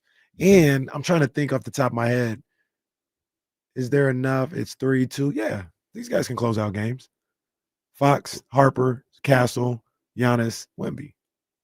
Oh, sure. Okay. So he'll get all the opportunity to play with those guys. Can we go over the one that made me the most uncomfortable, and I feel like I understood it? Yeah, it's the Warriors one. And Eddie will be here at 2:20 if you saw his tweet. Yeah. I didn't. Yeah. I didn't see Eddie's tweet. Eddie said no inside information, like none at all. This is not. I know things. That's what he was saying. I feel like Giannis is going to the Warriors. So there's a couple of things at play. Here's the ESPN proposal, and here's why I feel like it works perfectly for everyone involved, including the Milwaukee Bucks. This is the Bill Simmons trade from a few weeks ago, where someone presented it, and it wasn't you. It was like Kyle. Yeah. And I was like, this is perfect. The Kings Clippers Celtics. Yeah, one? The Kings getting $70 million in expiring contracts. Yeah. It's like this is the greatest work of Bill Simmons' entire career. The Warriors get Giannis and Thanasis. Gotta be both of them. The Bucks get, now you can ask some questions about this. Draymond Green, who did get hurt last night in a wild game against Philadelphia. Finish. Wow. Absolutely crazy game against Philadelphia. That final pass was insane. Man. Was that Moses? Who threw that ball? It was Buddy. What was that, Buddy that Yeah, threw I that? think it was I thought Buddy. it was Moses Moody. That was an incredible pass in a shot that I didn't realize had a real chance at going in, that absolutely would have counted. That if the Kings were the Sixers in that moment, and Malik Monk did what Maxey did, I would pass out. That was an incredible play. I would have lost my mind. Maxey misses. VJ airballs it. VJ grabs it, puts it back, and I guess Buddy on the inbound, the baby Buddy Hield's greatest play of all time. Patrick Mahomes the ball down the court, in perfect stride, and the kind of there was 0.9 seconds left, so the little flick to try to get the ball in was blocked. Yeah. But oh my gosh, what a finish! Draymond got hurt in the first quarter of that one, which I thought was a work because Steph Curry was out. He You're actually on to me. he did get hurt. I only say that because he left the arena in a walking boot. Well, you got to sell it. Well, that's professional wrestler level of selling right there. The Bucks in this scenario would get Draymond Green, Jonathan Kuminga, Shavano, and then a 2026, 2028, 2030, and a 2032 pick. The 2030 in this ESPN scenario is labeled 1 through 20. Here's my opinion on this is the Warriors could absolutely be in contention for an NBA championship immediately with this deal. They could absolutely compete with the Oklahoma City Thunder because of this deal. You need some things to go your way in terms of Jimmy's health. You knew that when you signed him. You need some things to go your way with Steph Curry. He's older, but with a healthy basketball team, you have the ability to compete with and potentially beat the Oklahoma City Thunder. I'd argue you have the ability to do that for probably 2 years. Agreed. Whatever happens after that, though, could be amazing for the Milwaukee Bucks. Yeah. Because those draft picks that when they're potentially competing for or winning an NBA championship feel worthless. But Jimmy will be gone. What is Giannis's future? And Steph's now 38. Does he want to play into his 40s? What does he want to do in his final years once that roster is a little bit different? Regardless of Draymond's involvement in this trade, Draymond's not signing another contract. Right. I don't think he's signing one with the Warriors. I don't think he's signing one with any. When Draymond's, he might even have said as much, when this contract is over, his career is over. So all of this stuff is falling off of the books for the Warriors. It's just what direction do you take that appeases your franchise, your statue, your everything, and how does Giannis fit in all of this? Because if there's no fit past competing or winning another title or two, the Bucks are as happy as could be. The Warriors got exactly what they wanted, and now everybody can start fresh. Yeah. And if you're Giannis, trying to think of how the years work and the contract work, you can just be there for the 2 years that Steph is there and then move on. And if I'm the Warriors, Sure. I don't need Giannis to tell me he's going to be here 5 years or sign the extension. I don't need that because I'm looking at probably a 2-year window. Now, I would want him to because I'd want to keep everything going and build with Giannis at that point. But I think if I was Joe Lacob and how important it is for those guys to get Steph Curry another title, one more title, get him the 5th. That's what they're always talking about. I'd take my chances. Even if Giannis is like, I'm not sure I want to resign. That's okay. We'll trade for you anyway. Because it's that important. Let's go win titles, then you can do what you want. Exactly. Give me one more. That's what they want. They want one more for Steph. Yeah. Yeah. I mean, that is, and I get it. As much as we kind of poke fun at the one more, it's rarefied air. And he's and I don't know if it's been admitted publicly or if it was just told to us privately. It's one more than LeBron, and they want that bad. Yeah. LeBron has 4. They want Steph to have 5. Yeah. Now you're with the Spurs. Now you're with Kobe in that 20-year, probably not that long, 18-year stretch of the Lakers, and you're one behind Mike. Well, I'm about to say there's one person you're not with, you know. Yeah, you're one behind Mike. Ain't nobody with him. Ain't nobody with him. Robert Horry is. Talking about the GOATs. Bill Russell is. We talking about the GOATs. Bill Russell is one of the greats. And that's why the GOAT. And that's why not to go back not to get too deep into this conversation, but that's why the people who didn't like Kobe Bryant, that's why that whole thing was laughable yesterday. Kobe got 5 of them. Come on, man. But like, okay. I was All thinking right, it's about fine. that. It's fine. I was thinking about that It's today. fine. Like, for real, we're gonna make an argument that Kobe wasn't great. It's And crazy. then they were like, he wasn't a great 3-point shooter. He shot 32%. So you're just gonna leave him open all game. That's what you're gonna do. Okay. I didn't say he was the greatest 3-point shooter of all time, but I said he can shoot the 3. No, he can't. He shot 32. All right, just leave him open all game, man. What are we talking about? Man, That's why you're right. I just had to walk away from I the have conversation. some terrible news for some of you? I dare you to guess what Michael Jordan shot from 3. I dare you to guess what I'm Michael gonna Jordan guess shot from 3. 27. 32%. He shot 32%. Stop it. Stop, man. And that's what I say, man. Just and John's my guy. John is my dog. John Poles is my dog. John Poles is, but John Bull is my dog too, man. Like, I don't think people realize how much the game has changed. The legend. He's beating everybody in the 3-point contest. mhm.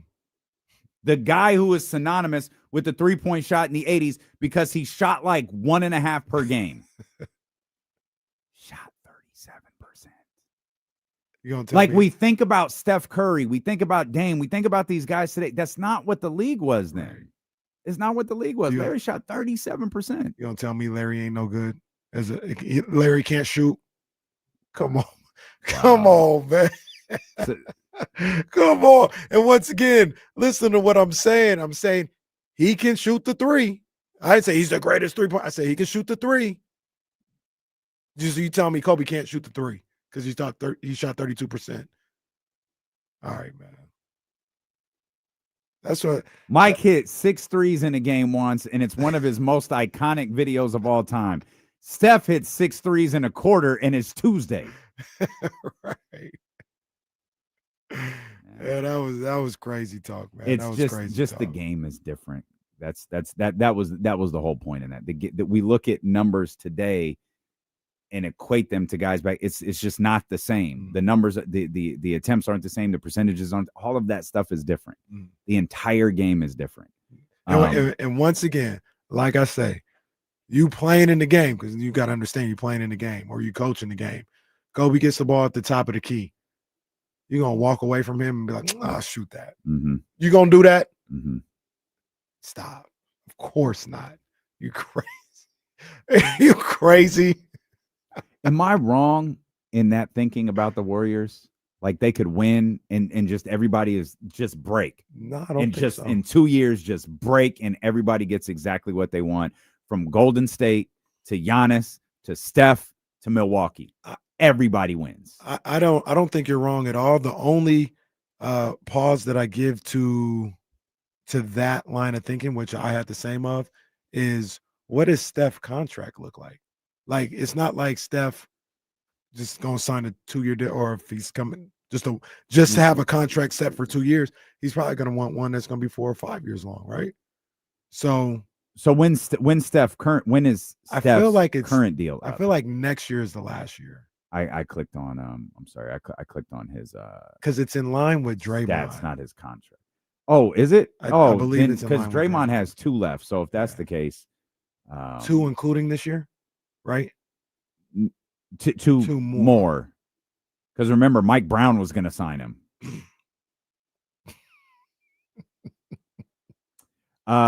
Steph's an unrestricted free agent next season. Oh, so this So is his Draymond contract has year. to have one more year. Draymond, this can't possibly be isn't Draymond's last year. Yeah, no, I thought they were in line. Here's the thing. I don't even know why I looked this up. Whatever he wants. It's Steph Curry. You give him whatever he wants. Yeah. What here's the maximum amount we can sign you to, Steph. Here it is. Do you want it? Do you not want it? Because this is yours. You know, a little dirty secret as well. And I'm with you, Steph. You're about to say something. Whatever terribly you want, disrespectful. you can have Mhm. here in Golden State. Mhm. Period. There is no discussion. There is no meeting of the minds. Golden State Whatever you want, isn't a place, but whatever. you're right about that. You can have. Steph keep missing a lot of games. Oh, that's not a secret. Steph keep missing a lot of games, and that's Yeah. going to get better and as he gets older. See, that's the tough part about the scenario we just laid, because it's not just Steph, it's Jimmy. Mhm. It only works if they're both healthy. And Art, and but at the other end of that, I don't feel like it's a risk for the Warriors, No, because they're not a championship contender right now. right. You can become one. We'll come back. Eddie Gonzalez in 15 minutes more with D'Lo and KC here on Sacramento Sports Leader, ESPN 1320. Dan, I don't like that combo, sir. Yeah, that color doesn't look good on television at all. And the white pocket square isn't helping. Yeah, why? I mean, he tried. It's all good. It's not the worst thing. It's not Richard Jefferson. Yeah, he just level, didn't try very hard. but It's not Richard Jefferson level. It's all good.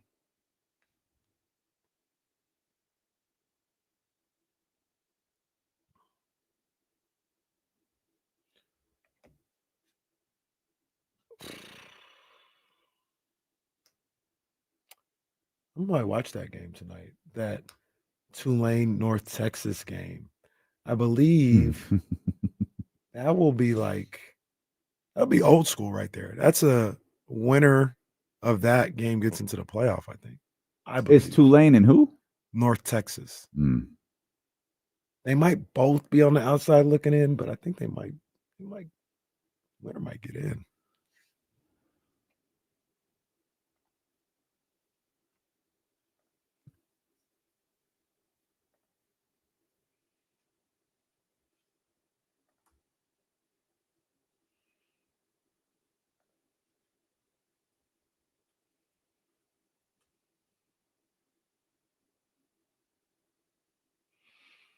I don't know nothing about Portland Bibles season, but I do know the Portland Pilots are they're West Coast Conference. I'm thinking Portland State as Big West. I think they're a pretty good team this year. They're solid. Big West play got underway last night. No spoiler alerts. I'm watching Davis right now go up against Hawaii. That was from last night. Looks like Davis is going to lose, though. But I'm a big West fan. And I'm happy Sac State is going to the Big West because I like that. Although I think Santa Barbara's leaving and Davis might be leaving. And I think Hawaii's leaving. So I hate that. But I like Big West basketball.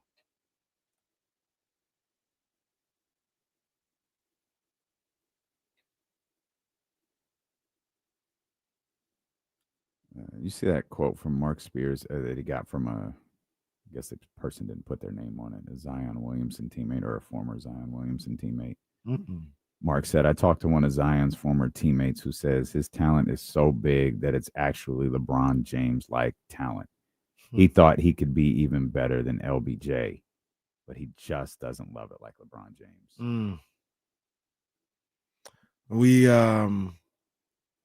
We were talking about that yesterday a little bit with Jerry Reynolds. Oh.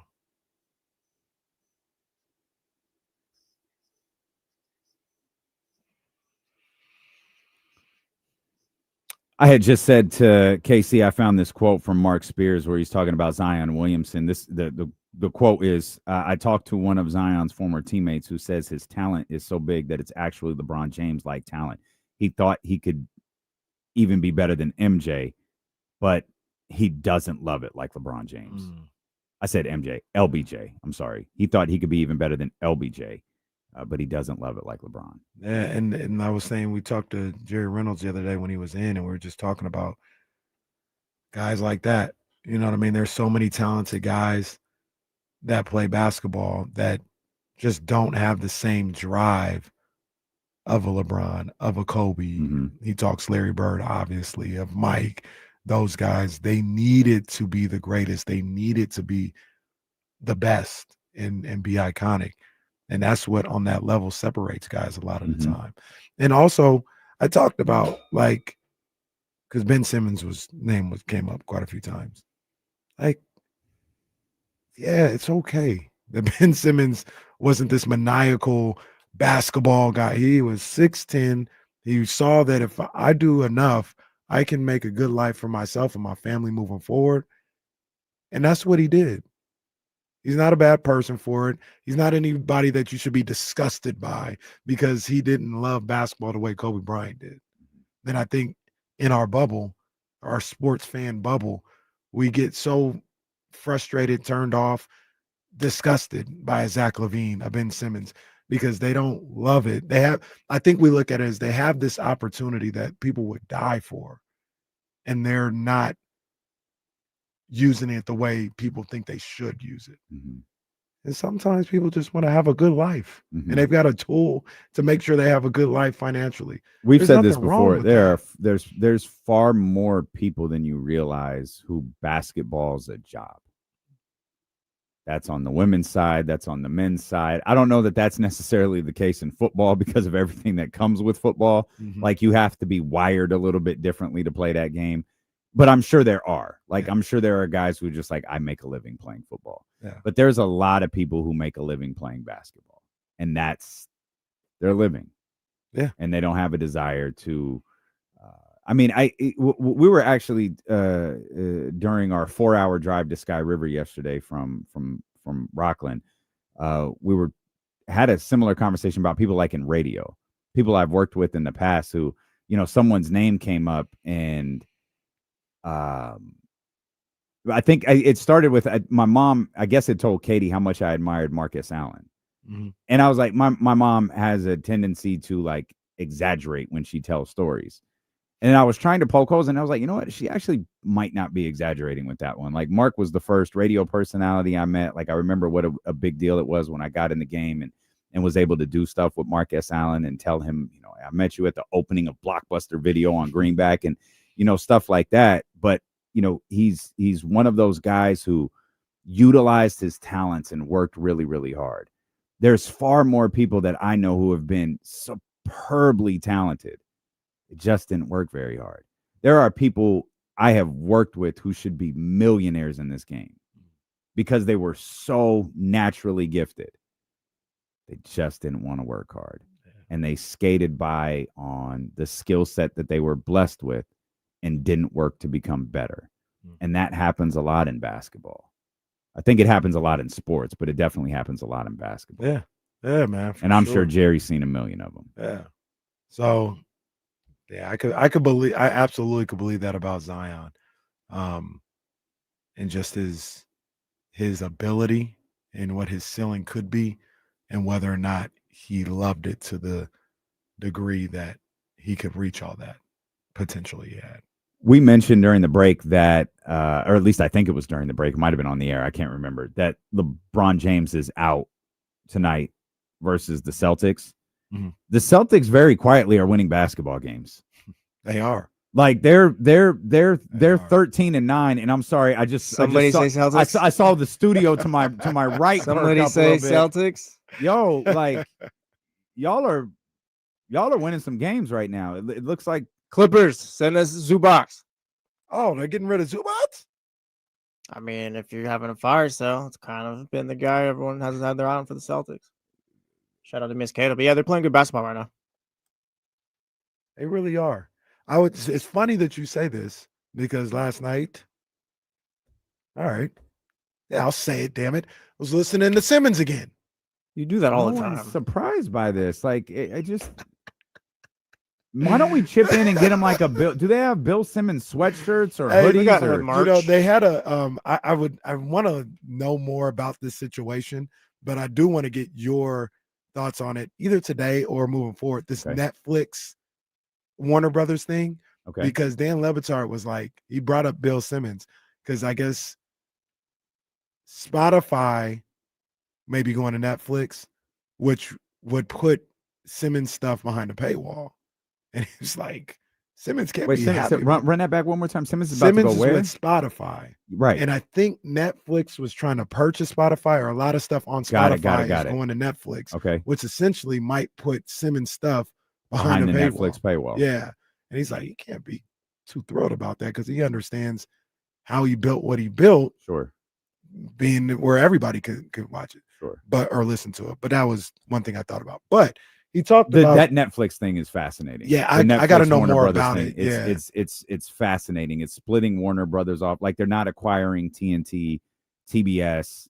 They're not acquiring the television stations, but like HBO, HBO Max, libraries, things like that. Mhm. It's I can't lie. My first thought when I read it was, how is this legal?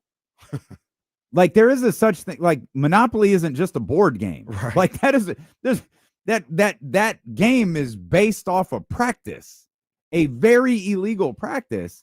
And when I saw it, I was like, how is this possible? But I guess it's, you know what this stuff is becoming? It's becoming college football, where all of these conferences are merging into the Big Five conferences, and they're just kind of getting, eaten up. It's what happened with the WWF during their expansion in the 80s. There were billions of territories, and WWF just absorbed all of them at the time, except basically one. Right. That's what, like, I got an alert, like Apple and Peacock have a deal that I have to like figure out somehow, because you can get them both now at a really discounted price if you get them together. Apple TV and Peacock. This is our world now. That's all crazy. of these companies are merging together. Hulu, Disney, it's all the same thing. Now they got the Fubo thing coming in. Hulu had packages with HBO Max. Now I can't figure out how any of this works. I'm convinced everybody's taking my money. Yeah. ESPN. I'm paying for 4 HBO Max subscriptions, 2 Peacock subscriptions. And in the midst Awful. of paying for ESPN Plus and all this, ESPN and Fox are about to have their own that, thing. right? I'm paying like 4 different ways. But I got to pay $30 to watch Survivor Series. Get out of my face. But I talk about Simmons because he mentioned the Celtics today and about how they're better than he thought. They're winning games. They're a solid team. And he talked about, all right, does this mean you bring Tatum back? Yes. Because the thought before was he's out for the season. They're not going to be no good or whatever. Now you could be staring at a top 6 team. Tatum supposedly is supposed to be like cleared by January, February. Do you bring him back? Bring him back in March is fine. But Well, yeah, first if of he's all, out there- don't ask the fan base. Jesus Christ. If the doctor says so, who am I to tell him no, he can't play? I'm just little old Jesse Tapper. Yeah, if producing a the radio doctor show. with the PhD and all that says, yeah, Tatum, go ahead and play, then yeah, we'll see you out there.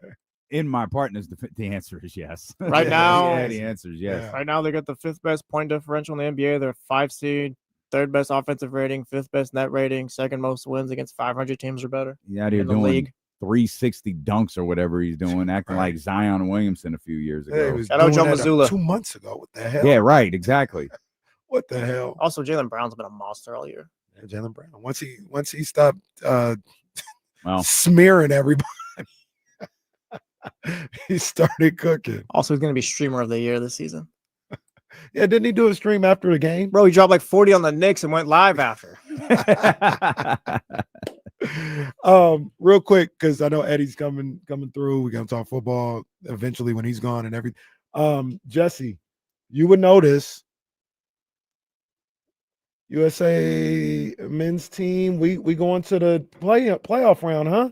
Yeah, With that they little draw? should advance out of that group. That's gonna be crazy. Yeah. How many times did that happen recently? What? Soccer, like they've gotten to where the hell did that come from? Yeah. they had the draw today.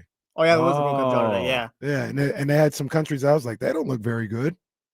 Is that right? Yeah, they'll make it out their group. But look, before it's even a thought, I'll tell you this: friends don't let people talk about USA winning the World Cup or Mexico. Like it's not ever Well, going to be a thing. I didn't say That winning. I'm just saying. Have they? I can think of one time they got to it's the knockout rounds. Is that what it's called? They make it out. It's just they don't really go far. I mean, 2018 they missed. Yeah, I only remember the Landon Donovan goal where they got out of the group stage. Other than that, I can't remember another time. Yeah, they're fine. I mean, it's the Oh US. boy, it's gonna be lit. Oh, that knockout round game might be at Levi's. Oh, we got gotta go. We gotta go. You know what goes great with World Cup? What's that? Baker Family Wine. Oh, well, that's for sure. You can grab you some bottles. You can grab whatever's left at the Nugget in Granite Bay. 13 cases were sold on Wednesday night when Dusty Baker came through and signed autographs at that particular Nugget. I know they have some bottles left over. You can also get them at Roseville. You can get them at Elk Grove. You can get them at select Rayleigh's and Bel Air locations, or you can head over to the tasting room in West Sacramento. It's on Industrial Boulevard. Baker Family Wines. Look for the baseball stitch on the logo. It's absolutely incredible no matter what your palate calls for. Dusty Baker and his incredible team of winemakers has got you covered. You don't want to miss, get the rosé. Everyone, it's a darker rosé. It's a little stronger. It's not sweet. It's on point. You will love it. I promise. No one we know who has ever had it has not loved it. Right. Right. Dusty Baker and Baker Family Wines. Head over to bakerfamilywines.com and don't go anywhere. We'll come back. We'll talk more basketball with Eddie Gonzalez next on Sacramento Sports Leader ESPN 1320.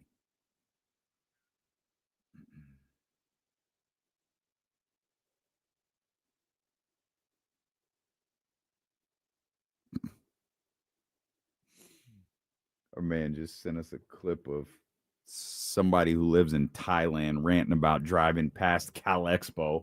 What? You phony little What? Yeah, I'll send it to you. He just sent it to me. Come on, man.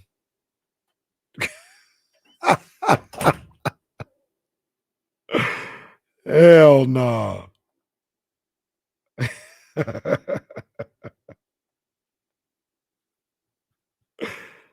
Oh my gosh.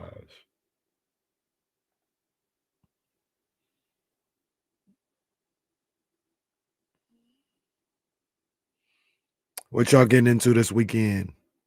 I hope it stays this way. The forecast has it staying this way where it's going to be cold and overcast, but it's not going to rain. I don't see any rain in the forecast for the next 10 days. So I love it. I love it.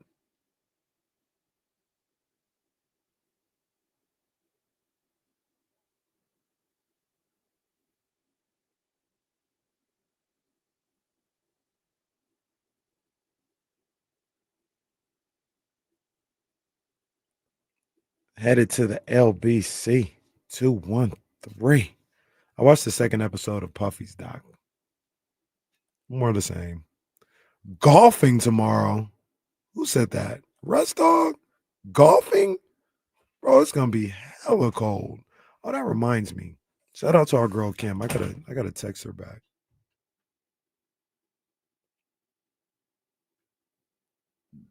Come on, bro. 9 a.m. tea time. Bro, what?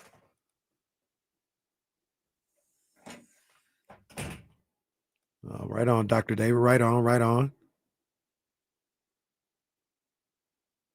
NXT. Let's bring Eddie in here. Eddie, what's good, Brody? What's going on? I like that hat. Oh, thank you, man. Thank you. I like that hat. I'm still tripping off the tweet that you had last week talking about, it was 35 degrees in brother, this beautiful sunny ass New York day. Are you kidding me? brother, it's 20 today. I Oh. literally just got done running in the cold. So Nah, I couldn't. I woke up and it was 18. Come on, man. We can't be having all that. We can't be having all that. But It's too cold for all that. It's not snowing or anything yet, though, huh? So I'm running next week in Central Park, and so I needed to test it. It's 31 right now. I just ran 3 miles. It was cold. I feel like Michael Irvin. When we was in that cold, we was cold. Oh, that cold weather sure was cold. Boy. So You don't wear the even tell me what it's shiesty? looking like out there. I don't want to know. You wear the shiesty, right? I did actually. Yeah, you got to. It was looking like a real goon. I'd be no good in weather that cold. I'm cold here, bro. I'm cold. It's got to be like 51 right now. Nah, It's if I like come 49. home, they'll be mad. I'll be wearing shorts and a tee in 50. It says 49 right now. I'm hella cold. It's cold outside. Nah, I'm like cold. Like 60 is solid out here. We be excited. Stop. It's 60. I'm going out. I'm going somewhere. I need to get I need for Christmas. I need the tech suit, man. I'm freezing. Yeah, they try to take. All right, we back here with our man Eddie Gonzalez, live from New York City. Where it's what you said, 31 degrees. 31. Let's see what it feels like. Hold on. You know, it feels like it's the real temperature. If that wind is 26. that It wind feels is like 29. must be a calm day. That's what I did learn about New York. I got into the vortex of Manhattan one time when it was like 33, but that wind got to blowing. Oh my God, That's what my it is. face hurt. That's what it is. I didn't know that wind could go through your pants, like through your jeans until I got out here. I'm like, wait, why do I feel that? Yeah.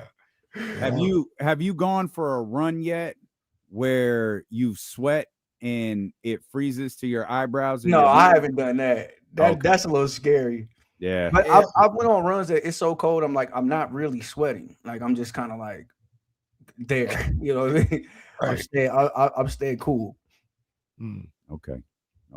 I told him I'm cold out here right now. It's cold out here. You look cold. Hoodie under the jersey. Like you got a lot going on. It's chilly. Yeah, Let me ask you. I made a TikTok about this. So you have an undershirt under your hoodie, right? Like you don't just raw dog the hoodie. That's not a thing. No. Who does that? Well, women do it first of all. Well, that's different. That's different. But That's it's dudes out there raw dogging the hoodies. I found out. I was like, whoa. They can't be doing it. There's always at least a tank top. Yeah, almost always tank top t-shirt right now because like I said, I just run cold. I'm throwing the long john under here, man. A long john under the hoodie's a lot, but all right. It's cold. No, my brother is temperature sensitive. Clearly. I What's get your cold. thermostat at the crib? 75. Wow. Yeah. Really? Yeah. Well, and look, here's the thing. We don't go past that. They got to fight me to turn that thermostat up. It's cold in the house, but you just put on more layers. We don't need to be at like 81. What are you doing? Put on the sweatsuit. Wait. So the summer though, you're like 65. Like you're like AC all day. No? I just deal with it. It's cool. It's cool. That's crazy. It's cool. No, hell no. PG&E crazy right now. Smart crazy right now. No, we'll deal with whatever it is. We'll figure it out. Yeah. So we do that thermostat. I will sit in my house cold. I will not sit in my house hot. Nah, this is not happening. So look, we are this is New Jersey, this is New York, this is the Northeast. We have like the cooler, like swamp coolers in every room. Like so we moved here in this current spot in August, hottest time of the year. Immediately bought two. It was like, oh, this will be fine. We'll get like a draft in here. We have one in every room now. Like this is like, no, we're not playing. Like we have a spare room in the back, and we got one in there just in case somebody come by, in case we want to go in there or whatever. Yeah, it's AC in every room. We don't play that no more. You crazy? We'll deal with it. Well, no, the AC comes on. I'm just saying, like, if need be, that's good. I got a fan. It's cool with you. You know what helps with that though is the way my house is set up. The sun never shines into the windows. My last apartment was never beat down by the sun. It's just warm. That's all. My last apartment was all windows. The sun from shining into his rich house. Not rich. You built it that way when you built it from scratch. Yeah. No windows east and west. It's north and south windows. No sun. I've been on the other side though. My mom's house, the sun went directly into the living room window as it was going down. So like from 5 o'clock to 8 o'clock, it would fry the living room. And I was like, hell no. If I can help it, I'm moving into a house where that don't happen with the sun. Yo, ours isn't that bad, but we don't have any window coverings on the windows that go to the backyard. So there's a few moments where it's like, all right, man, I need you to. Yo, growing up was learning how much drapes cost. Like, bruh, right? Like, I think I need that. And God forbid you get those window covering shade things. Please, boy, it would be sheets on these windows. Don't worry. Put a comforter on that one. At the joints that he got, like the hotel joints. It'd be too dark. Oh, you got the blackout joints? It'd be noon, and it is just dark as I don't know what. It's always funny in Vegas. You wake up, it really could be any time. Like it could be like, let me find my phone. It might be 4. Right. Wait, before we talk about important stuff, where was Drake on your year-end Spotify Apple list? He was number 1 on mine. Okay, I know. D-Lo, what was yours? Mine. First or second? He wasn't on mine. What was first? You Dot. Damn. DNX did come out this year. Well, No, it didn't. about a It came year out in ago. 2024. Came out About December, a year right? ago. Luther was Luther's the biggest. Luther. Oh, here we go. 8 Grammys. Like, sit down. Like, don't do this. Look, Don't do this, Eddie. Don't Here do we this. go. That man's walking away with 7 Grammys in February. Stop it. Cause I'm not gonna get into all that, but we know why that's about to happen. Like, I know. the powers that be gonna make sure I get they that. out here That's giving fine. high fives. They out here giving Yeah, high come fives. on. Come on, man. I ain't never seen that. Eddie. I like how Jay-Z told us. Luther I like how Jay-Z told us the Grammys is a sham, but give my wife one because like, come on, and then they win one. Like, I love the Grammys. Grammys are hilarious. Kendrick could win 9 rap Grammys. They're gonna put them on TV anyway. They don't put rap on TV for the Grammys. They don't care about us. So what does that matter? That's true. They don't put the hip hop artists on, but he's not winning the hip hop categories. He's winning the song of the year category. Sabrina Carpenter got that on lock. Let's be Yeah, honest. She might. I don't think Yeah, he winning she song of might. the year. She Sabrina might. Carpenter. I actually This her year, baby. I This saw her year. Billie Eilish, Birds of a Feather. I was like, yeah, Oh yeah, that's like I know y'all. I know y'all seen my list. My list is all over the place, but I'm telling y'all that's Sabrina Carpenter. Taylor album Swift is at gonna number win 1, everything. Taylor Swift at number 2, Taylor Swift at number Taylor was 3. 2. The Boy and Taylor. I wasn't playing. Come on. Taylor, I had C plus, shout out plus was in there. Sack. I had Sabrina Carpenter was in there. That album still that I can't remember. Yeah, that album is crazy. I can't remember. Were you Spotify or Apple? I do both. I actually so like I listen to mostly on Apple, but I listen a lot on YouTube too. So on YouTube, number 1 was Frank Ocean, but on Apple it was Drake, it was Taylor. I never got into Frank Ocean. I knew you didn't. That made me think you don't like Tyler either, do you? Nah, not Tyler a- just pretentious to me. Like he's just like Oh, I feel like but- I don't like him. But His Don't Tap music's fun. Glass was the album of the year for me. The rap album of the year. Really? Yeah. Yeah, that was I the was rap a album. down year for rap. I'm kind of like I'm gonna Oh, sound it like definitely was. I'm gonna sound like he- a real old head right now because I am. I'm kind of like I'm not saying I'm grown out of rap, but I'm kind of bored of rap. So like it on top of that, it was a bad. And like my bias just wouldn't let me get into the Clips album. So like apparently that was the best going, but I'm gonna take your word. You for it. kind of missed out with that one. You know, That album was fire. I played it like once. I was like, oh, it's a Clips album, and then I'm Yeah, that album was fire. you know who the game kind of missing. I don't Drake. think this never been. He was still visible though. You know what I feel the game is missing is Cole. Yeah, that's I'm ready for that's Cole part to of the come same back. tree too. That's the problem. Yeah, So, I'm ready for Cole to come back. I he thought should have. He I should said have. the fall off was coming out last year. He Yeah, messed you up. did. Yeah, you did. On record too. Just all on the radio talking about no, it's gonna happen. I like Cole because I feel like when he drops, it's like he has something to say, like as a purpose. Mhm. Like, whereas other people, like Lil Baby, just dropped like 20 songs, and it was just to drop 20 songs. So it's like I like artists that's what I'll get to Tyler. Somebody you mentioned when Tyler drops, it's like he was inspired and he has stuff to get off his chest. So I like Cole for that sense. So he can wait, he can take his time. I hope it's good. Like it needs to be good. Give me a somebody real else. cheesy album too. That last one He wasn't messing with it. No. JT told me the show with the orchestra and stuff, like one of the best Oh concerts in my between his gosh, life. I'm so mad. They're gonna be in Vegas in December. Or it might be like this weekend. I'm not gonna get to Well, it. it's I hope he December. does it again. Yeah, I know. I think it's early December.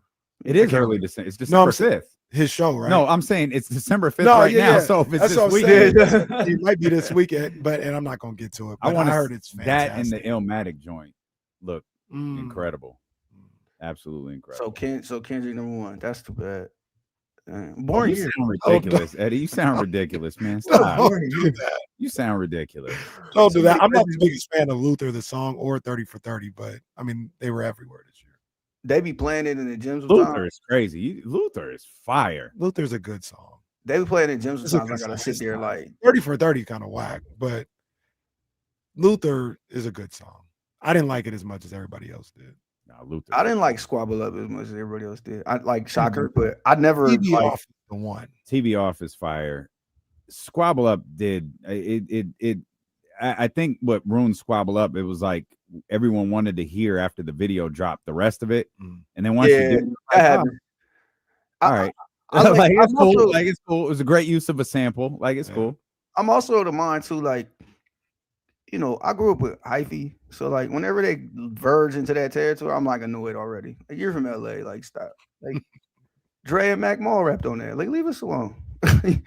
Squabble Up in the hyphy record. Like I said, Dre and Mac Mall rapped on that, so that's what I hear in the back of my head. It's like, Like you said, I really like the sample though. I don't And like him rapping on the song is good. It's Debbie a good Death song. sample is fire. It's a good song. It's just yeah, TV Off I is like better. TV, Like yeah. it's too similar to TV Off, and TV Off is way better. My number one. You're just a album- hater. Like what are we even having this conversation for? You My hate number Kendrick, one- my I number hate one Drake. album of You're the not year getting was- anywhere. My number one album of the year was Some Sexy Songs for You. And it Yeah, was that's like- because you It's don't a like good Tyler. album. And That you was a skip the good clips. album. That's why it was number one. That was a fire album though. It was a fine album. It was. You It could have been five. mispronounced the letter. It was a fine album. It could have been 5 songs fire. less, It was but fire. it was a really Album good was album. not fire.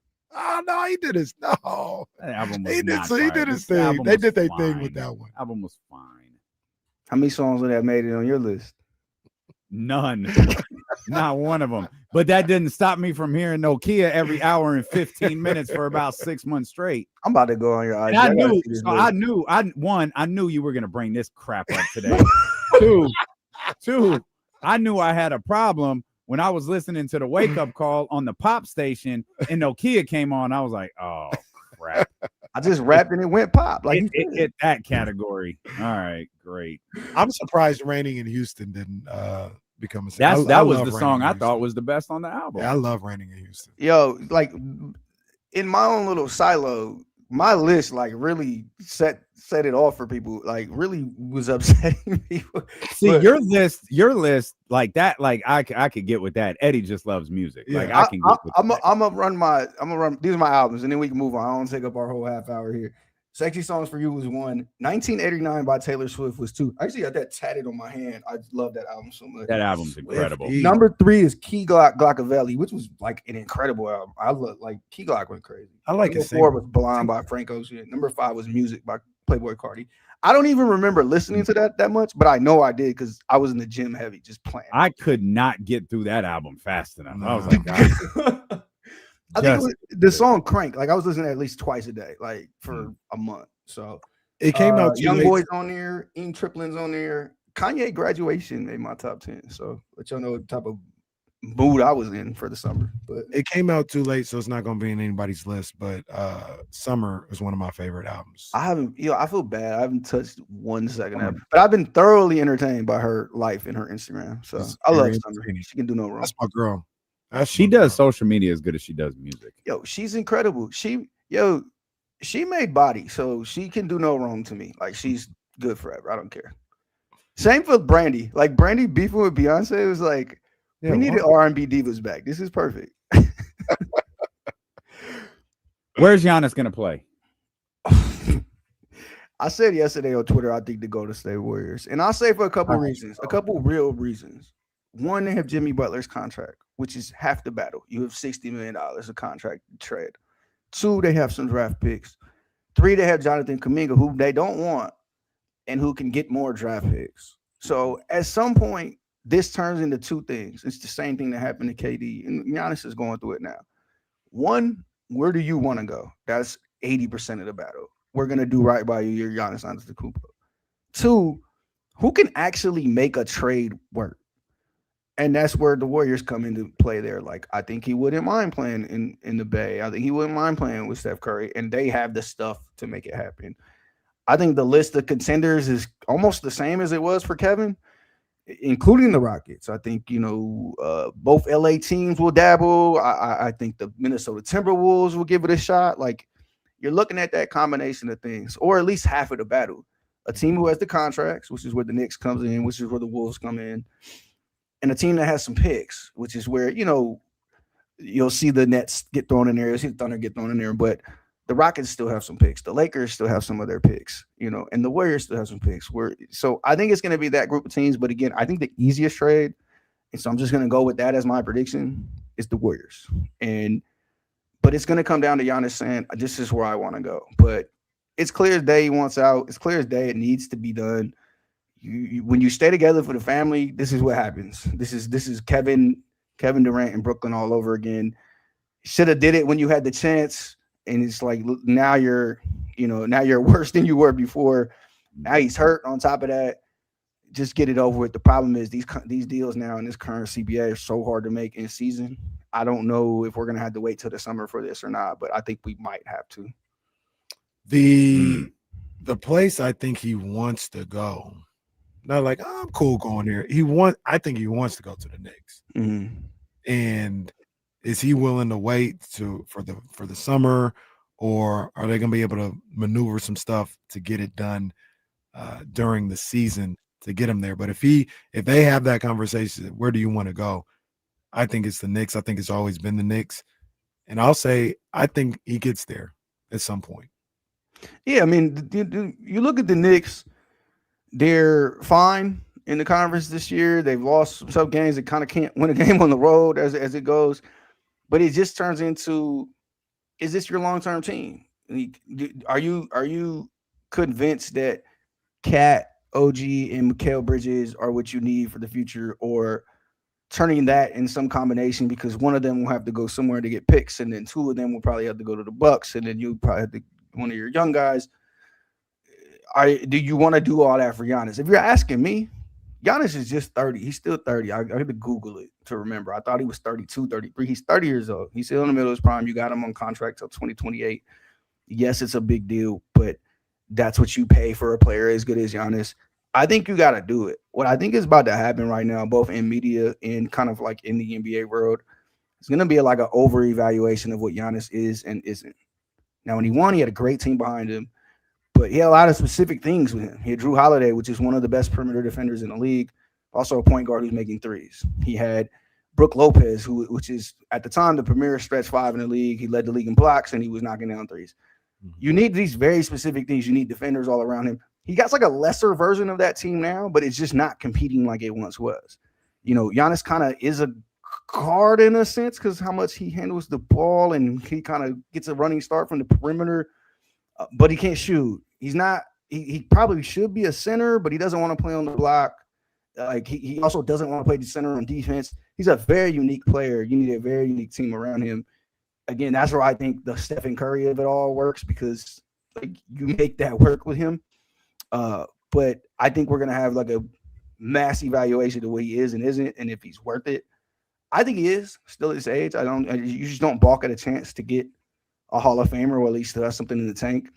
Somebody was asking a question yesterday, like you look at Austin Reeves, what he's doing. He's 29 and 8-8 or whatever it is right now. He's going crazy. Is Austin Reeves at $41 million, which would be his max this summer if he signs it, more valuable than Giannis at $59 million? I'm like, you think about it a little bit, like if you're the Lakers, but I still think you have to do that. If the Bucks are willing to take some combination of Austin Reeves stuff in your picks, you take that and you try to win a championship with Luka and Giannis right now, rather than hope Austin Reeves lives up to his max contract, continues to be what he is right now. He's already 27 years old, and that's why I think they'll be a player too. Like it's almost perfect for the Lakers if he emerges as an all-star this year, because then it's like now we're a real player in this deal. Real quick, Jason Anderson is reporting that Dennis Schroeder will be out for tomorrow's game against the Miami Heat. That'll be the fourth straight game. Actually, this might be the fifth straight game that Dennis has missed with a right hip flexor. Those diamonds were dancing the other day on the bench, though. Shout out to Dennis. Look like you. Relax. Could I ask one more thing about the Giannis? And me and Damian talked about this earlier today, and I don't think we're on the same page. I tried to convince him. I don't think he's there. But one of the scenarios was the Rockets, and they said Sengun in that deal, and Sengun is fantastic. He's younger, all this other stuff.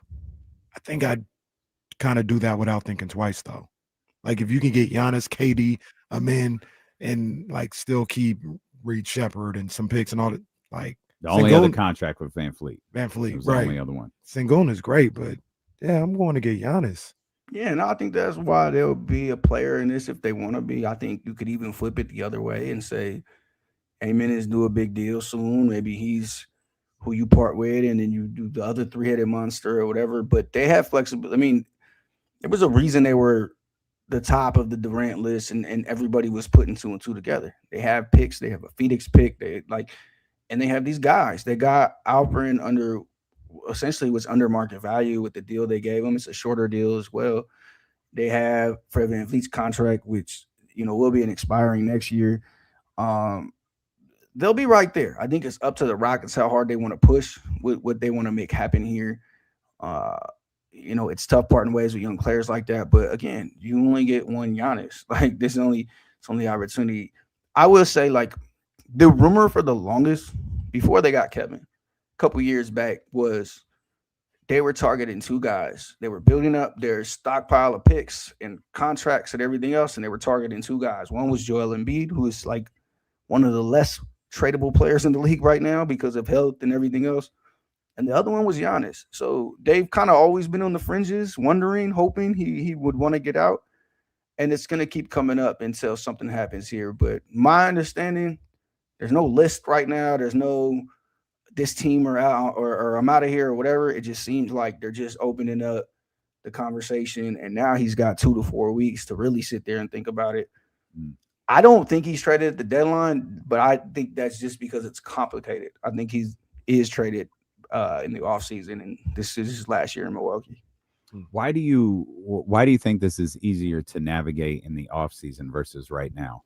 Because first off, draft lines up where it is. So you have a team like the Rockets who, if they have Phoenix's pick, could have the 9th pick in the draft, things of that nature. But second off, you're able to shed contracts a little easier. There's a little more cap mechanics you can do as well, where it's like we can do our deals in this order so it actually fits rather than right now it has to be dollar for dollar, and you have to play games. We have to trade 7 players for Giannis. It's kind of harder to do when we got a game on Tuesday than it is in July when we don't have camp for another 2 months. So there's the mechanics of it, but I do think teams will be aggressive. It just turns into, is this what the Bucks feel like they need for this, and how hard Giannis is going to push? Do you think Giannis potentially being traded holds up the league, like right now, like from other deals and stuff like that? Yeah, absolutely. I mean, because you look at the guys who are kind of like on the fringes of being traded or talked about, and they're all lesser players. Like everybody's going to be a lesser player than Giannis, but it's Giannis. It's Ja, it's Trey, it's LaMelo, it's guys like this. It's even the Clippers guys. If you feel like they're going to break up or do something, everything has to go towards that. That's $60 million floating around the air that has to be knocked out. And also, there's probably third team, fourth team. Like there's going to be machinations to be a part of this as well. And the Jazz love to come and get an extra pick out of something, and the Thunder love to do something like that. And I think a lot of people are going to mention the Spurs and if they want to get involved, and it's just going to hold up a lot of stuff. It's been slow this year, yes, in general, but I do think we're going to pick up in January. We're starting to see who's emerging as what in the league. You look at a team like the Hawks, they feel like they got something. Maybe they should take a swing. Maybe they should try to get something for trade. But you look at some of these other teams like the Clippers, it's looking dead. Maybe they might be selling. Maybe they might just hold on and figure it out in the summer. But I think those teams on the fringes are getting a little aggressive now. Eddie, we appreciate you as always, man. You probably got to go run 6 miles or something. So we'll let you. Hey man, get some Drake in that playlist, man. Put Euphoria on while you run, man. It's a great training record. Go put you do that. I'll block that. Did you know you could block songs? You could take songs completely out of your library. Man, block artists. See, ain't gonna be no music played. Ain't gonna be no music played. You block that artist. That's not my algorithm. My algorithm works just fine without that, brother. I just knew D-Lo was gonna be one of them dudes like this. This is a travesty. Like I didn't listen to none of this. How did Drake end up in my top 5? I didn't say nothing. No. Stop. That did not happen. I'm surprised Drake was my number 1, though. I thought it might have been Chris Brown this year. I was listening to a lot of Breezy. I'm surprised. Birds of a feather, them two. Yeah. Of all the songs I heard, that's probably the one I heard the most because it was on the radio every hour and 15 minutes. No guidance, never going nowhere. Yeah.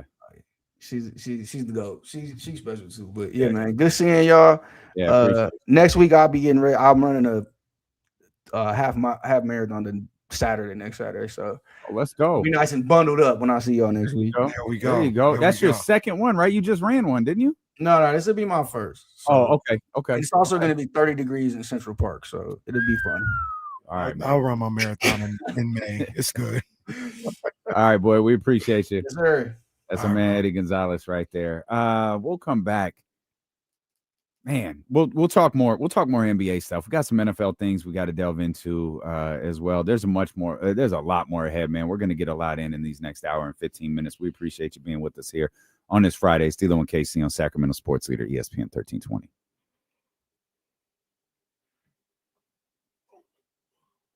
I gotta stop forgetting to hit this button. Hello, this is Dusty Baker. Welcome to the family. Welcome to the family.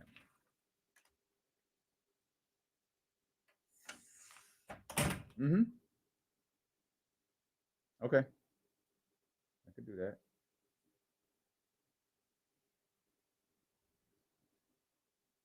Well, we have a TikTok. No one knows what the login information. Like they wanted us to have like a KIFM social login, and it's like that you guys created some account somewhere and didn't give it to us, so we don't know where it's at. Do we even know where to ask for that? We did. Charlie asked the head of digital, and he was like, "Well, we don't know." Well, it's like if you don't know, how do we know? I have it. It's just I think it's linked to me, but I can give it to you, the TikTok, and we can figure out how to do it. Throwing videos on there. I'm gonna make my return to Instagram, I guess. Oh, he's back. Only through 1320 though. He's back.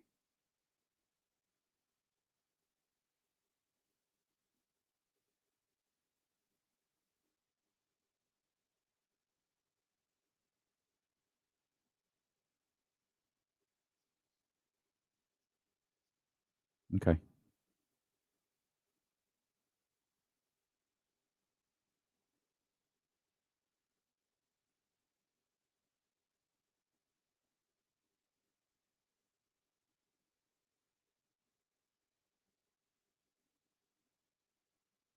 Sean Pauls, I wasn't planning on it. Who's fighting tomorrow?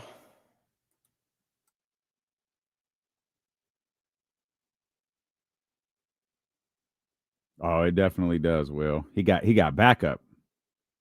That's why the hate consumes him. He's got a crew with him.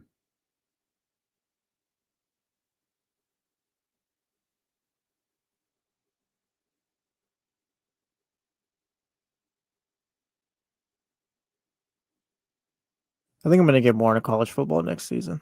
I don't know if I ever find a team, but College football is fun. I don't even know how I'd go about finding a team. Just don't let it be Michigan, and it's fine. Yeah, no, I'm cool off of that.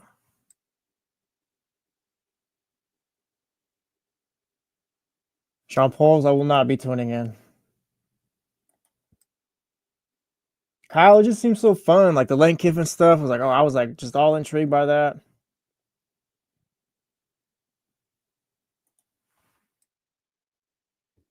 I've always been a fan of players in college football rather than teams, I guess. There's just so many damn teams. Yeah, like Reggie Bush was great. Jameis was one of my favorites. Johnny Manziel, that was fucking amazing. That was a moment. Oh yeah, it definitely was. I was in high school when that was happening. Johnny football.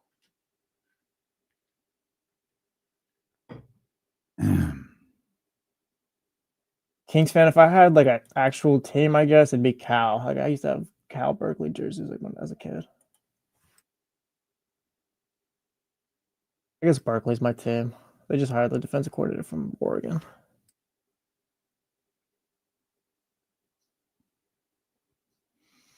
All right. I read an article today. It's on The Athletic. It caught my attention for a multitude of reasons. The main one being is it was an article. It was a full-on breakdown of the Washington Wizards. And that immediately got my attention. Like, the Wizards, huh? All right. Let me dive into this because it starts with how the Wizards are unwavering on the plan that they have set forward. Now, mind you, this is a basketball team that is currently 3-17. This is a basketball team that is 28th in offensive efficiency, and they are dead last in defensive efficiency. Now, obviously, that's not their plan. Their plan is for their young guys to develop. Alex Sarr, he was a first-round pick for them last year. Keyshawn George, they're loving the returns for those two players. They love both of those young players that they got in the draft last year. They also know that they don't have the guy. And they still owe Houston a draft pick because of the Russell Westbrook, John Wall trade from like 5 years ago. This is the last year where picks can convey and do all of these different things. So it's a top 8 protected pick. If the Wizards finish with a bottom 4 record, that guarantees they keep their pick. They like their young players. They don't have a guy yet. As much as they like Alex Sarr, as much as they like Keyshawn George, they don't have the guy yet. And I've seen the Wizards play. I've stumbled across Wizards games. Mm-hmm. We all see the Wizards record. We just gave you the numbers. 28th in offensive efficiency, dead last in defensive efficiency. This is their plan. So I ask, are you sure this is what you guys want? Because I don't know when Washington is going to turn this around. Like, they have nothing except this might be too much. I don't know if Alex Sarr and Keyshawn George are two Keegan Murrays, right? You know what I mean? Like they don't have Paolo. Mm-hmm. They don't have Cade. They don't have Cooper. They don't have that player. And that's what they're looking for, obviously, in this draft. This draft, it's another one of those drafts where a lot is being discussed about, this draft could go 8, 9, 10 deep. There's going to be franchises real happy, if you're drafting in the top 10 with how all of this goes. And we've heard that before, and it hasn't really panned out. But I just thought it was interesting to read an article about a team who is working solely on developing their young players, and what a miserable product it seems to be, while the front office goes, that's okay. This is what we're going for. We're going for our guys to get better. Yeah. And they are, I believe, in their 5th. When this season is done, it'll be their 5th year without a playoff appearance. The last 3, including this one, have been dreadful. Like, there's no hope in sight. And yeah, you gotta think about that if you're a Kings fan who wants the teardown, that wants the rebuild and let the young guys play and all this other stuff, which is cool. Not going against that. But to be fair, you said 5 years? 5 years since the playoffs. The last 3 have been nasty. The last 3, well, I guess this would probably be the third. Yeah, I guess this would be the third. That's Will Dawkins. That's their current general manager. So what we're seeing right now is his vision. It's his execution. This is what he's put together. This is what everyone has understood what is happening. He tore the team down. He is rebuilding it, and this is a part of his rebuild process. Yeah, and that includes them having a number 1 pick. Was it 1 or 2? I can't remember. They had the number 1, right? Sarr was the 1. Oh no, he was a Hawks. Yeah, he was a Hawks. And number Sarr 1 was pick. 2. Sarr was 2. So they had the number 2 pick. Yeah, in a draft, and they like him, but they don't have the 1. Jesse. What's the other option for the Kings? Go take a chance on somebody. Take a chance on a LaMelo, Trae Young, Ja Morant, which I'm not saying works either, but Yeah, I like the other option then. At the other this option, point. you're wandering. No, So- you take the right guys. So what if Zion might be the right guy. Like you're wandering on hope. You're doing the same though on LaMelo Ball only playing this many games, or John Morant becoming mature, or Trae Young. That's fair. That's Young, correct. like, it's yeah, all like, based on hope. that's all the That's same. perfectly fair. That's fair. But At least this I time you get to do it with your guy, like not your guy, but like you drafted your guy. that's fair. But those are injury concerns. I know they're really good. Alex Sarr can play every game. He could be the new Harrison Barnes. He might not ever be as good as. Well, yeah, 1 year it's Sarr, but this year it could be, what is it, the Monster? How do you pronounce his last name? It could be That's him. right. It could be Boozer. It could be I mean, what was it? There's a third guy or whatever. The kid from Peterson, I think from Kansas. Yeah, Darren Peters. Yeah, like it could be those guys this year rather than Sarr 1 year, Risa Shea. It could be. And right now it's kind of looking that way, but also like we know LaMelo, Ja, and Trae are also really good. We also know, well, 2 out of the 3 are also really hurt. And it's like, if you're an injured player, I mean, that's kind of who you are. These guys don't magically get healthy. I mean, look, I'm not. This is why I'm like- They have their own concerns. Washington is in the abyss right now. No, Washington's I made their mistakes understand as that. well. Though you just got to hope that the Kings do it right. You just don't do it Well, just- and there's no indication that they're not. That there isn't. If we're there's no indication that what they're not doing right now. Like Alex Sarr is good, Mhm. but how good is he? And at some point, you're going to have to go beyond the draft, and maybe clearly that's not this year. And that's another like sneaky thing about the Kings is Washington's also trying to hold on to their pick. Mhm. Like Washington losing their first round pick because it went 9th instead of 8th is catastrophic for that franchise. But they fall within the top 10. They fall within the top 8. They land one of those guys. Great. At some point, you're going to have to venture outside of that. Mhm. If you don't, you're Oklahoma City, and congratulations.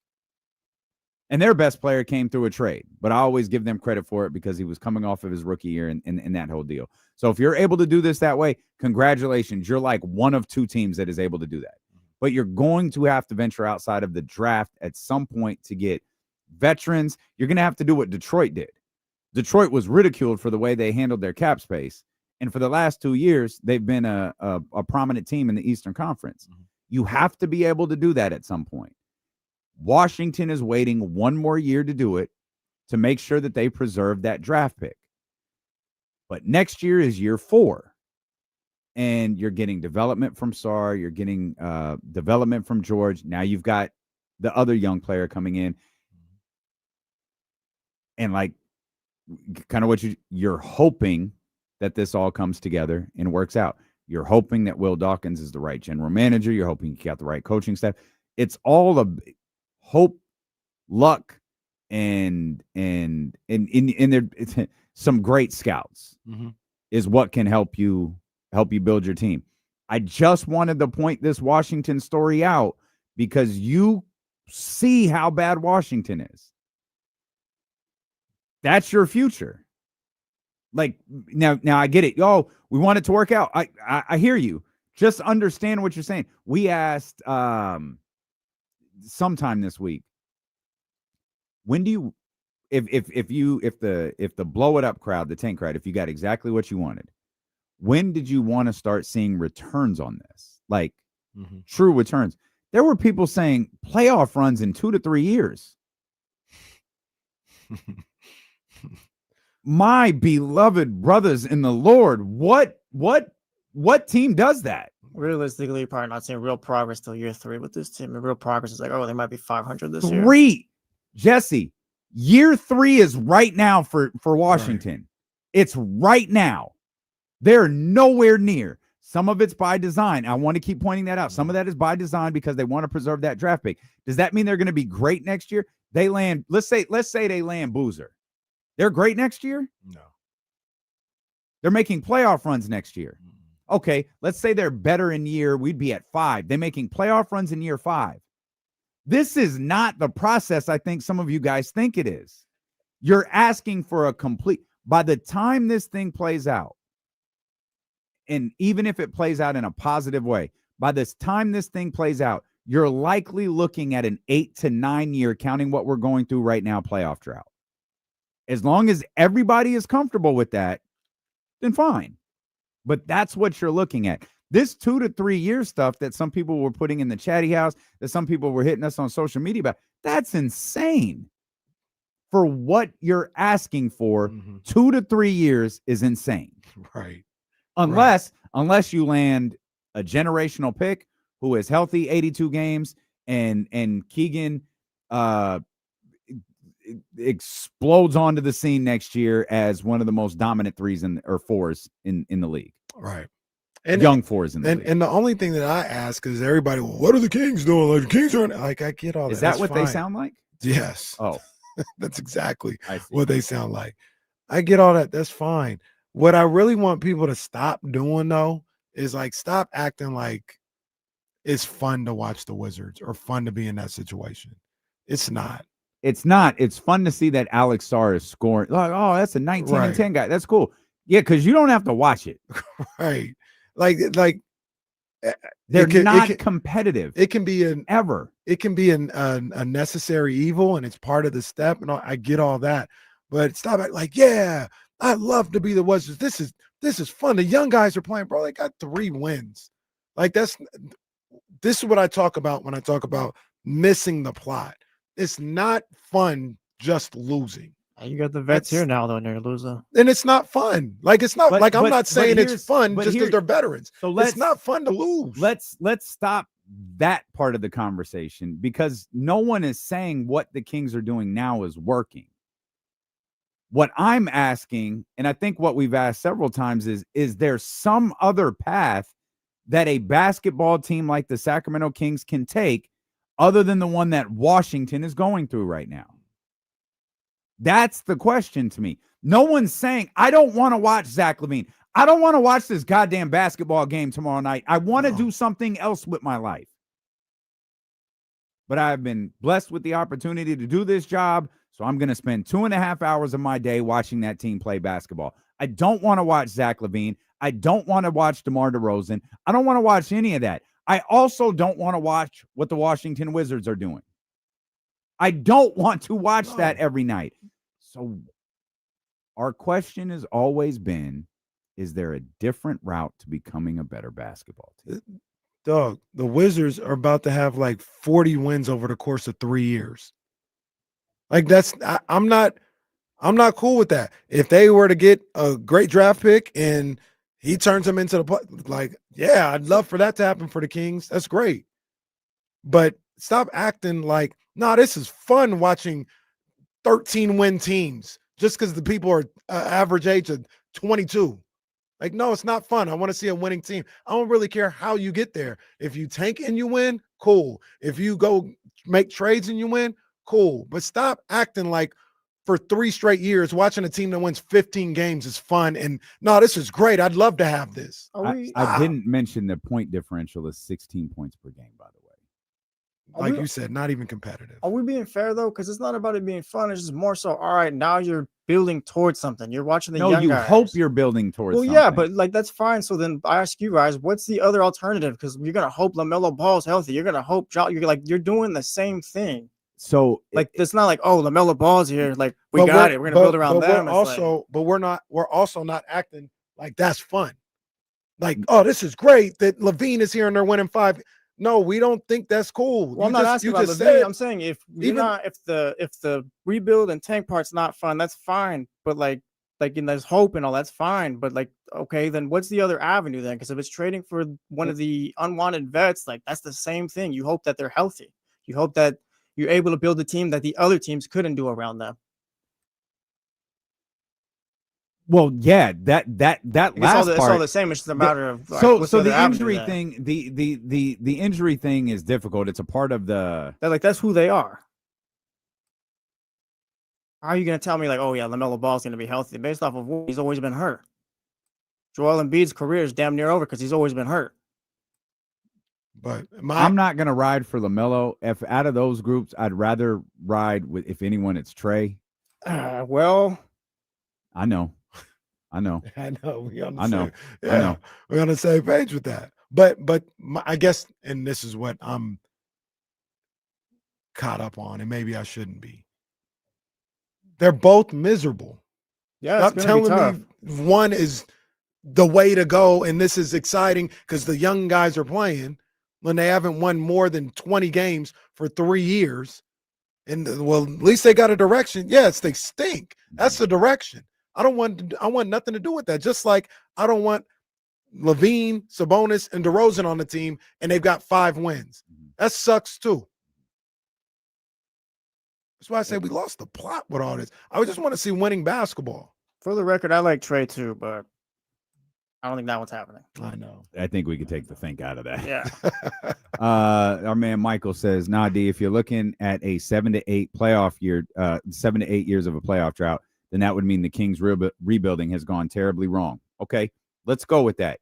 This is year 3. Mm-hmm. This would be year 3. Okay, now just keep in mind, Zach's still here. DeMar's still here. Domas is still here. Let's say it takes one more year. Everyone says 2027. Okay, so you got to get through this year. So now we're at 4. Okay, let's go hypothetically. The Kings land a solid pick in this year's draft. Get a good ball player. You got Neek, you got Max, you got Keegan doing whatever he's doing. Probably not ready yet. You're at year 5. That's where the Washington Wizards are at now. So let's say now you've got 3 rookies under Scott Perry. You've got them making the playoffs. That's 60 because we're at 5 easy without blinking. We're at 5. You've got them making the playoffs. You're talking about 7 to 8 years. Everything has gone terribly wrong. 7 to 8 years. This game has barely started. 6 years. Because remember, there's about to be 3 behind us. So in 3 years, you think we're stripping this thing down, which Zach, remember, until it's done, Zach LaVine is under contract next year. In 3 years, this team's making a playoff run. No. Like, come on. Which 7 to 8 years, there's 3 behind us. 3 more ahead of you just gets to 6. I don't know if this helps, but this is like year 1 right now too. I wouldn't count this as year 3. I don't even know if they started yet. But they haven't started. Yeah, they Well, that's what I'm saying. They haven't like, started anything. What I'm saying is there's 3 years. Once you factor in this year, you've missed the playoffs for 3 straight years. Yeah. They're starting this summer. Maybe. If I mean the best case scenario for Kings fans is it's starting now. It's starting at the trade deadline. And we can revisit this discussion if Zach, DeMar, all those guys, Zach, Domas, they're all gone. We could completely revisit this discussion if they're gone by February, because then you've accelerated this a little bit quicker, and maybe you're headed into a strong offseason positioning, because I assume we'll say 2 of those 3 guys are gone. You landed some assets somewhere. I would hope at least one of them might be for this year. Yeah. And once again, we're talking about Washington, and I don't have any problem with the way that Washington is going about it, but they got some cool players. They're still looking for the one that can elevate everybody. That's what you're looking for. That's what you're hoping for eventually. And there's no guarantee that you ever get the one. We don't do this enough. I want to thank the radio audience. The radio audience, I think they actually listen. The Chatty House shows with message after message. They don't listen for anything. No, we're so glad you guys are active. This isn't year 3, it's year 1. No, you've missed the playoffs for 3 straight seasons. I don't know what part about this you guys don't understand. So if you're listening on ESPN 1320, if you're listening on the Odyssey app, the iHeart app, salute. We appreciate you. You're actually listening. The Chatty House is so eager to get their takes off, they can't put 1 + 1. But to those who have never once messaged before, salute. We think you're actually listening. What if year 1? You're right. It's year nothing. Right. But you're still going to miss the goddamn playoffs. Right. You brought up Washington because that was the Such a weird article. The article that you brought up. Let's write this long piece about a 3-17 team. Is Detroit the same thing as Washington? They drafted Cade in 2021, and now they're the 1 seed in 2025. Or I'm not or, saying you can get to the 1 seed or whatever, or but is it's a what- 4-year process. 3. Well, I think they were No. better last year. or is Washington Charlotte? And Charlotte got the rookie of the year. They drafted the rookie of the year, and they're still 6-16. No, what I'm asking is, can you end up being the Pistons rather than the Wizards were So- years over? So going back to the remark about after the draft, that's what the Pistons did. People laughed at the Pistons for signing Tobias Harris. They used their cap space because they drafted. They used their cap space to sign veterans, to sign older players, to sign guys who will work with them. That's where things clicked for them last year. Mhm. If you can manage, and remember, no one wanted that job. They gave it to JB Bickerstaff. I can't imagine where, and no shade to JB Bickerstaff. JB is always brought in as like the interim head coach. He had just lost his job in Cleveland, and he's killed it. Like I don't know when the story on JB Bickerstaff is going to change. Like, he was really good in Cleveland. They thought a different coach could get him over the top. He's been really good in Detroit. Yeah. Like, all accounts show JB Bickerstaff is a really, really good coach, and he seems to work really well with young players. And these guys are responding to him. But there's a next step after the draft. Yeah, maybe we're arguing the same thing then, because I guess what I'd argue is like, I'd rather take my route, drafting my Cade Cunningham through the draft and then building it out through there, adding through free agency or trades, whatever, adding around that rather than, I guess, going the LaMelo Ball route and just trading for a guy. You can't just draft a team solely through the draft. Like, you're gonna have to add around the edges and stuff like that. But I'd rather go that route rather than the other way. And I mean, add LaMelo Ball here, cool. Like, I'll add Ball here, that's fine. Like, is Sabonis still the second best player? Because we know how that goes. I would be opportunistic with trading for certain type of players, younger players, guys like that. Jonathan Kuminga. If you could be the Kings, be sorry this year, get a top 5 pick, trade for Jonathan Kuminga at the trade deadline, have Keegan Murray and whatever you think of Neek and Maxine, it's no guarantee. Nothing is a guarantee, obviously, but that could jumpstart the process. Or instead of looking, that. She go to Barge and Joe. Well, no guarantee. That's it. You know, I didn't think you'd know that song. Look at you. Look at you. I see you, boy. It's the only Chico song I know. But It's the only Chico song anybody knows. That's the one. But you can, instead of it being 7 to 8 years, maybe it's 5 or 6. Like, if I laid out the scenario where you traded for Jonathan Kuminga, you already think Keegan Murray is supposed to be good. You draft a great player in the top 5, maybe a Tobias Harris type signing. Maybe this could be a 4 or 5 year drought, as opposed to what Washington has been doing, especially here in the West. You might be looking at 7 to 10 years. Yeah. Maybe that's I do think the difference between the two is I do think you need to trade for somebody at some point. The difference between the two ways, like the processes. I Washington got not you, trading I for got you. nobody, Right. And Washington And again, may not be at the spot where they're there right now. They're not it ready. might be next Yeah, year. They're not where ready. they're willing to trade. But I do think whether it's LaMelo, whether it's Kuminga, be opportunistic with one of these young guys and try to trade for them and take a chance with them while still maintaining your picks. Like, you could trade for Kuminga. You might even be able to trade for LaMelo and still keep your picks. Like, we talked about that too, like when the Kuminga stuff was hot or whatever. It's like, you're not trading for Kuminga to be your guy, but you out of round. So if you're able to draft this year or whatever, try to make a Kuminga deal happen. Like you said, you got him, Keegan, and the draft pick. Like, that's different. It's not just, we're going to sit through the draft the whole time. But I'd rather get my guy through the draft and build around that way rather than throw LaMelo in here. And I don't hate LaMelo. It's just he's the guy. Right, it's him or right. Ja. Trade's not happening. So that's just the route I go. Like, you can't just do through the draft. I got you for sure. Or you do, or I think the whole point of this as well is, or Kings you got do us turning on each other. Or you do You do it the way Washington and Charlotte is, but just be realistic with what that may look like. I think that's the whole point of what you brought this up It's for. going to look just like be real with what it's it's going to looking look like you getting a code in your email for free tickets to Sacramento right. Kings game. Right. And don't talk to me when we're 6 years into the drought and the team is 6-25 and talk about it's great because Jeremiah Daniels is playing. All right, bro. They haven't won 20 games in 4 years. None of this is great. Unless Jeremiah Daniels is like him. We are in a better spot than the Pelicans, though, right? No. No? No. Oh, they got players there. Yeah, they got some young boys in there. Yeah, that's a good point. I take the Pelicans in a heartbeat over the Kings. Although not having that pick next year is tough. That is tough. But them rookies they got there is cold right now.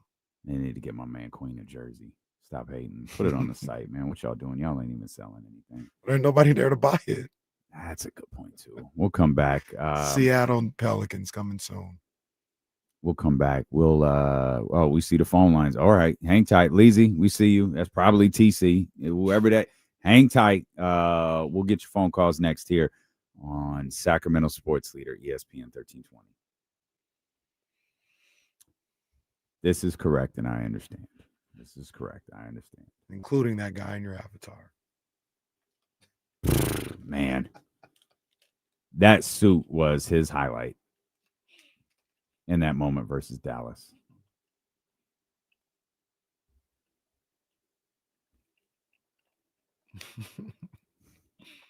I mean, I don't know that Securin is missed with his name change. I've been cooking. He had Bagley. Bagley was different, but he had Barnes. I know you threw another one in there. I can't remember what it was. Monty, wasn't it? That's right. It was Monty. Yeah. It was Monty. So I thought this thing ended a couple of days ago, but it's still going on. What's it called? The Thule fog? We're still in the midst of it. Where you just it was nasty. This fog layer that's been over here for like 2 weeks. It was nasty this morning. I love it. I'm enjoying it. Okay, I remember. Did we designate Securing the Monk extension, or did we just call Securing the Monk? I can't remember.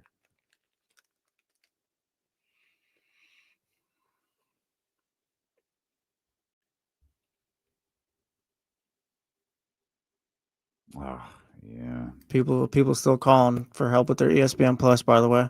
Oh man, just some little old lady right now. It's like, man, well, did you help her? Station. Nah, Jesse. Told her you can look online, man, but we got to work.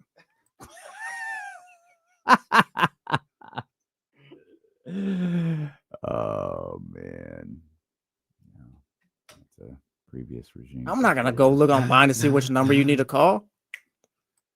No guarantee.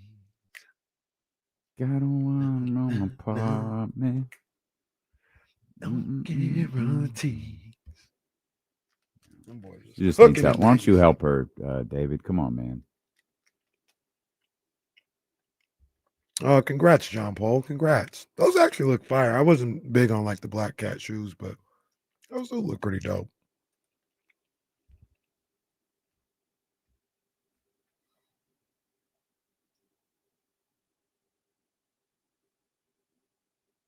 Also, I thought we were past the ESPN Plus problem. They solved it. I don't think so. I don't even know if our YouTube thing works for it. They said it did, but I don't know how to do it.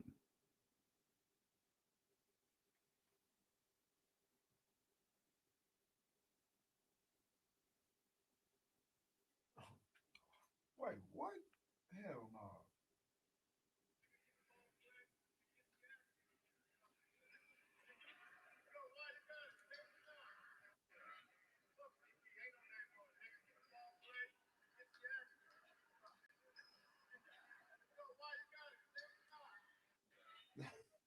I don't want to.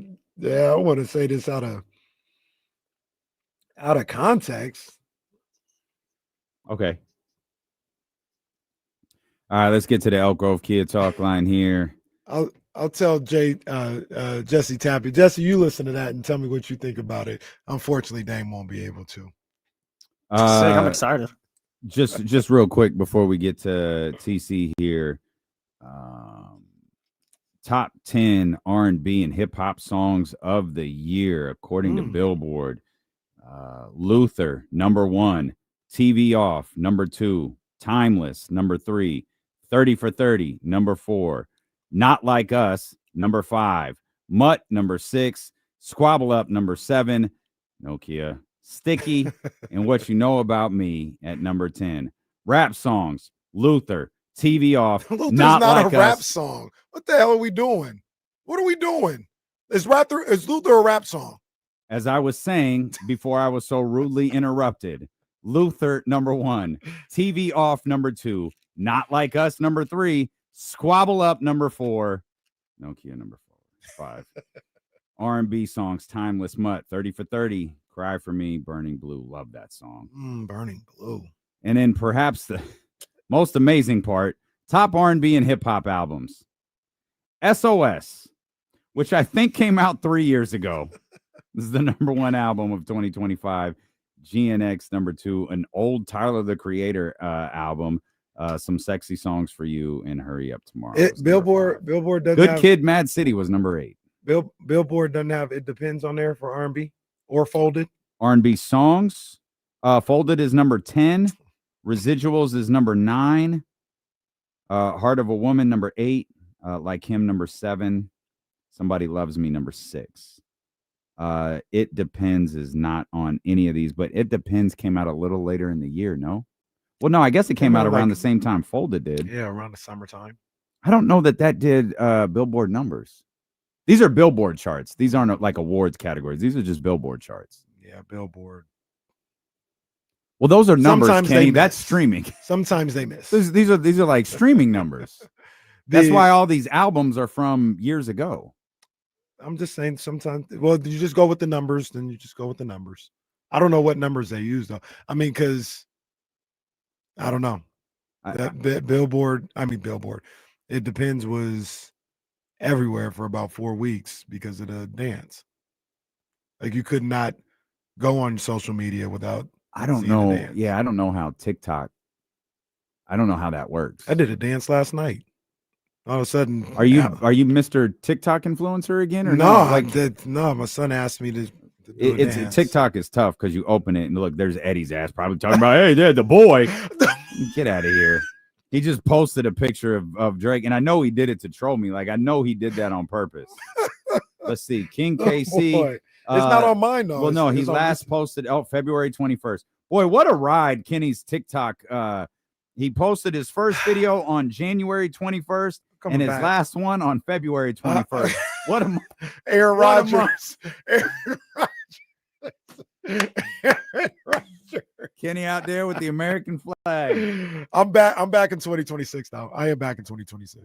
I'm back. New Year's resolution. Yeah. Also, real quick, what was your question regarding Ty Lue and that Chris Paul clip? Because it was talking about Chris Paul. It was it was all you. Yeah, as far as I took, yeah. So crazy. Damien, there's this clip with Ty Lue talking to seemingly it seems about Chris Paul. The way I took it is like, yeah, Chris Paul, I don't care if you're Chris Paul, get the basketball, run the plays, and start playing. Instead of complaining. Yeah. Ain't nobody worried about all that. No. Damn. I think CP3 is the heel in all this. Yeah. Feels like it. They try to make him the baby face. No, he was giving low blows to the whole time.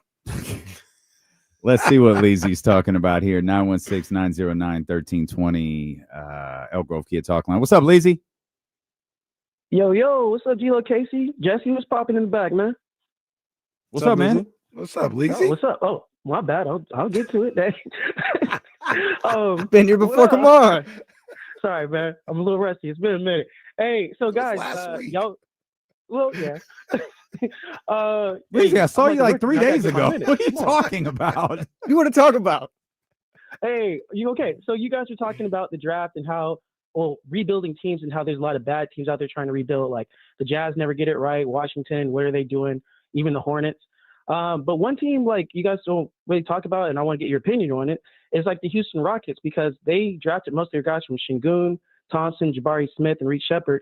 But the thing for them, the whole thing with them is I feel like they surrounded them with good veterans, whether it's Van Fleet or Dylan Brooks at the time, and having a good coach in Ime Udoka.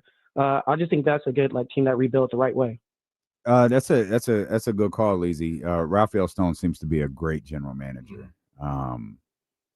I also want to make sure we're fair to the Wizards.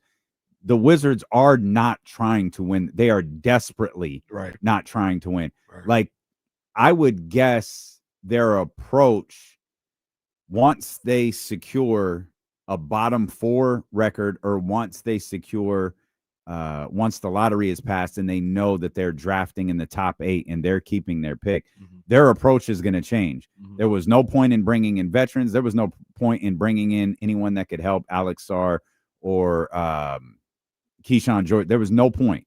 They needed to keep this pick. So, you know, in an attempt to stall them out a little bit, they're sticking with their plan, but their plan, let these young guys play, develop them, keep this pick. And then, you know, you've got to do what Detroit did. You've got to, and then, you know, what Leezy was talking about right there with Houston, you got to find vets and players to bring in and help these young guys. One thing I like about Houston is they drafted players and they seem to, you know, I guess maybe this is a chicken or the egg question. They established an identity. Dylan Brooks was a big part of that. And Ime Udoka is a far bigger one. But those two, you know, you know, you have the opportunity to get Kevin Durant, you move on from Dylan Brooks, the money work, like you do that. But Dylan Brooks and Ime Udoka worked perfectly together. Those were two like anchors for the way that team likes to play basketball. Like, they're physical, they're not flashy, they're going to score at the rim, they're going to score in the mid-range. They'll hit their threes, they're just not going to shoot a ton of them, and they're going to beat you on every spot of the floor. Yeah. And people thought they were stupid for going to get Dylan Brooks, you know, and bringing him in there. Like, why would you bring him in there or whatever? And it worked out really well. Houston did a really good job of kind of turning everything around with what they had going on. And they had the second aspect of all of this. They hit on all their picks. Yeah. And the one that was kind of questionable, they were able Big to Sam parlay Presti that. vibes there in Houston. Yeah. They were able to parlay that into Kevin Durant. I'm talking about Jalen Green. But they hit on Thompson. They hit on Reed Shepard. They hit on Sengun. They hit on Jabari Smith.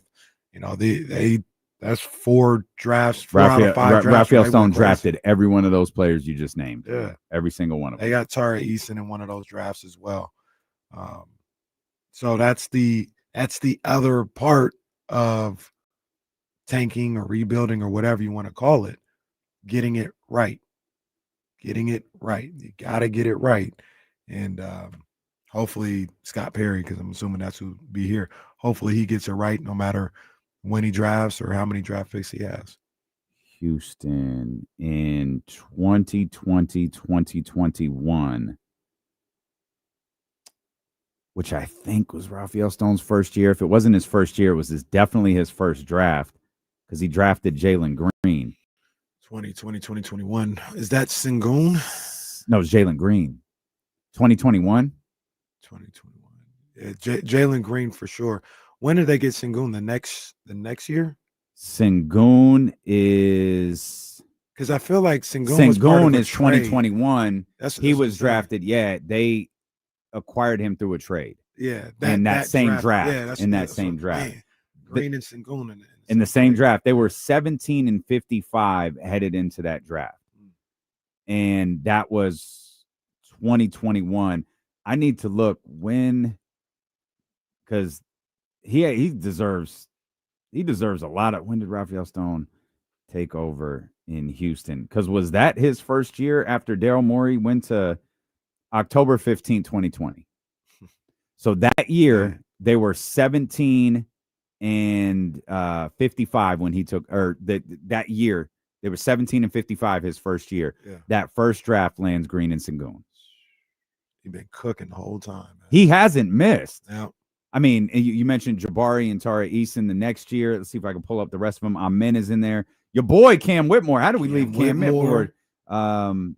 And then Reese's favorite player, Reese Shepard. No, Reese loves Rob Dillingham. Why do I always think it's Reese Shepard? That's the second time I know that's at least the second time I've done that. I'll tell Rob's playing. Oh, snap. My boy Rob playing today. So weird. Your son is weird. So Rob is his boy.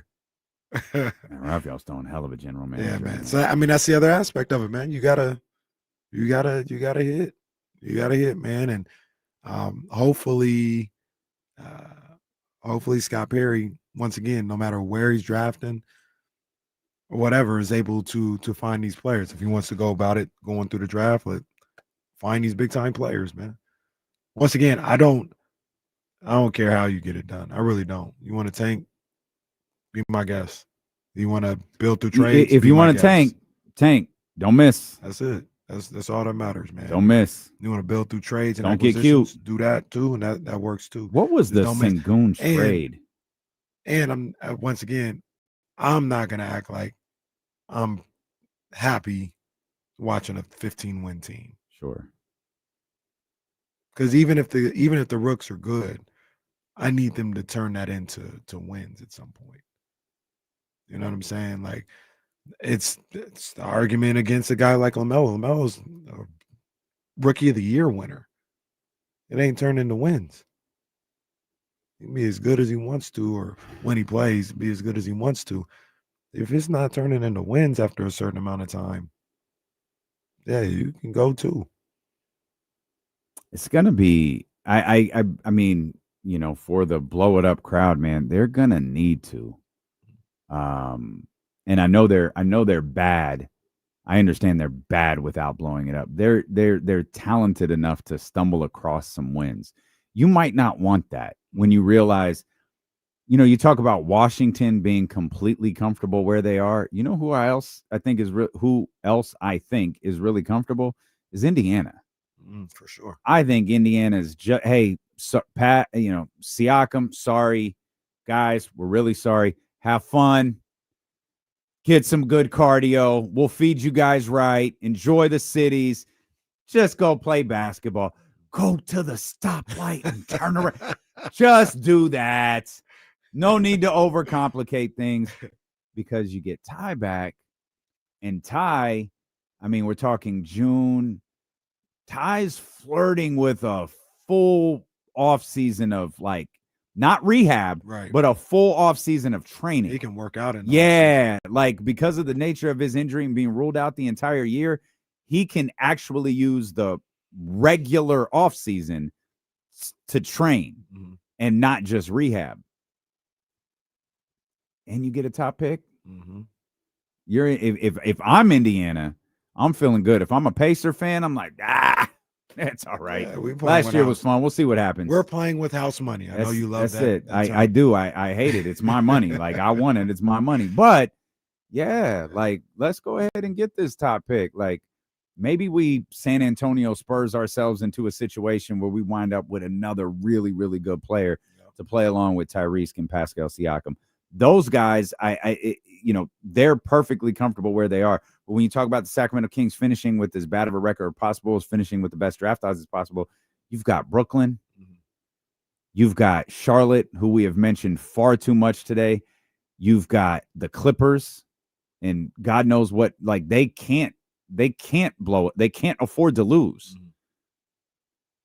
And then Dallas and Utah are still kind of lingering around the bad category. Right. And who knows where Dallas winds up at. There's reports about, you know, general managers, executives, they don't find, they just can't stomach Anthony Davis's contract. They might not be able to move him. It's like, all right, like, I don't know if that's good or bad for Dallas, but Dallas could be a team that winds up stumbling into a few too many victories that plays them out of a potential top 10 conversation. The important part to note, though, is tanking or not, and everyone is aware of this because of the team I just mentioned, the change to the lottery actually worked.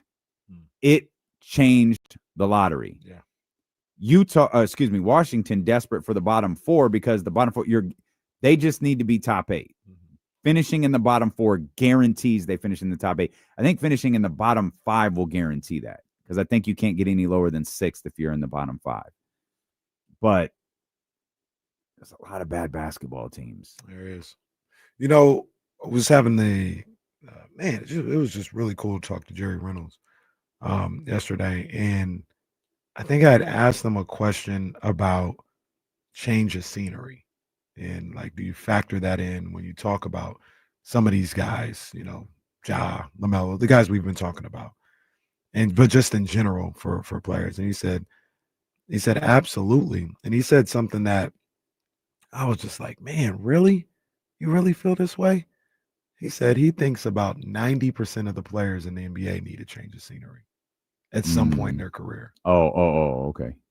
He's like and he's right. Like, when you really think about it, how many guys stay with the teams? At some point, it's like, yeah, it's run its course. I need a change of scenery. And his thought process was, especially like if you're a rookie, you're the savior. Everything is catered to you. And, you know, sometimes guys can get lost in that. They get lost in how everything is catered to what they want, and they're the franchise and all this other stuff. You get traded, like it goes sour after a while. You're not winning or something happens. You get traded. Well, you go somewhere where they didn't choose you. And now you got to figure out like what you want to do with your career. Do you want to, you got to fight to rebuild yourself in this new location. And I just kind of thought that was number one, spot on, and just fascinating, where I never thought about it that way. The majority of these guys, yeah, they need a change of scenery. And we talk about the guys that we've been talking about for the past month or so. What if those guys just need a change of scenery, just need a reality check, a wake-up call, and you end up getting the best version of those players because they're not in the same place where they were drafted and coddled and catered to, and now they gotta get back to grinding a little bit. Well, Scott Perry's got some work to do this offseason, that's for sure. The Sacramento Kings will take on the Miami Heat tomorrow in Miami without Dennis Schroeder. Jason Anderson reported earlier today that the Sacramento Kings have already ruled Dennis Schroeder out for tomorrow night's game against Miami. I think it was a hip flexor strain. That's a tough look. Let's get TC in here, the Elk Grove Kia talk line. I say that because Dennis has been really good coming off the bench for Sacramento, and yeah, they've definitely missed him. I think we'll also be locked in. I know my phone will be in hand 30 minutes before the start of that game to see if the starting lineup changes, as Doug kind of teased that following the last game where our man Max had the performance that he did. Let's see what TC talking about here. 916-909-1320. What's up, TC? Hey, what's up with my two brothers? What up, though? How you doing, man? Hey, I'm just vibing, bro. So like, I'm kind of caught in the middle of what y'all all was saying. Like you, Jesse, what y'all was talking about the draft and taking swings on players. So like, one thing I want to say, you know, to speak out to Kings fans, and I know everybody do their research and all that, but I'm like, has anybody looked at the cupboard? Everybody keep talking about tanking. Well, we've been quietly doing that with how bad we've been, other than the Beam team. So if you look at the draft picks, bro, we got our own draft pick this year and 2 seconds, right? And a stacked draft that everybody said. Not only do we got 2 first-round picks next year, also with 2 seconds next year. Then we got 2 first-round picks in 2031 with all of our picks in between. So what are we talking about? We act like we're the Clippers or Milwaukee with no draft capital, right? So as far as taking a swing on one of these guys, I get it with the injury. But if we're not giving up 2 and 3 like a Giannis deal, if we like giving up a Zach LaVine in a 2031, bro, that's worth the gamble on any of those 3 players we talking about. A Ja, a LaMelo, a Zion, or a Trey. Excuse me, I said 3, but I mean 4. Any one of those guys is worth the gamble, bro. It's not like we hurting. We got to build somewhere. I know we got to build in the draft, but also you got to build in free agency, but also you got to build with taking swings. And those guys are worth swings. We're not talking about taking a swing on DeMar DeRozan right now at 36. No, bro, we're talking about 25, 26, 20, LaMelo 24. Like, that's a good swing, big dog, the upside. If you're not giving up a lot, if it don't work out at the end, you like, you know what? It just didn't work out, but we didn't lose nothing. So we moving on to the next plan. That's where I be coming out when I'm talking about the draft. Because our cupboard is stacked, bro. We're not hurting. Thank you, TC. No doubt, TC. I like no that. doubt. That Dame was gonna push his forehead up to the top of his head. Like, I gotta get him out of here before something bad happens. the fact that you faded him down and then brought him back Just up so you to guys know, yeah, just they're still show there. he was still talking. TC, look, TC feels how he feels. He's passionate about his favorite team. TC, this team has not quietly been tanking. They're bad. They have not quietly been tanking at all. They've just been bad. Yeah. Now, some conspiracy theorists, I may or may not be somebody that subscribes to this. I don't know. Some conspiracy theorist feels Scott had a feeling it'd go this way. Maybe not this way exactly, but Scott was like, we need a good draft pick, and I want to move on from damn near everybody. So put the team together however I put the team together. Whatever happens, happens. I'm not mad at any scenario. Some would say that was his mindset. And I don't know if they're 100% wrong. Tell me the benefit in that. Gives you all the more reason to get people out of here that you don't want here. I'm talking players. And you can. But why couldn't you do that already? If you went in with this idea, I don't want these guys here. Like, why? And maybe you didn't. Maybe you did. Maybe you tried not to. But why wait? Maybe you couldn't do it at the time. Maybe you couldn't move Zach LaVine, or maybe Sabonis is a guy that you weren't crazy about. But how you gonna move on Sabonis this summer? Can I tell you why I think that's flawed, Dennis? You paid a decent amount of money to get Dennis Schroeder. Dennis did not sign a vet minimum. I don't even think he signed a true mid-level. Like, you signed Dennis Schroeder, and I feel like you did that for a reason. How about this? Okay. And maybe this is diving too deep into it. But how about you sign Dennis because you know you can move him at any point. Dennis might be moved after December 15th. And you can use... Can you move him at any point? He has this year, next year, it's the DeMar thing, right? The third year is not guaranteed. I think that's what I'm thinking. But I mean, the fact that we hear people talking about that says that you probably can. You got people talking about interest in Dennis Schroeder right now. We hear more about interest in Dennis Schroeder than we do Malik Monk. Yeah, that's so weird to me. I like Dennis. That's weird to me. Yeah. But maybe, and look, if he comes in there and he plays well, good. We're winning. I think the more so to that thought process is there is no bad scenario. If this team here wins and we make a play-in, playoff push, cool. Like, that's good. The boss will be happy. You know, that's fine. But if we aren't good, I'm not mad either. Because now I can implement this part of my plan. I think instead of saying he outright sabotaged us and make that, I think that's more so what it was. There was no bad scenario this year for Scott Perry.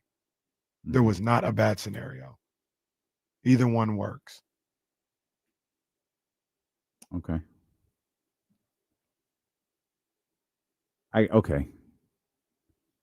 I guess that works. I'm struggling with the Dennis Schroeder thing, but we do hear stuff. I don't know what that nets you, but I guess I get it. 10 more days, everybody. 10 more days. By the way, on December 15th, nothing will happen. You remember that one debacle a few years ago on this show? We're like, oh, it's almost December 15th. I'm counting down like it was New Year and nothing happened. Yeah, the same thing happened with free agency this year. Yes, I remember that very, very well, which is why I point out 10 days. How many days? 10. 10 days. 10 days, ladies and Oh, gentlemen. welcome, Dwayne. We were talking about you earlier. It's more than 6 days. It's less than Jungle 6 weeks, but it's 10 days. 10 days, and then guys like Dennis Schroeder, guys like Jonathan Kuminga, who actually I think is more like 30 days. He's not 10. Guys like Rashawn Holmes, guys like Keith Van Horn, they can all be moved on December 15th. This makes me wish Leezy was back on the phone. Do you want me to call Mike Brown? I would prefer you didn't. Is he already on the Doug. line? Let's see. Hold on. Ring, ring. Oh, that's Mike Brown. Yeah. Hello. Yeah. Oh, Jesse. Sorry. I didn't realize it was you. I was too busy talking to my guys after a tough loss in Boston, where Jaylen Brown, where my guys, they didn't have the same ferocity that I would have wanted them to have in that situation. Did you say? But my guys will be ready to go when they get back on the floor again. Did you know I'm the reason why Keon Ellis is in the league? I am. Shannon, you right? You know, James, you know. It is funny how many times he'd look over at Shannon and go, Shannon, right? Shannon. All right. Shannon, like, bro, leave me alone, man. Stop bringing me into your stupid press conferences. I still haven't forgiven you for the time you said, well, that's the media's fault. That's the media relations people's fault. I just pulled up a random Mike Brown press conference. Let's see what he says. What up, he's going to warm up, and we'll see what he's going to go out there and warm up. If we're going to go Please call. Give me a call. Please call. There probably will be if he looks like he's about to. If he Oh, it's the same voice. You're not going to tell us the starters, right? No, because I mean, I want to see how OG warms up, and I'll hear back from him. Oh, boo, Mike. Boo, cough. Did he say what up, Unc? I think he did. Let's see if I can find one more from Hey, Mike, you got an update on Kevin who? I don't know. I was in a I don't know. I was in a meeting. The hell, Mike? It's your player. Let's see. That was a bizarre moment. That was a bizarre moment. That was. You mean you don't know where he is? I don't know if I've ever done this before. I've been doing this for a while. But our defensive player of the game was Ariel, and he had 0 defensive rebounds, and he fouled out. So interesting. But having said that, his impact was huge. He had a couple of blocks, 50-50 balls. I mean, he went vertical a couple of times and changed shots in the paint. So I'm happy for him. And this is a guy who hadn't played much, in a while. So he logged a lot of minutes for us, at least in his case, 12 minutes or a little over 12 minutes. But he was our defensive player of the game. Didn't cough, didn't say my guy. We're gonna need more facial expression. No. Maybe this is on you. What? Maybe this. He didn't cough. He didn't say my guys. He didn't push up his glasses one time. Maybe your impression is off. That's my boy, Mike Brown, man.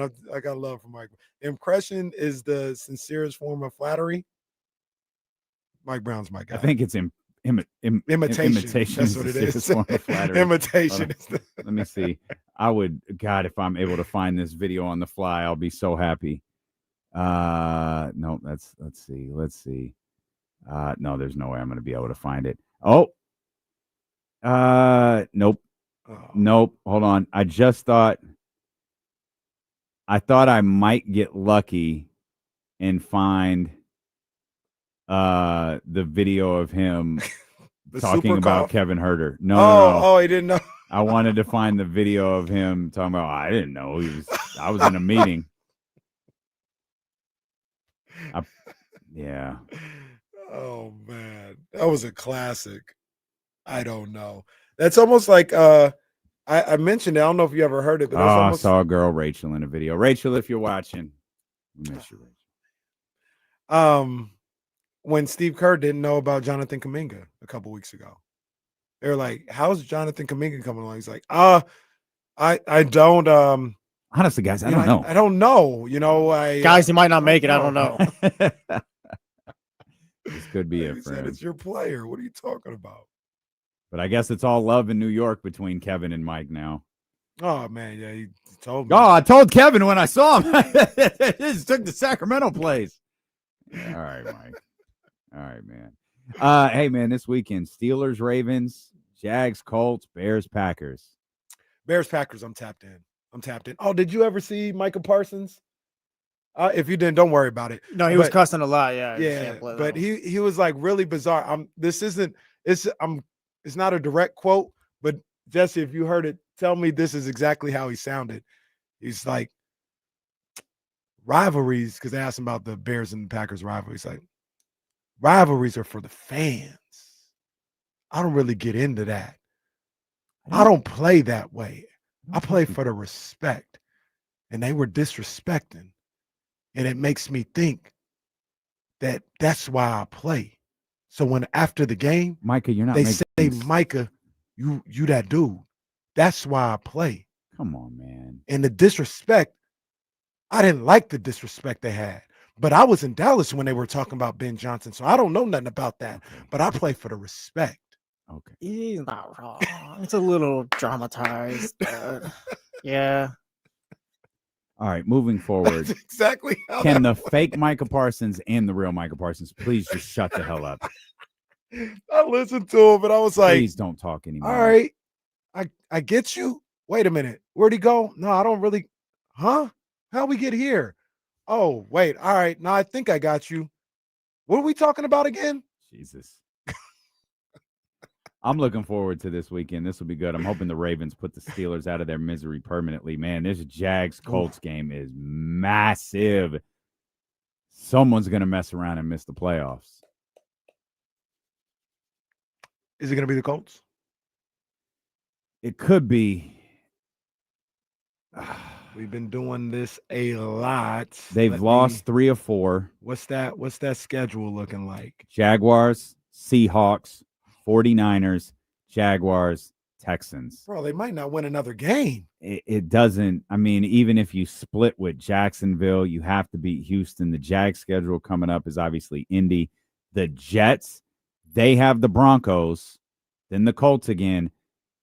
And obviously, they're going to close out their season. If the Jaguars are closing out with the Texans, that means they're closing out with the Titans. Oh, that will suck. I'll hate that for them. They really might miss the playoffs. And the one of the things that I just did not like is this Daniel Jones injury. What do you mean he's playing with a fractured fibula?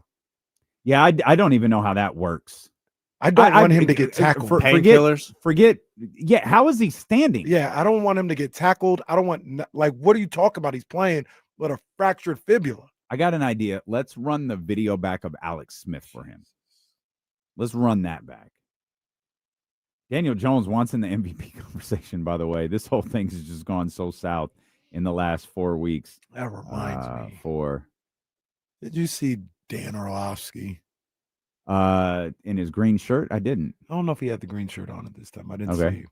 This was on Get Up. Good morning. He said that if the Packers beat the Bears on Sunday, okay, Jordan Love should be really high back in the MVP race. Settle down. Well, wait a minute. Why? So, okay. Tell me if I'm wrong. Mm-hmm. If I name 3 MVP candidates, Drake May, Mm-hmm. Matthew Stafford, Mm-hmm. give me a third. I mean, it depends on what your criteria is. Because I'm asking you. I'd say Christian McCaffrey. Okay. We all know how that plays, though. He ain't gonna win it. I might even. So Jonathan Taylor's out of the discussion Jonathan now. Taylor should be there. Well, he should be too. Yeah, he should be there too. Right now. Why can't Jordan Love be? He said high up in the conversation. Maybe he didn't say high up. He just said conversation. Okay. Right? Yeah, well, why can't he be in the conversation? He ain't been good enough this year Feels like a two-person race at this point. It too. does. But in the scenario, the Packers beat the Bears. They're 9-3-1. He's 19 touchdowns, 3 interceptions. Why can't he be in the He hasn't conversation? cracked 3,000 yards. Yeah, he hasn't even really been great this season. Like they're winning, but it's like I feel like we've talked about. He's been fine, but I wouldn't call him an MVP. He can't get into discussion just because of that pass against Carolina. No. Jordan Love winds back. Oh, he's gonna do it. He's gonna do it. There's 6 Panthers defenders there. Game's over. Yeah, like the Packers are good, but I don't. That's kind of just handing Jordan Love an MVP conversation. To me, it feels 10-3 or whatever it is. It's Drake May and it's Matthew Stafford. That's the conversation to me right now. Yep. And to me, it's Matt Stafford. Matt Stafford is the MVP. Okay. But if it's putting names in a conversation, I'm perfectly fine with Jordan Love being in the conversation. He's had a fine season.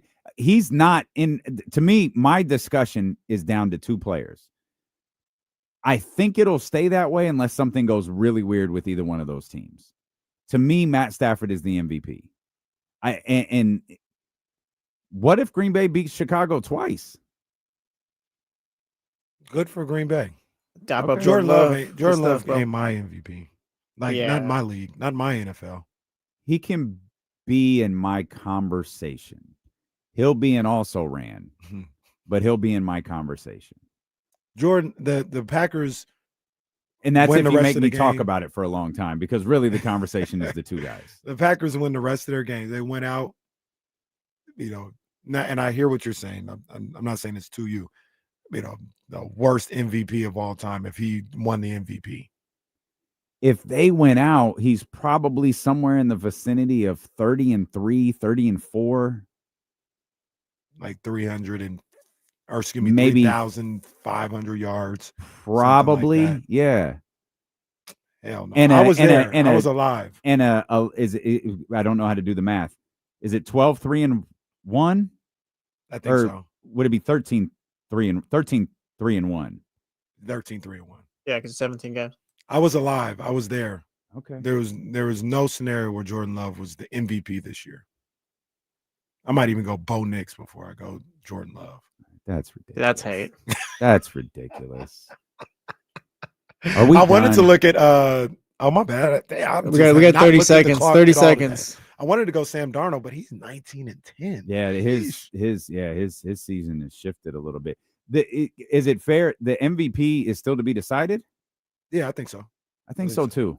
Yeah, I think so too. For me, Matt Stafford's in the pole position though. Rams don't win the division. Yeah, Matt Stafford's not the MVP, I don't think.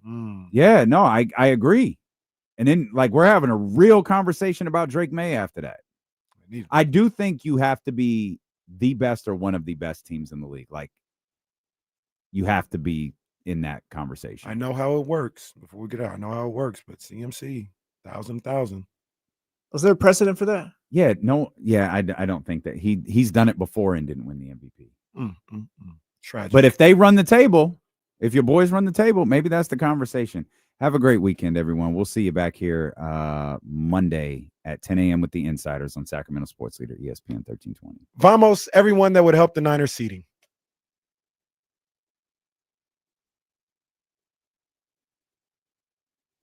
We did a show.